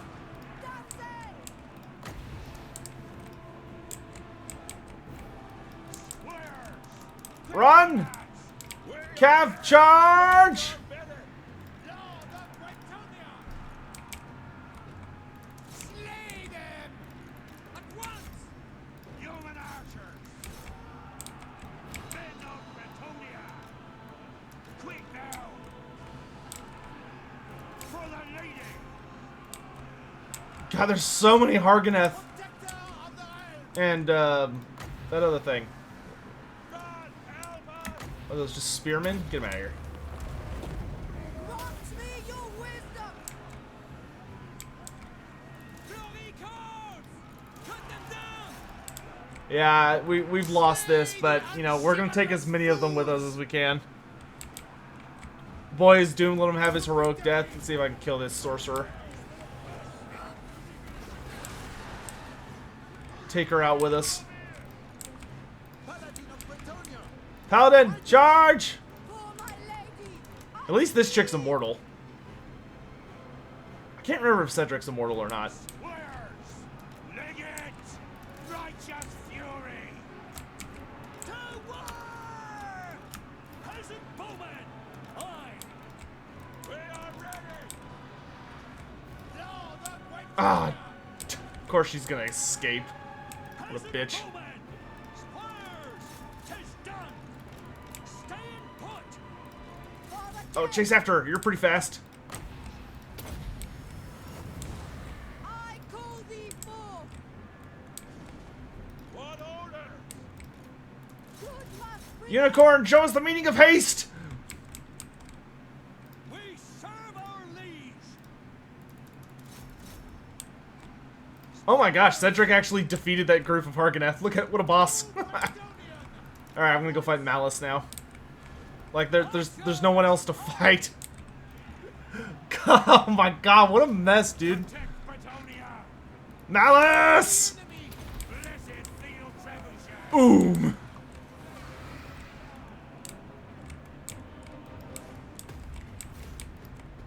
Oh, the timer ran out. Well, I mean, we fought to the bitter end, dude. We took out a ton of Dark Elves with us.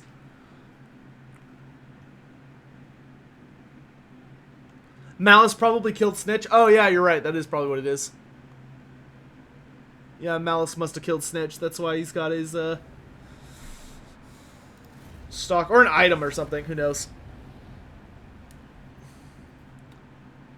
Oh right, yeah. Cedric's a Grail Knight, so he is immortal. Yay! So nobody important died. just a bunch of randos died. That's okay though. God, look at all these Dark Elves invading. Good grief.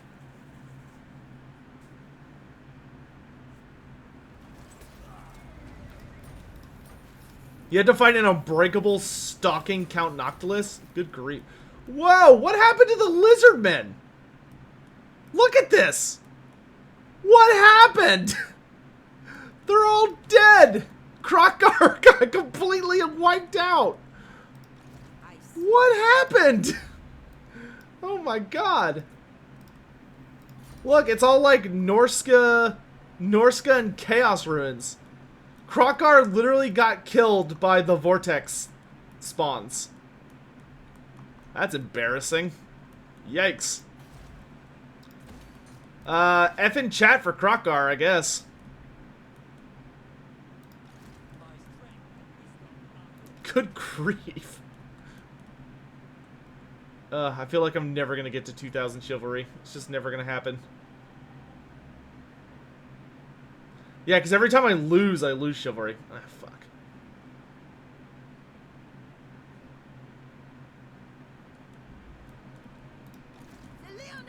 I almost wonder if I should have Repanse, like, fight all these Dark Elf armies just because I could just, like, farm some shiv off of them. Is it time?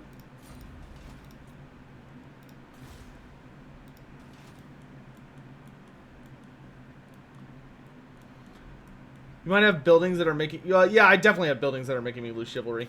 Does anybody know if you delete, like, a brothel, do you get that... like, if I delete this, do I get that chivalry back?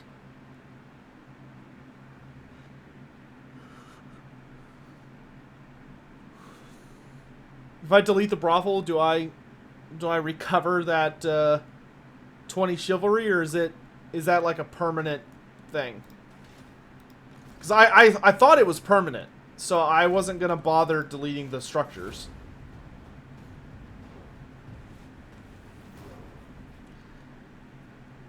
No, yeah, let's go ahead and just abandon Lustria. I think the best way to get max chivalry is just gonna be to send Repanse somewhere where she could just like blitz through a bunch of settlements. And it seems like the best place to invade is gonna probably be... It's probably gonna either be to come home or to go attack the Dark Elves. You did battles at sea? Oh, that would probably be smart. Yeah, that's actually a brilliant idea, now that I think about it. Because those armies are, like, not that difficult to defeat. Like, that's a pretty reliable strategy, now that you mention it. Yeah, we can do that. For Bretonnia. So once she's full healed, we'll just roam around the ocean. Okay, I don't like this guy. Go back and defend. Yeah, let's not bother with complicated stuff. Let's just sail the oceans. What happened to Gorok and Nakai in the end times? I don't know. Nothing. They never showed up. I see my path. I see much.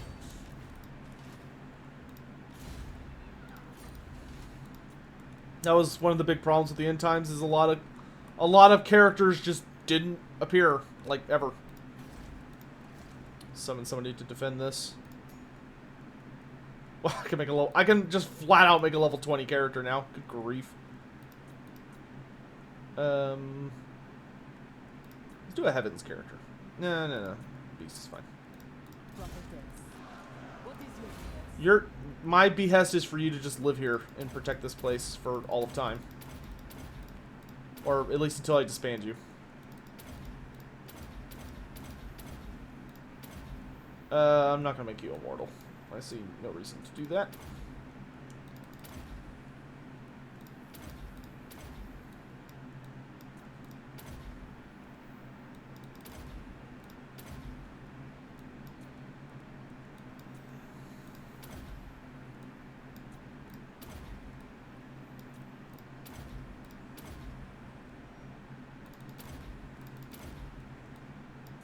Cool. Battle Pilgrims it is. Tic-tac-toe, can we be friends now? Defensive? Alright. Finally getting somewhere.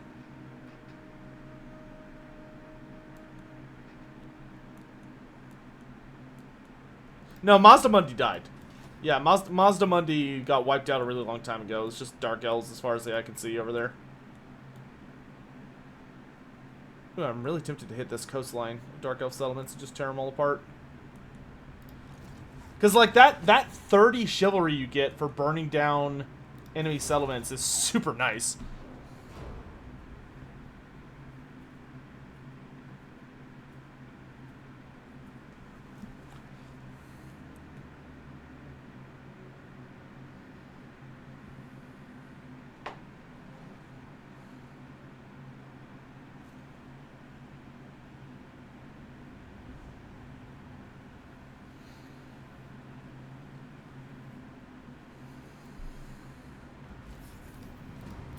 Yeah, the real problem for us was that the damn vampire counts just died so freaking fast. Okay, so we have no Green Knight for 5 turns, but that's not a huge deal. She speaks, I listen. I do want to punch Malice in the face, though. Your words. De Leon. Alright, you go do that. You keep hunting the ocean's blue for fights. I know the way. What are my thoughts on the upcoming Age of Sigmar RTS game? I hope it's good. That's all I have to say on that right now. Once we have more details about like how the game looks or like what the scope of the game is, I'll probably actually have some thoughts on it. But right now we have like barely any information on it, so I don't really have a lot to say. Because, you know, there's really not a lot to talk about. If I could get archers, that would make me very happy.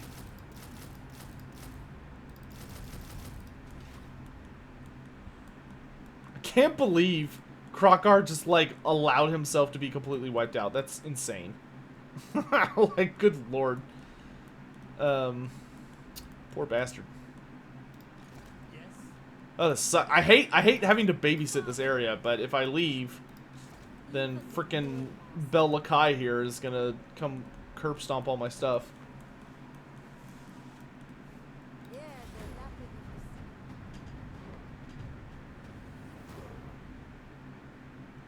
That being said, oh, is Alariel no, Aliathra in Age of Sigmar? No. Aliathra was completely, like, blasted into the abyss as a character. Games Workshop created her and then immediately killed her. But not before they aged her up enough where they didn't have to feel bad about killing her. That was probably the funniest part of that to me. Was like, Aliathra would be like a massively important character from a lore standpoint. Like, very, very scandalous from a lore standpoint as well. And then Games Workshop just like, in the lady's name. never bothered like delving into all of the ramifications of Aliathra. Like, they just were like, Aliathra is a thing, and then she died. Like, that was... But despite the fact that she like had a turnaround death that quick, they didn't explore her life at all, or like explain like when she was born. Like, she should have been super young because we never heard anything about her.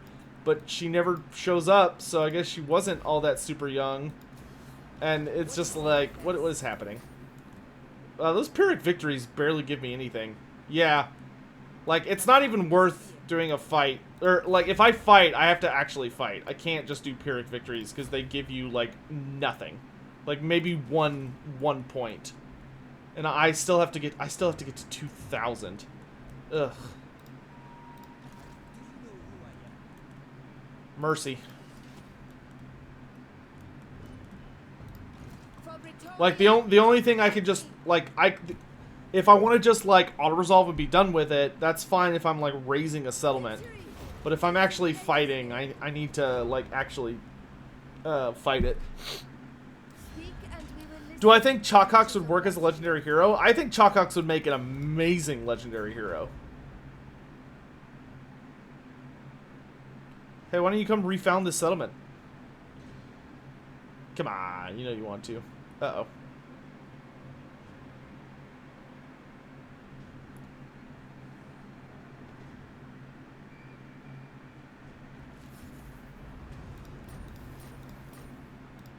Yes. Ready. Now, I will say, if it turns out that it's true, that the upcoming AOS game is being made by the Dawn of War guys, I will say that I pray to whatever power may listen that they learned their lesson from the last one, from Dawn of War 3. I don't know if it's the same. I can't remember if it's the same studio that made Dawn of War 3, or if it's actually the same studio that made Dawn of War 1 and 2. But not 3. It's one of those, but I can't remember which one it is.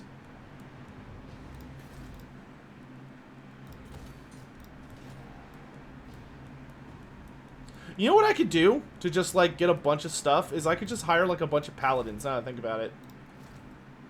Like, yeah, because paladins literally get, like, chivalry just for being hired. So I'm just gonna, like, mass-produce paladins. Like, get a paladin, disband him. Get a paladin, disband him. Like, I have, like, infinite money. Yeah, same for oh, wait, no, not the same for damsels. Damsels are worth nothing. No one cares for damsels. But yeah, we can just farm paladins. That'll work.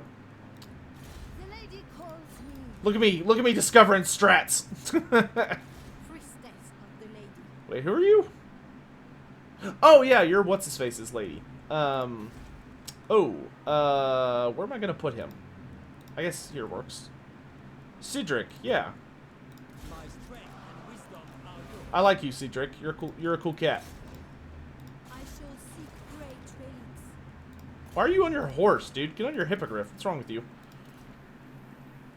Fucking riding a bitch ass horse in this house? Oh, damn it, I forgot about her. I should have attacked Sartosa while nobody was in it.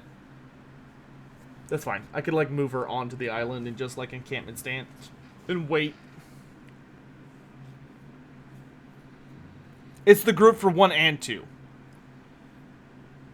Okay. Well, I mean, there's hope then.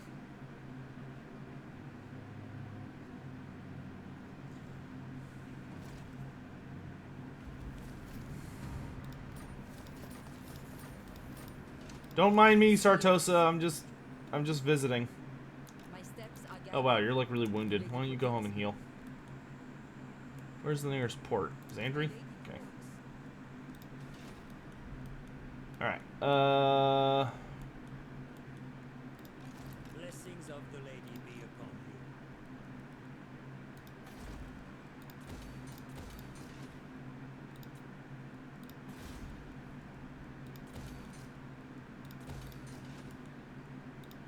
Guardian of Bretonia, going forth. Damn it. Very well, if you insist. Please be small. Okay, we don't... Yeah. Decisive victory. Nice. Good job. Way to get us some chivalry, my dude. Lord, And hey, you're immortal now. Well, we'll get you immortal like the normal way. I don't like wasting points on immortality if I don't have to. protector of the realm. Sit over that way. Okay. And then yeah, we'll just literally check for new paladins every turn. Boom. 10. Done. Yeah, that's gonna be like way easier. That'll at least like give us a consistent tick. What happened to Skarsnik in the end times? Skarsnik in the end times, he fought in like all the wars for Carrick 8 Peaks. And the big finale to that was that Skarsnik actually got very close to winning the war for Eight Peaks, but when basically what happened was he played a really, really big role in the battle that ended up causing Belegar to lose. I would actually argue that Skarsnik is the reason Belegar lost the war, because Skarsnik discovered, being the sneaky goober that he is, he discovered the whole plot for, I kind of want to make an all-cav army just for shits and giggles. He discovered, like, all of the shenanigans that Belegar was up to with his, hiring of, like, Golgthag Maneater and stuff.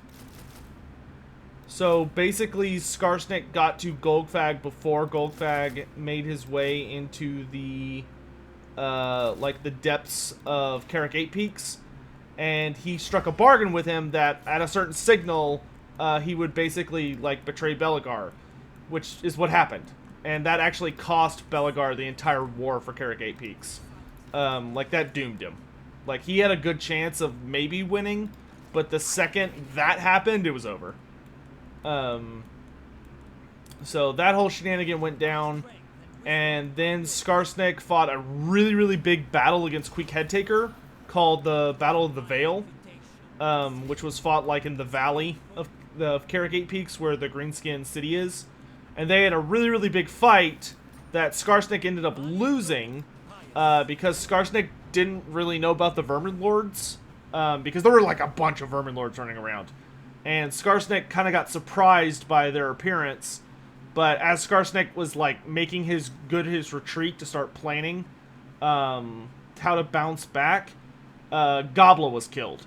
And when Gobla died, Skarsnik got, like, super depressed and stopped caring.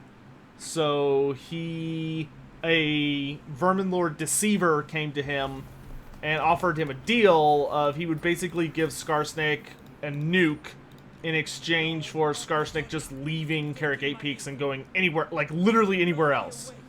So Skarsnik accepted the deal, and the weird thing about that book was that Skarsnik accepted the deal, and instead of taking the bomb with him to, like, go blow up some other hold, the last time we see Skarsnik is him heading towards Zufbar.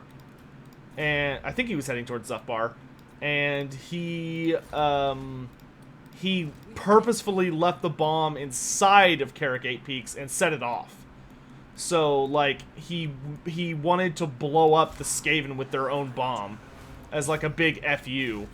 But when the bomb was supposed to have gone off, just literally nothing happened. With no explanation. Like, Games Workshop did not explain at all what happened. Like, we don't know if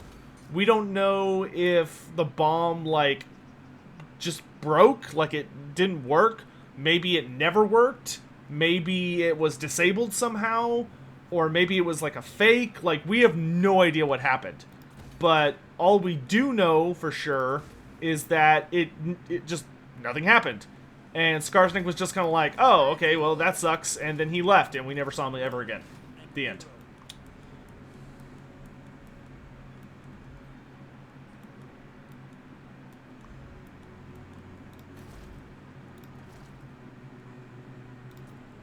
Ready to serve.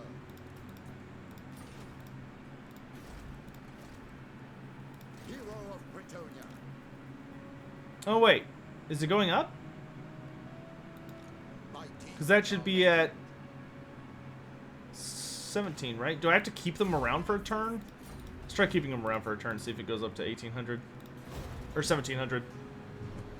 And once Repanse is healed, there's like a ton of buildings we can go blow up over here.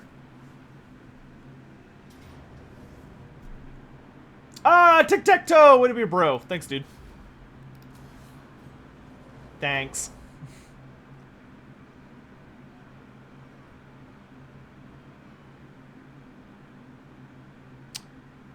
Bringing multiple lords to a battle will give you more chivalry. Yeah, I guess we could just do the cheeses at this point. That's Legend's favorite cheese for Bretonnia, isn't it? Yeah, we could do that. Like, because we're kind of past the point of, like, fighting epic great battles. We're just kind of at the point of just we're literally just grinding. Repanse, Leon. So yeah, that's fine. We could pick up some bonus lords and just have them follow Repanse around, Yes. just like a legion of Griffin lords. Well, I mean, Cedric's one of them. Blade is my armor. You don't need an army, dude. Just come with us. Come with me, Cedric! Honor before glory. You wonderful badass, you.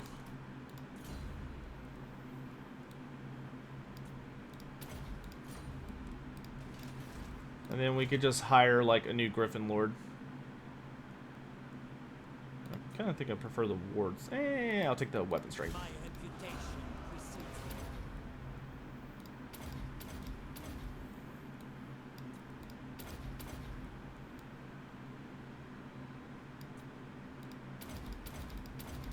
me. And we could just literally, like, kit them out to be, like, monsters in close combat.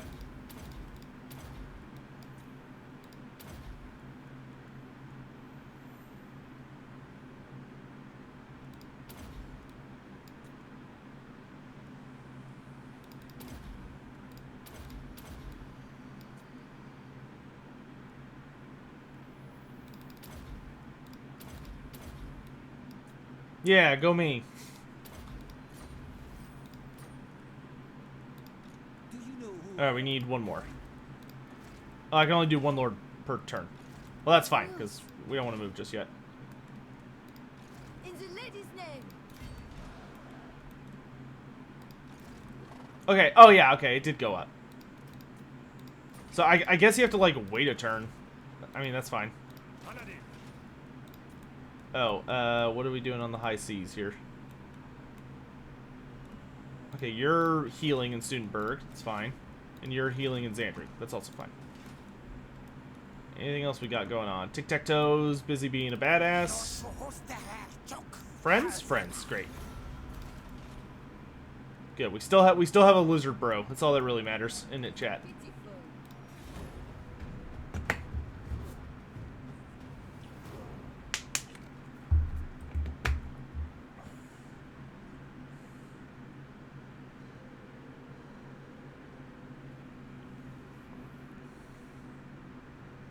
Look up? Why am I looking up?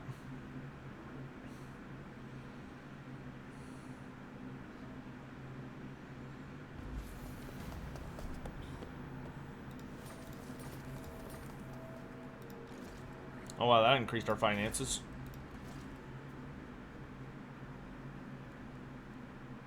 Ooh, heroism. Nice. Blessings of the lady be upon you. When was Big Gork created? Big Gork.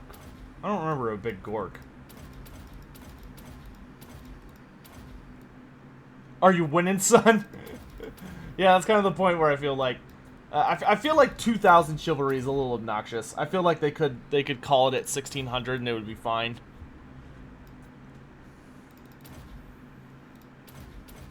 Two 2000 feels a little gratuitous, I'll admit.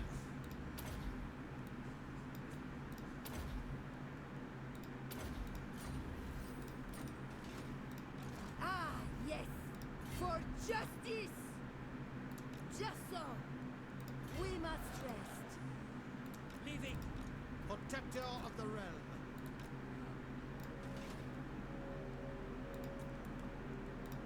True knight of Bretonia. Honor and duty.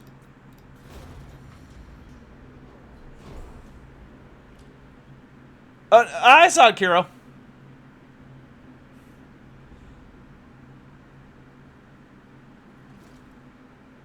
Oh no. Malekith, that's private property!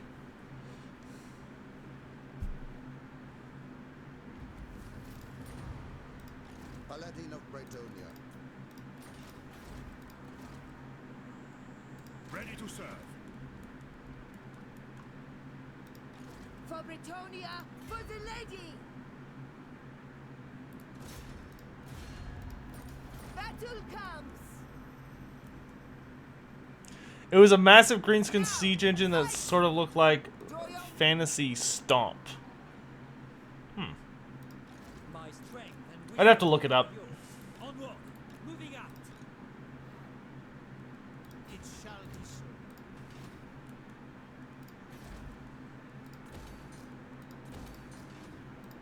Lord, To the fight! Have fun! We rule here now. Wait, what? Take this place. Why was that my only option? Repanse! The fuck? Yes? Oh, you marched. my reputation precedes me. Weird. Okay.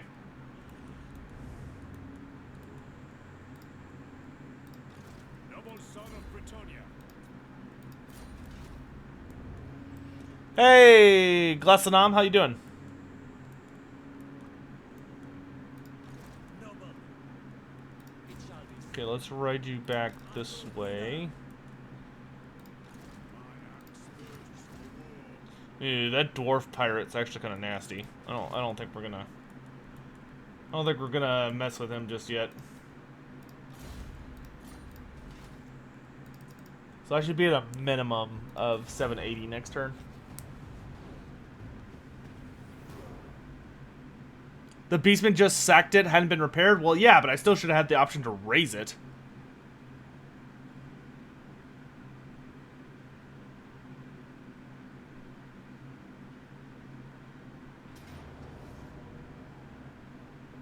Yay, dwarves! Thanks, dwarves. The Eternal Bros. The Eternal Bros! Giving us all that sweet free chivalry. Oh, but we only gained 10. Okay. I guess it doesn't count if we're being reinforced. Or if we're reinforcing, but don't have a general. True Bretonnia. That's dumb that you, like, have to have a general. The lady calls me. Okay, let's kill this dude next. Glory awaits. Unleash the pigeons! I am a lord of Bretonnia. Never. Those beastmen are gonna be like, let's get the hell out of here! He's watching. Yeah, he's like, run for your lives! Lord and hero. Guardian of Bretonnia.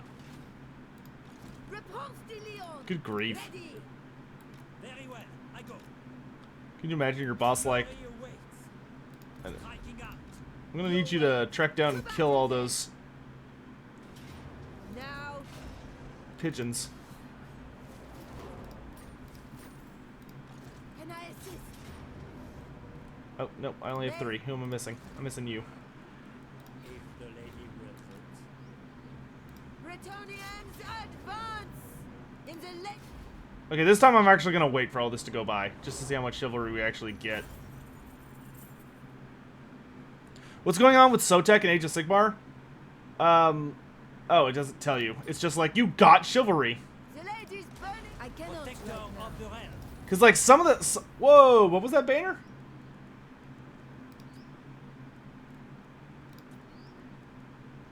Ooh, banner of defense. 18% missile resistance. That is not insignificant. I would like that very much, please. Thank you.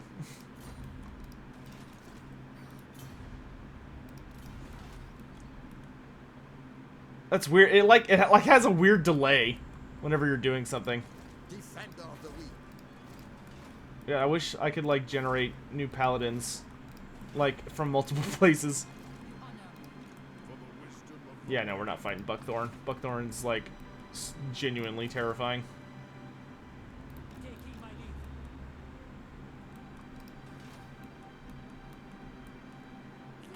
lead. But yeah, I just bit my tongue. Sotek is in Age of Sigmar. We've seen him in little bits and pieces. Blessings of the lady Um, upon you. In first edition Age of Sigmar, Sotek was literally just a constellation, and like that was it. Like he wasn't actually active or doing much. But then in second edition, they've kind of turned right around and been like, oh yeah, no, JK, like he's back to being like the god of one of the Lizardman factions, and there are skinks like kidnapping there are skinks like actively kidnapping people from Age of Sigmar cities and sacrificing them to Sotek. But the hilarious part about it is, so like the Daughters of Cain are a faction in what kind of BS is this? It's literally just Malekith and a bunch of stupid ass spearmen. But I just can't be bothered. But if I fight it, I could minimize my losses and take less of a chivalry hit. But a part of me just really doesn't care. And Malekith is like super juiced out. Yeah, he's like ranked 30 and's got all of his items. Yeah, whatever, it's fine. But, what was I talking about? Oh, yeah. So the Daughters of Cain, you know, they're like a faction that's, despite being an order faction, they're very notorious for, like, you know, like kidnapping people and sacrificing them to Cain and yada, yada, yada, yada. But, the most hilarious reveal, to me, at least, so far in Age of Sigmar, has been that the skinks under Sotek have literally been, like, kidnapping people to sacrifice to Sotek, right? But then what they do is they, like, purposefully make it look like the Daughters of Cain did it.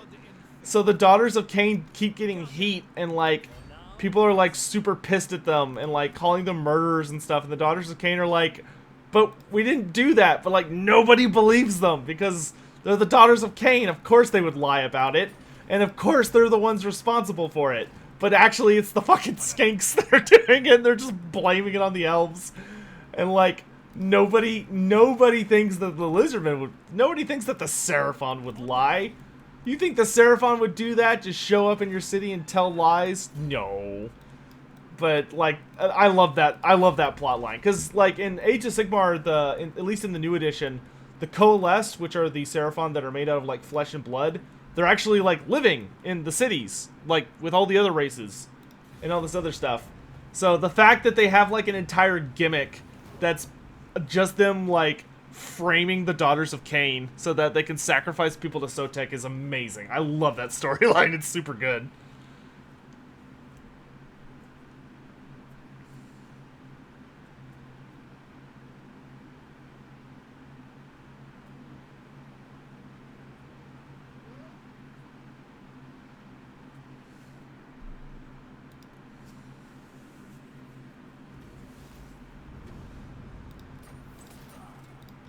Repanse!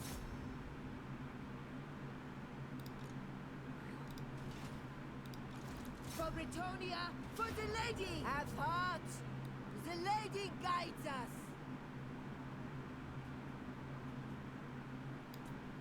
Now! Draw your weapons! Show Glossadum, why are you jealous? It's not the only time I'm gonna play it. I will play it again. It wasn't like a one-time event. Impudent well. You dishonor me. show no fear! Okay, we got all four. Maze, Burn it burn down. it! Not yet. Burn it. Oh, nice. We got Savior. Oh, we got double Savior. La, so much free chivalry. Tasty. My reputation precedes me. My strength and wisdom are yours.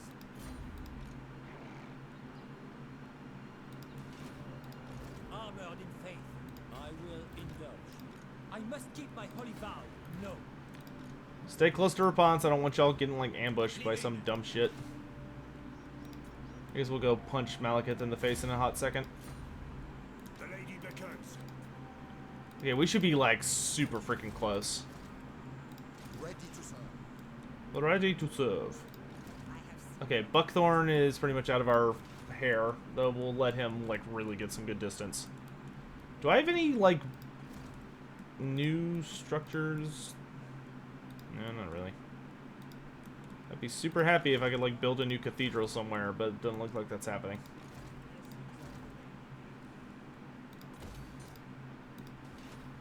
Yeah, the only place I'd be able to build one is here, but that's gonna take a hot minute. You know who I am.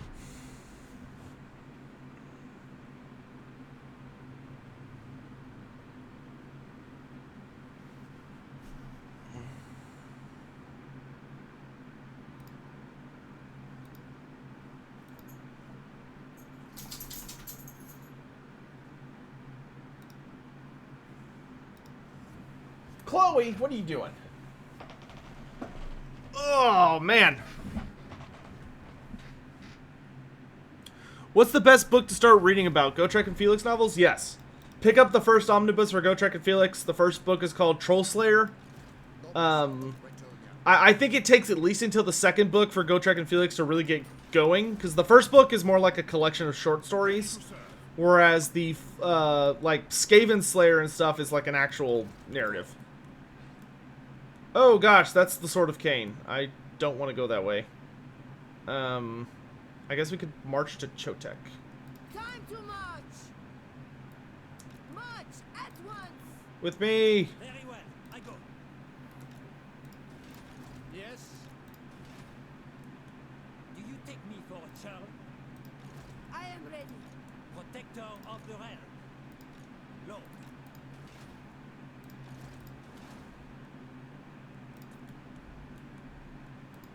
My deeds are legend. Okay, Buckthorn is gone. What is your behest? I serve the lady.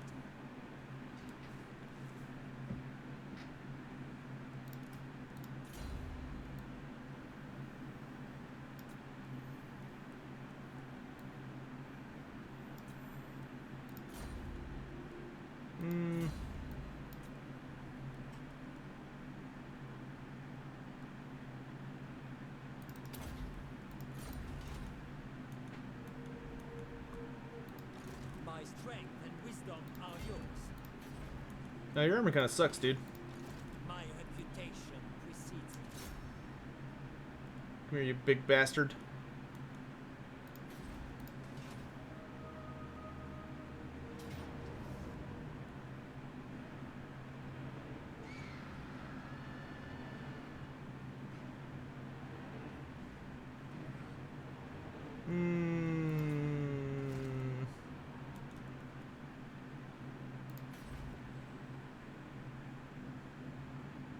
I'm pretty sure we can kill him. Blessings of the lady. Like, I know my army isn't, like, amazing, but yeah, we can totally do this.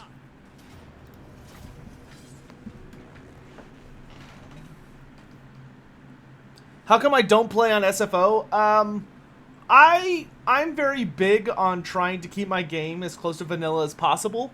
That way, if there are any, like, sudden changes to the game, I'm able to, like, constantly keep up with it.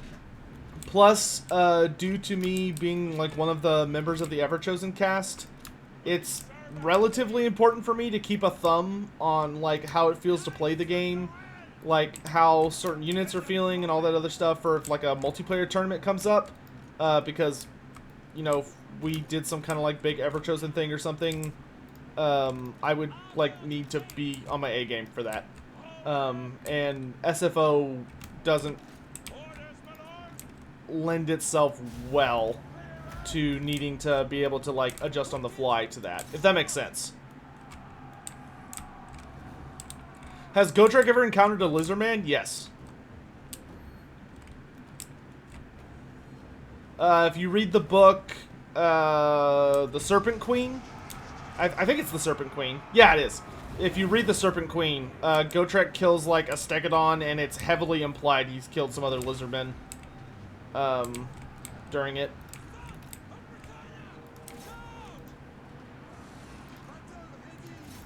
Yeah, just chase them off.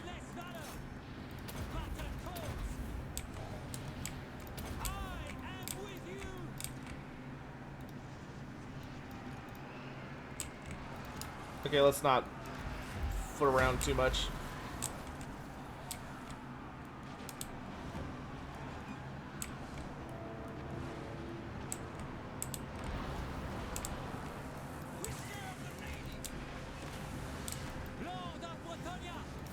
Good grief, somebody kill it. God dang.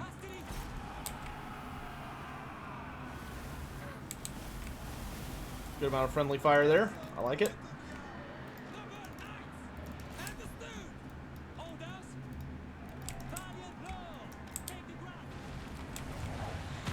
Ew.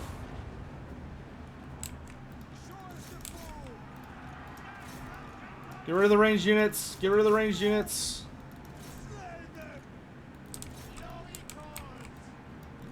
Alright, let's have us focus the Charybdis. Let's get him out of here.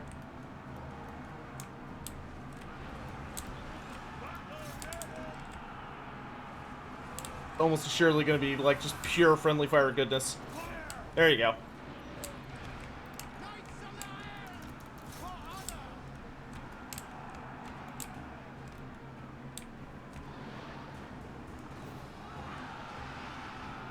Why don't Gotrek and Felix have any unique items in game? Probably because you're not really like meant to keep them. You know, they're more of like they pass in and out, so them having items would be kind of fruitless. Like it would be a cool thing. I would like them to give them items, but I can understand why they didn't. Like it's just not really necessary. You know?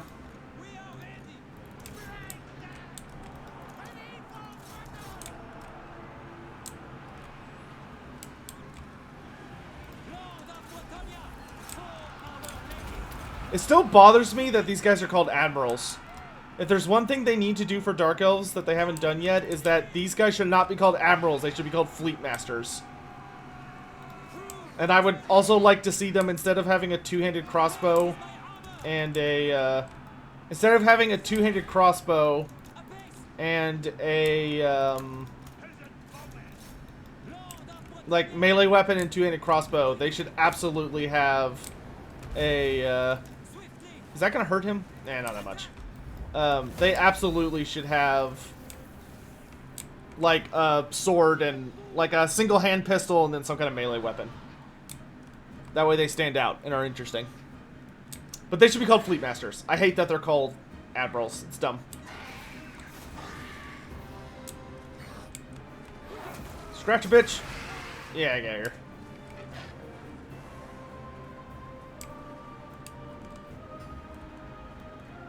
Victory!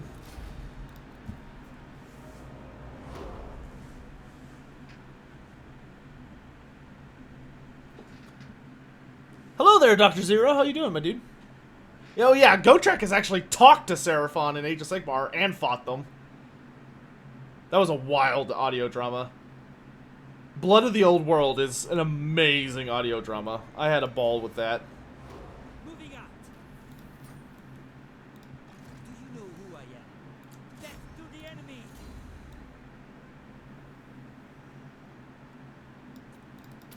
Whoa, hold up. He was a Black Ark. I killed his lord, and now he's turned into a regular boat. Do y'all see that? What kind of heresy is this?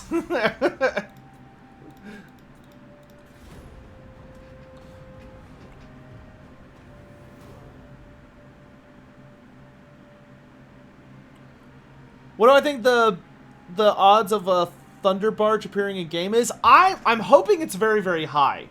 I really want like 1 or 2 more dwarf DLCs. Dwarves and vampire counts have been criminally undersupported compared to the other races. Like, I could easily see 2 more DLCs for both of them.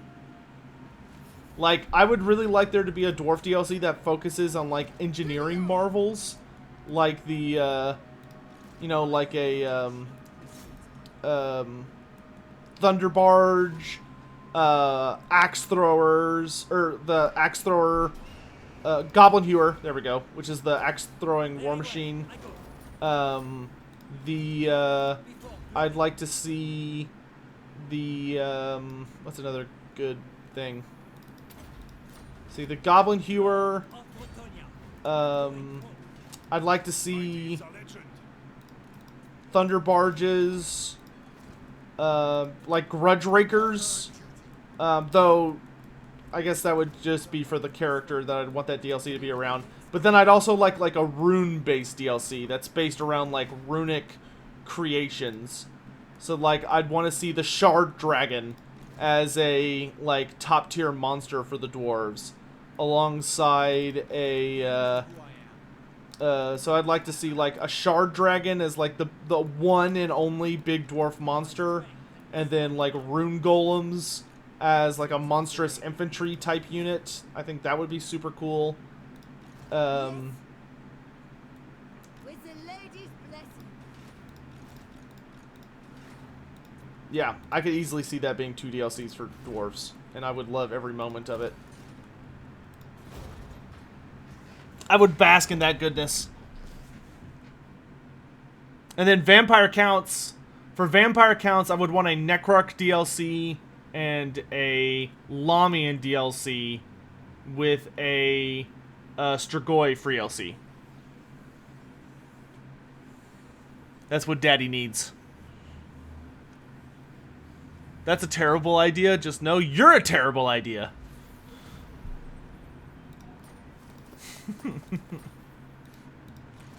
Oh, I completed a vow. I don't know what vow I just completed, but okay. Impossible. Repanse de Leon. Mais elle... I'm not a fan of dwarves having a monster. Then don't use it. But it's canonical. It's in the lore. It's part of the Monstrous Arcanum, which is the same book that the Dread Saurian came from. It's the same book that the Necrofex Colossus came from. It's the same book where we got rules for the updated rules for the Merworm. It's the same book we got the Arcane Phoenix. It's the same book we got the Colossal Squig. If you like all of those things, then too bad, so sad. You're on the Shard Dragon boat, whether you like it or not. Your complaints will not be tolerated.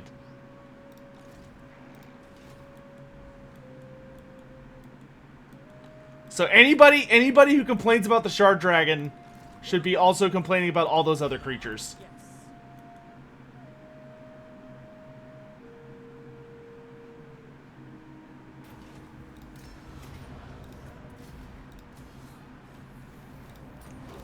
What? How am I at 1982? I didn't even know you could have, like, individual single digits. Noble son of Bretonnian. Why are we in 1982 chivalry? Ready to serve. Alright, we're good, though. We're pretty much done gathering chivalry.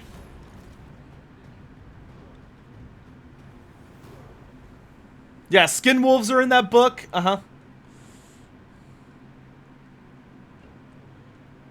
You like Elspeth on a Carmine Dragon? Get out. Get out of my chat. Hang him! Hang him! Wolf rats, uh-huh. Wolf rats are in that book. The good old Monstrous Arcanum. It's a beautiful book.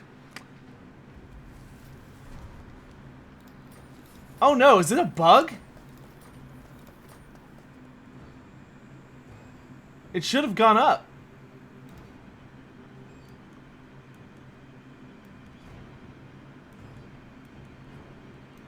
You have the model for Elspeth? Oh no.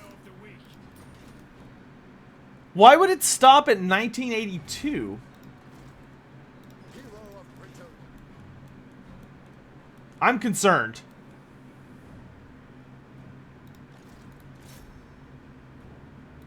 Okay, well this will settle it. This cannot be so. Oh, shut up and just take it. In the lady's name. I'm gonna be fucking furious if this is bugged. Do you know who I am? Gather to me, pigeon horde.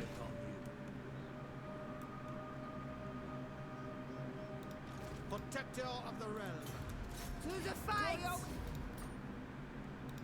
My forces. No, it's bugged! Oh wait, there it goes. Oh my god. Oh man, that was. Oh my god. There was like a nice. There was a big delay there. I was about to be a little upset. I was about to be a little. Oh, she has 2? Whoa, that's so cool. I thought for sure she only had Tomb Kings. I didn't know she had Vampire Coast as well. Bretonnian stands strong in these harsh and hostile lands, yet a final challenge must be met, one that will truly test your honor and resolve. The forces of the evil undead hastily move against us and threaten all we have achieved. Therefore, I ask you now to bestow your great virtues upon us to lead the... I want to do the Tomb Kings. The Black Pyramid. Gosh, I might actually...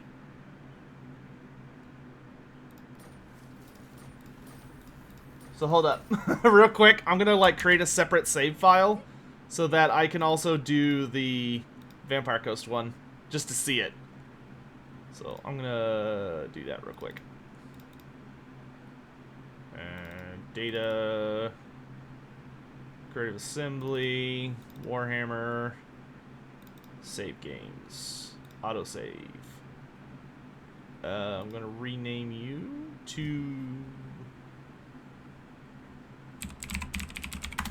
There we go. Okay, so now what we have to do is we have to get Repanse all healed up. Slay them. What is going to be the best way to do that? I guess I could head back to Tlax since I've already got like a level 2 thing there. So yeah, we'll just run back to Tlax. Armored in faith. My strength and wisdom are yours. My strength. All right, chat. We are at the end. We are at the end of our long journey. We've gotten 2,000 chivalry. All that's left for us to do is go punch the Tomb Kings in the face after Repanse heals for a few turns, and we're golden. We're golden.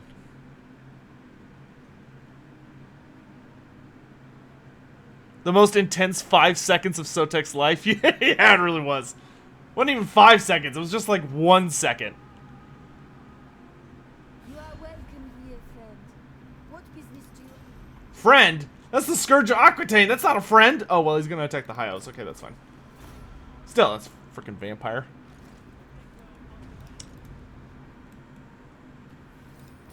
Okay, you go there. Faith is my armor.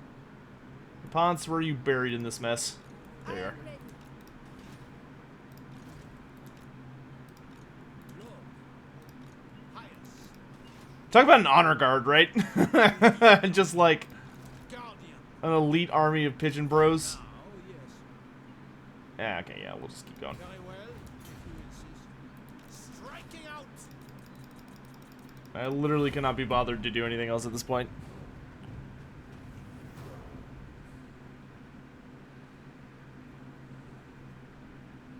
Declaring an errantry war against the faction you killed 200 turns ago. Hey, man. Those tricky Tomb Kings, dude. You think you put them down, and then they just keep cropping back up.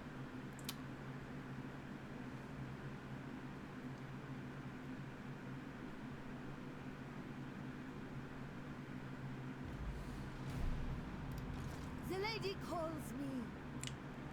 All for the lady. Pious. I go thither. Do you know who I am?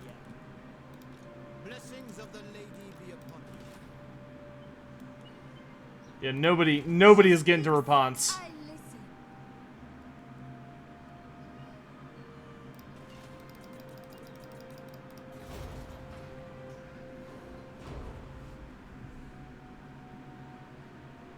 5-hour stream, mad, dude. I wanted this to be over. Like, I was done with this campaign about 400 chivalry ago. Has it really been a 5-hour stream? No wonder my throat hurts. Yeah, I think I'm gonna do this. I'm gonna go get lunch. I don't know what I want to do for lunch, but definitely gonna get lunch. For Bretonia. And then after lunch, I'm going to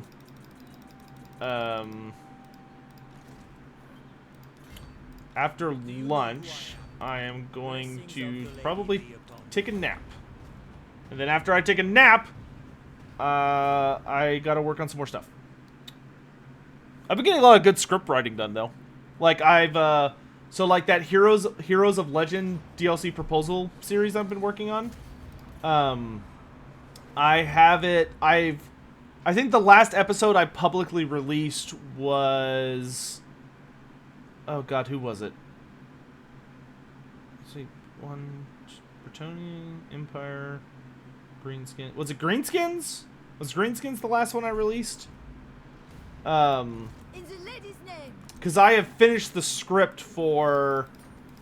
I finished 4 scripts for that. So, like, I've done Norska hero proposal, Wood Elf hero proposal, Warriors of Chaos hero proposal, and Vampire counts. That's right. Don't forget the guild. Oh, right. Yeah, I'll take care of the guild after lunch. You don't play past turn 200? Where's your sense of completionism? Completion? That's not a word, but you know what I mean. BR, hey, thanks for the tip, my dude. How much heresy is it to mount Queen Bess or Hell Cannon on a Dreadsaurian's back? Also love your lore videos as a 40k person myself. Well, first of all, let me say that I appreciate the kind words. That means a little extra something something coming from someone who prefers 40k. I also very much love 40k, and I'm really, really excited to nerd out about the next edition. I don't think I'd ever do lore videos on 40k just because there's like so many people that do that. It's a very competitive market, and it's just, I feel like it's oversaturated. Even though I don't know, maybe one day. Like, I find the lack of Tyranid coverage but concerns me. But, or disappoints me. But, would it be heresy to put those things on a Dreadsaurian? Absolutely. But that doesn't mean we shouldn't do it.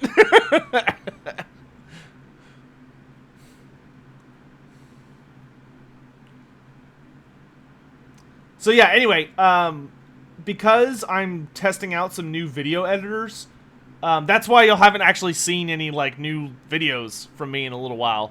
Is that I've been like pushing out these finished scripts and recordings to like these new potential video editors, and because they're new, there's a lot of back and forthing about it, because I'm wanting to try and like have like consistent work being done by someone that I trust, because Eric, I love Eric, but Eric's like, you know, he's like back at school and is doing all this other stuff, and he's too busy to like do small stuff. But that's why there hasn't been a lot of stuff. Why does this give you chivalry? Does anyone realize, am I the only one that realize, like, isn't that kind of retarded? Like, idiotic? Why would it give you chivalry for the final quest that you have to have max chivalry to do? Why not give me, like, a banner or, like, a faction-wide buff? Why does it give me chivalry? What? That's like you were barely saved from... That would be like... Oh my gosh. I feel like that would be the equivalent to someone saving you because you were accidentally, like, I don't know, breathing in, like, not enough oxygen, and then they're like, oh, by the way, I got you, like, a box full of carbon monoxide. Like, I don't need any more of this! Anyway. Repanse has felt the lady's influence once again, ever guiding her towards the annihilation of the unholy evils of the world. Deep in the desert, beyond the Great Mortis Delta, priests of the dead had already started to ceremonially circumambulate the malevolent ebony symbol known as the Black Pyramid. Repanse regards the structure as no mere temple, but the very beating heart of the evil that blights these sand-strewn lands. The Tomb King's purpose for it is unclear, but her gut instinct tells her that whatever the ritual is being enacted, they must be cut down. Ah! Finally, we get to go toe-to-toe with Cetra. It's gonna be good. Have heart.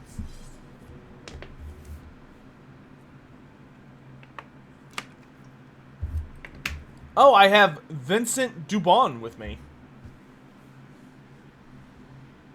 I'm actually really excited for this. This is the first time I've ever played this mission. Let's fucking go. Hear me, brothers!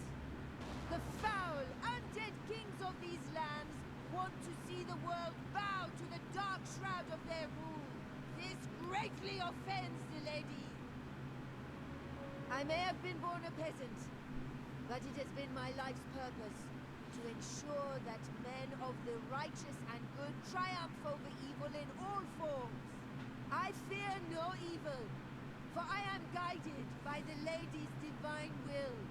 She watches over me and shows me the way, just as my faith in her guides me and gives me strength Have faith in me, and I shall do the same for you.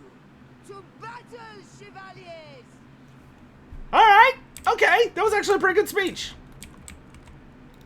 You heard her, lads! Forward! Magic! Yes! We'll be! After The hell is... I do find it a little strange that Cetra is the character you have to fight for this. Like, unless it's like all of the other Bretonnian missions. If it's like all the other Bretonnian missions, then the other characters will show up and it's like, oh, okay, that makes sense. But if like, if it's gonna be just Cetra, that's gonna be kind of weird from a lore standpoint, but you know, whatever. Cetra could not have given less farts about the Black Pyramid of Nagash. run, men! Quick, march! Please test up the lane. Repanse is so much slower than all my other characters. Move!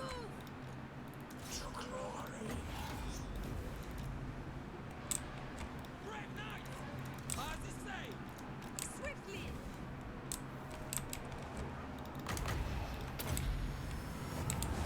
That was a good speech. I like that speech.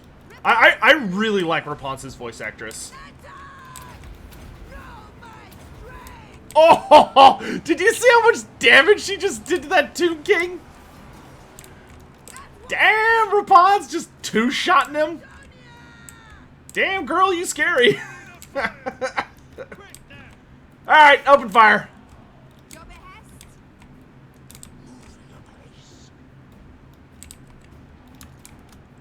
You know what? I want y'all to stay back here with all of our range stuff, because I have a suspicion that this is not all there is. I am prepared. Come here, Cetra! Ugh! Feel my fury! Cetra's mine. The rest of you do other stuff. Blade is yours! Questing knife! Swiftly! Voltex! Bretonnian! Moving a base! Divine! Oh, coward! For justice! Please test up the lady. Come to me. I'm all ready!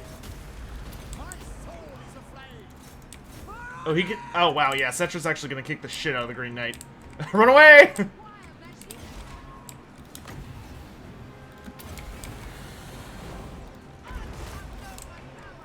Dwellers! Oh, we have reinforcements? Who's reinforcing me?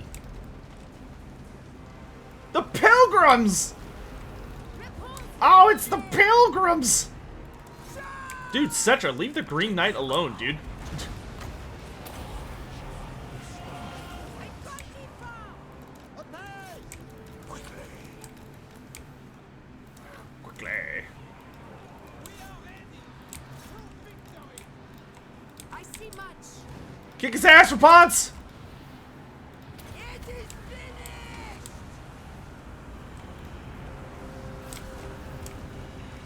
Repanse de Lyonnaise. Sorceress. I'm still waiting. I'm assuming it's gonna be like, oh, Cetra was manipulated by Archon the Black or some garbage. Because there's no way that's it. Like, why? Ah, here he comes. About face! Doing your better! About face! Is that Archon the Black? No, it's Kalita. Ah, okay, so you are gonna get to fight all of them. It looks like. That's awesome. Very excited. Chevalier. God, the Green Knight's almost at his healing cap. Poor boy. Took an absolute beat down from that.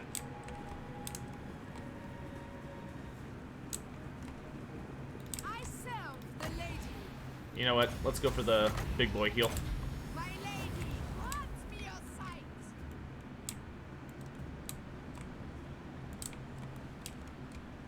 Look out! Yeah, I see that. I see that poison staff of yours. Lady away. Kalita's mine! Daughter of Bretonia. Blessed field trebuchet! Please test You up the lot, lady. ride with the Green Knight.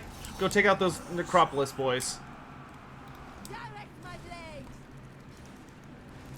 No hesitation. With fury. Boom!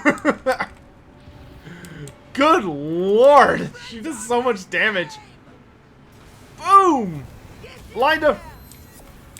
Poison versus Holy Light. Dude, Kalita, get absolutely jacked. Get a Repanse!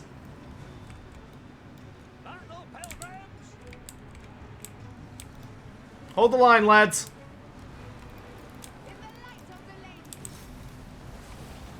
Down goes the Serpent Queen. Kalita's not evil. I mean, she is if you think all undead are evil. Henry, get that big old scorpion.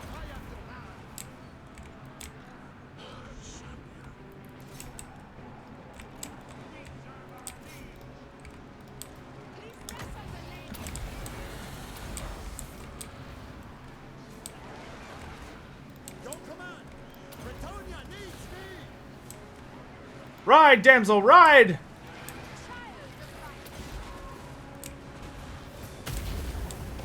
Whoa.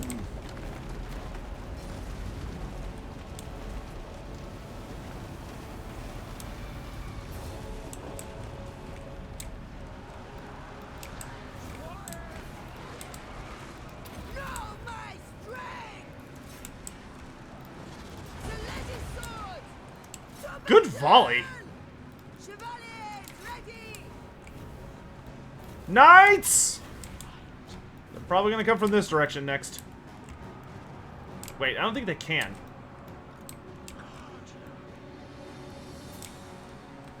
Where are you, Kotep? Give the order! Alright, down goes Kalita's army. Commanded! The only thing I don't like about this is how much of a delay there is between the armies spawning.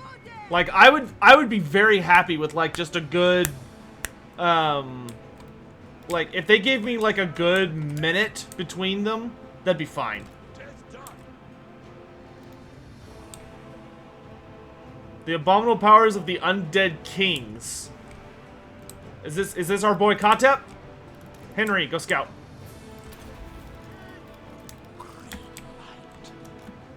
Cavalry! To the flank! Repanse de Lyonnais! I'm all ready! Do I think life and high magic should have target restrictions on what they can heal? No, that's needlessly complicated. Oh! Ah! It's DJ Kotep! He's here alright. And he's got all sorts of fun lads with him. Alright, position, people. It's interesting that Cetra was first. I find that very odd. I feel like Cetra should have been like the grand finale character rather than the very first one, but, you know. I'm assuming it's because they're building up for, like, Archon the Black to be, like, the baddie. Because he's the actual, like, he's the most evil of that little squad. Good lord. Chop chop! Come on. I don't need Repanse dying of old age again before you guys get to where you're supposed to be. Alright, peasants, it's time for y'all to actually contribute. Forward! I am prepared! Lazy Cap, I don't really have any predictions right now about the, like, where the Lizardmen are going to be going. And the big reason for that is I feel like Games Workshop is kind of in a weird spot of, like, they could literally do anything with Warhammer the Old World, and we just don't have a lot of details on what they want to do with it. So, like, I hesitate to make any predictions because I don't have any information, you know? Delayed command! Justice awaits! You go get Kotep, we'll handle the rest. For the lady! Squares! Bretonnians, attack! Legendary paladins! Sorceress! Repanse de Lyonnais! Charge! Back here, you bony bastard. It is finished! Ah, I missed him. It's fine. Direct my blade.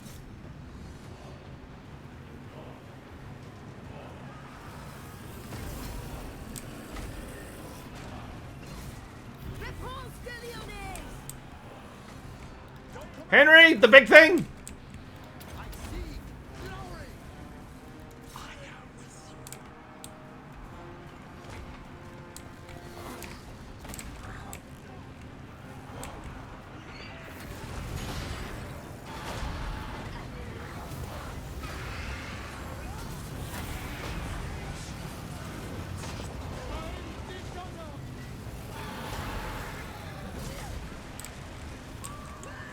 Don't let him get away! Repanse de Lyonnais. The ladies. Son of a bitch. Slippery little guy, isn't he? Get out of the way. We go. I will go to battle. Oh my gosh. Is he crumbling at least? Yeah, he is. There he goes. Boom goes Kotep. And all of his legions crumble around him. Alright, is Archon the Black gonna show up? Do we get the grand finale now? Or is that it? I mean, that could be it. Rail release. At once. Night! Okay, that's it. That's the end. That was a weird order. That was very weird. It really feels like it should have been Kotep, followed by Khalida, followed by Cetra. That was fun. I understand why Archon the Black wasn't in there, but I was kind of expecting him to be the big bad. But we did it! In the name of the lady.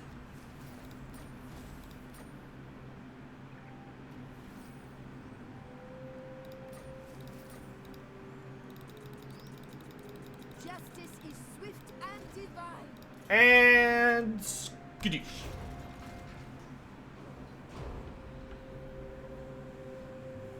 Seriously, that was underwhelming. Yeah, if there's one thing that I've noticed kind of consistently about Creative Assembly right now, in my opinion, is that a lot, if not all of the DLCs have been like the final battles have been like really easy. Yeah, there it is. Age of Chivalry and Heirs of Breton. 100% completion, chat. Mwah. Mwah. 100%. Okay, now I want to see the Vampire Coast. I think it's this one.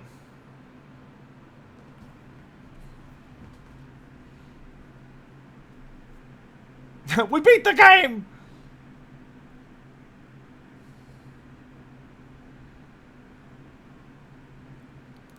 Oh, man.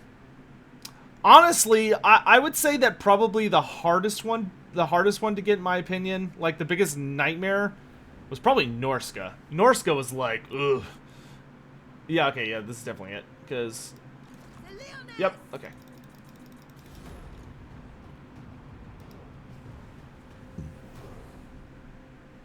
Then you have the quest battle for Nakai and Gorak that's obscenely difficult.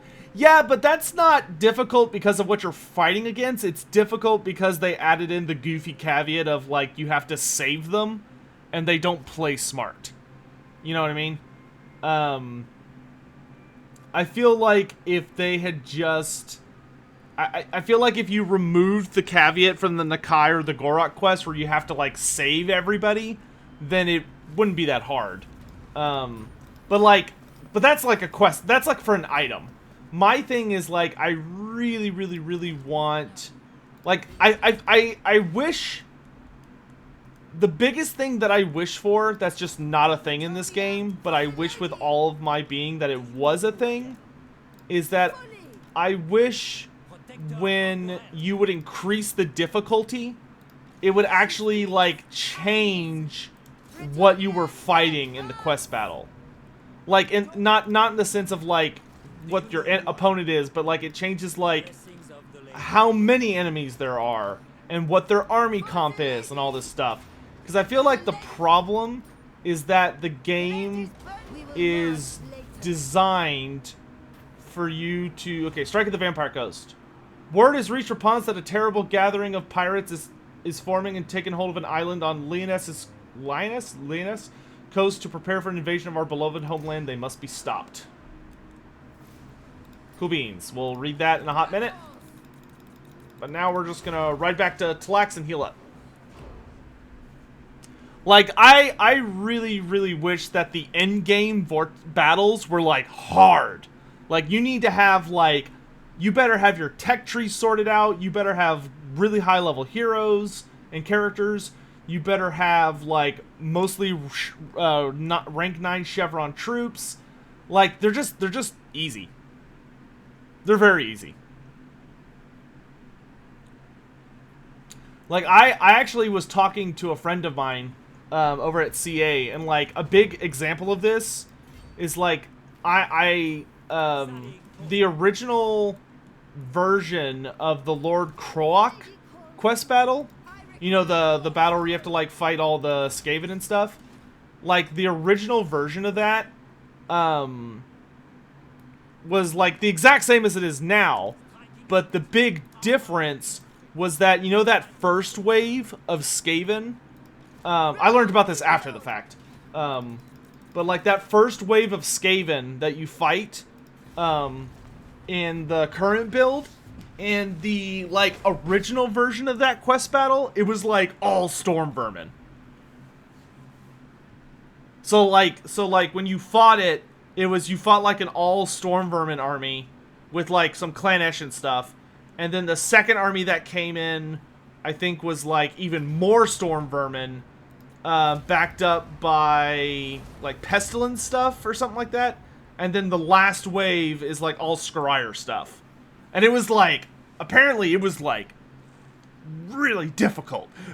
Like, it was a challenge to do it.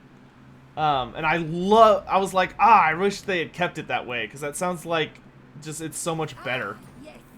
But I know that there are a lot of people who aren't, like, super great at the game, and that would be, like, it would genuinely be unfair for people that were not super great at the game to be, like, really punished and not be able to, like, get features or items and stuff. But I do wish they would at least, like, have a scaling difficulty.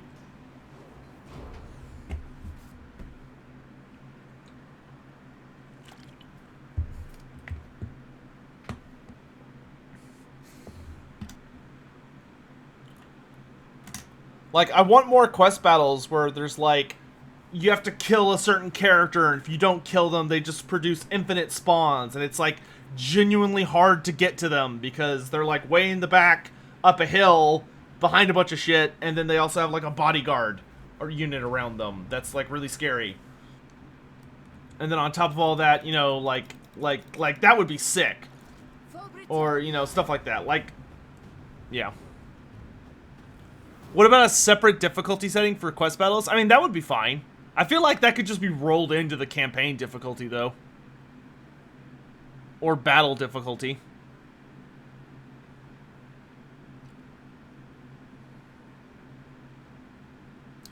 Or quest battles that have more than 2 involved parties. Yeah, that's another thing, is, like, free-for-alls exist in the game. So, I kind of wish that for Total War Warhammer 2, they had used that in some of the quest battles. As you order. Whoa, look at that. Fiends of the Frontier. Every morning brought more disappearances. The vampire stolen victims would never be found. Their drained bodies lost in a heartbeat to the pitiless winds and scarring sands of the endless desert. No more, no more. In the name of the Lady in truth and purity, track down the vile blood drinkers to the... Well, that's kind of nice. Dude, the only thing that I don't like about Repanse, which is kind of funny, it's not like a negative towards her. The only thing I don't like about Repanse is that Repanse has all these, like, super badass extra events that are all about, like, fighting the undead and stuff, but she is the only person that gets them in Bretonnia.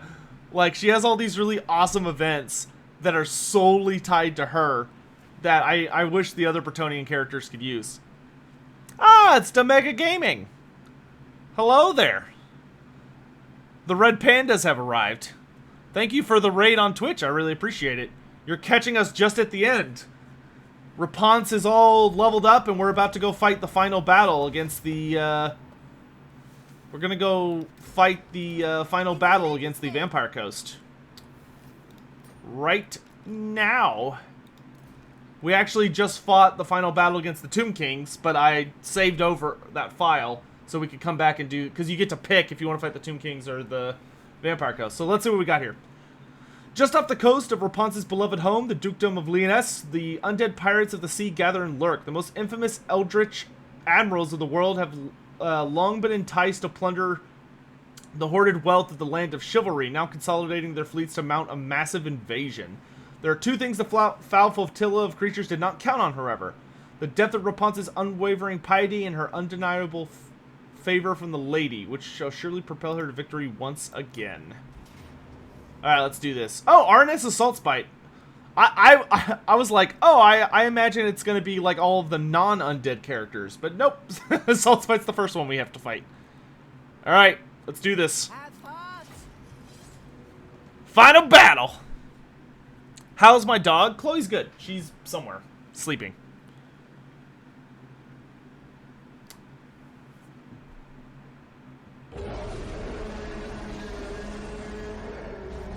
Alright, speech time. Hear me, brothers. These foul foes of the ocean seek to ravage our homeland, to plunder it of the riches of our honorable lords. I may have been born a peasant, but it has been my life's purpose to ensure that men of the righteous and good, whether rich or poor, triumph over evil in all forms. I fear no evil, for I am guided by the Lady's divine will. She watches over me and shows me the way, just as my faith in her guides me and gives me strength. Have faith in me, and I shall do the same for you. To battle, chevaliers! It's interesting. Very similar speech to the Tomb King one, but still notably different. Wow, I took a lot of free damage listening to that speech. Let's go kick some ass! Dude, this map is awesome. Is this a normal map with, like... I like this. I really like this map with all, like, the pirate ships off to the side and stuff.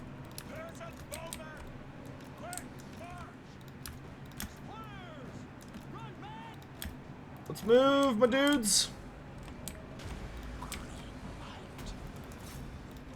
Henry, let's shut down all this nonsense up here. Ah, she rooted me. That was rude.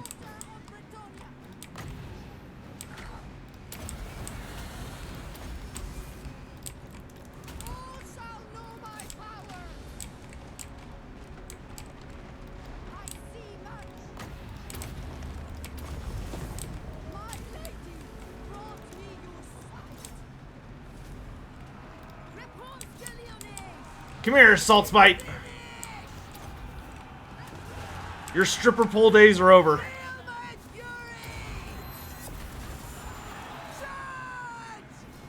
Boom! Get a response! Boom! Down she goes. Alright, that's one admiral down. Or vampire captain, rather. Who's that? Somebody's here. Luther Harkin. Oh, man.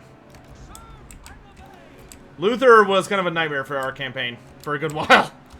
I'm assuming this is not, like, juiced up Luther. Yeah, it looks like he's on foot. Send out the squad! Let's get our trebuchet up on the high ground.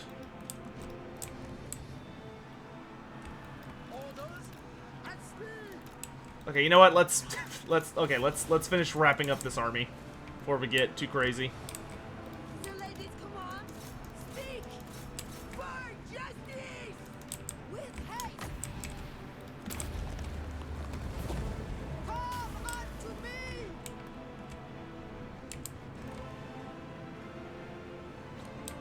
Hey, Hugh, how you doing, man? Armed and ready! Child of light! Twisting knights!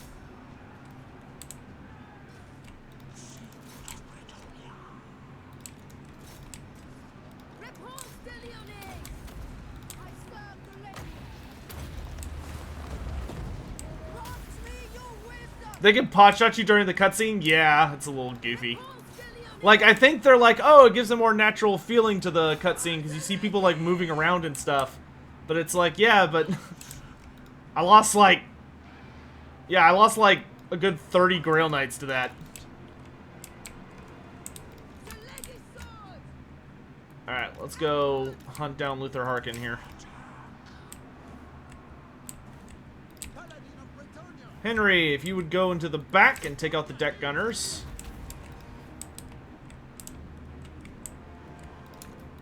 Knights to me! For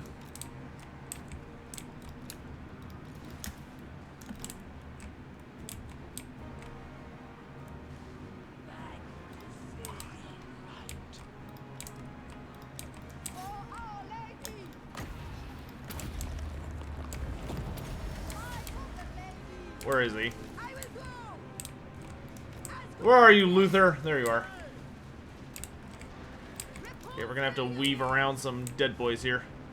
Justice awaits! For the king! Strike them down! Command me! Your guns tickle. No hesitation! As ordered! There he is. For honor!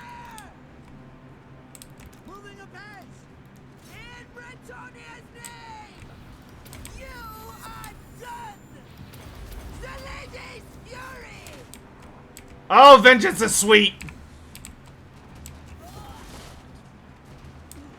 Yeah, you're not getting away. Divine fury! You're not getting away.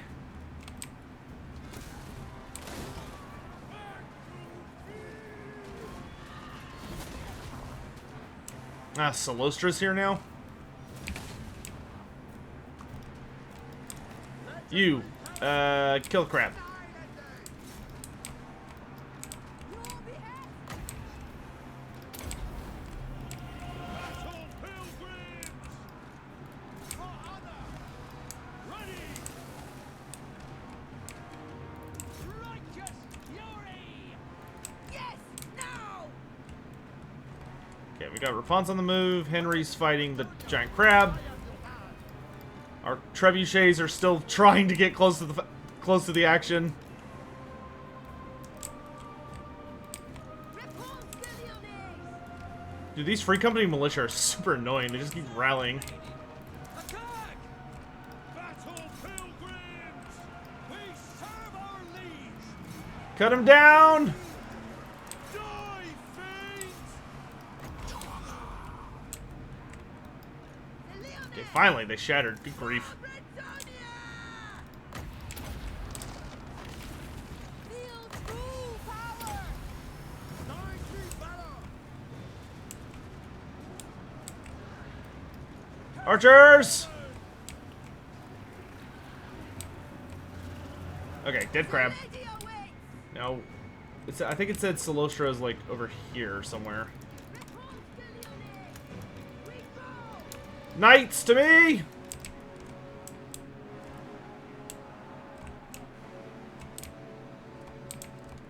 Peasants, chase them down. Y'all got this. Keep it up. Oh, is she fighting someone over there? Who are they? Knights of the Realm? Oh, nice.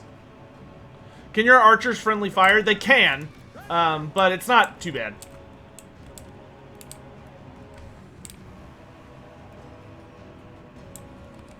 Bunch of bloaty boys and sirens.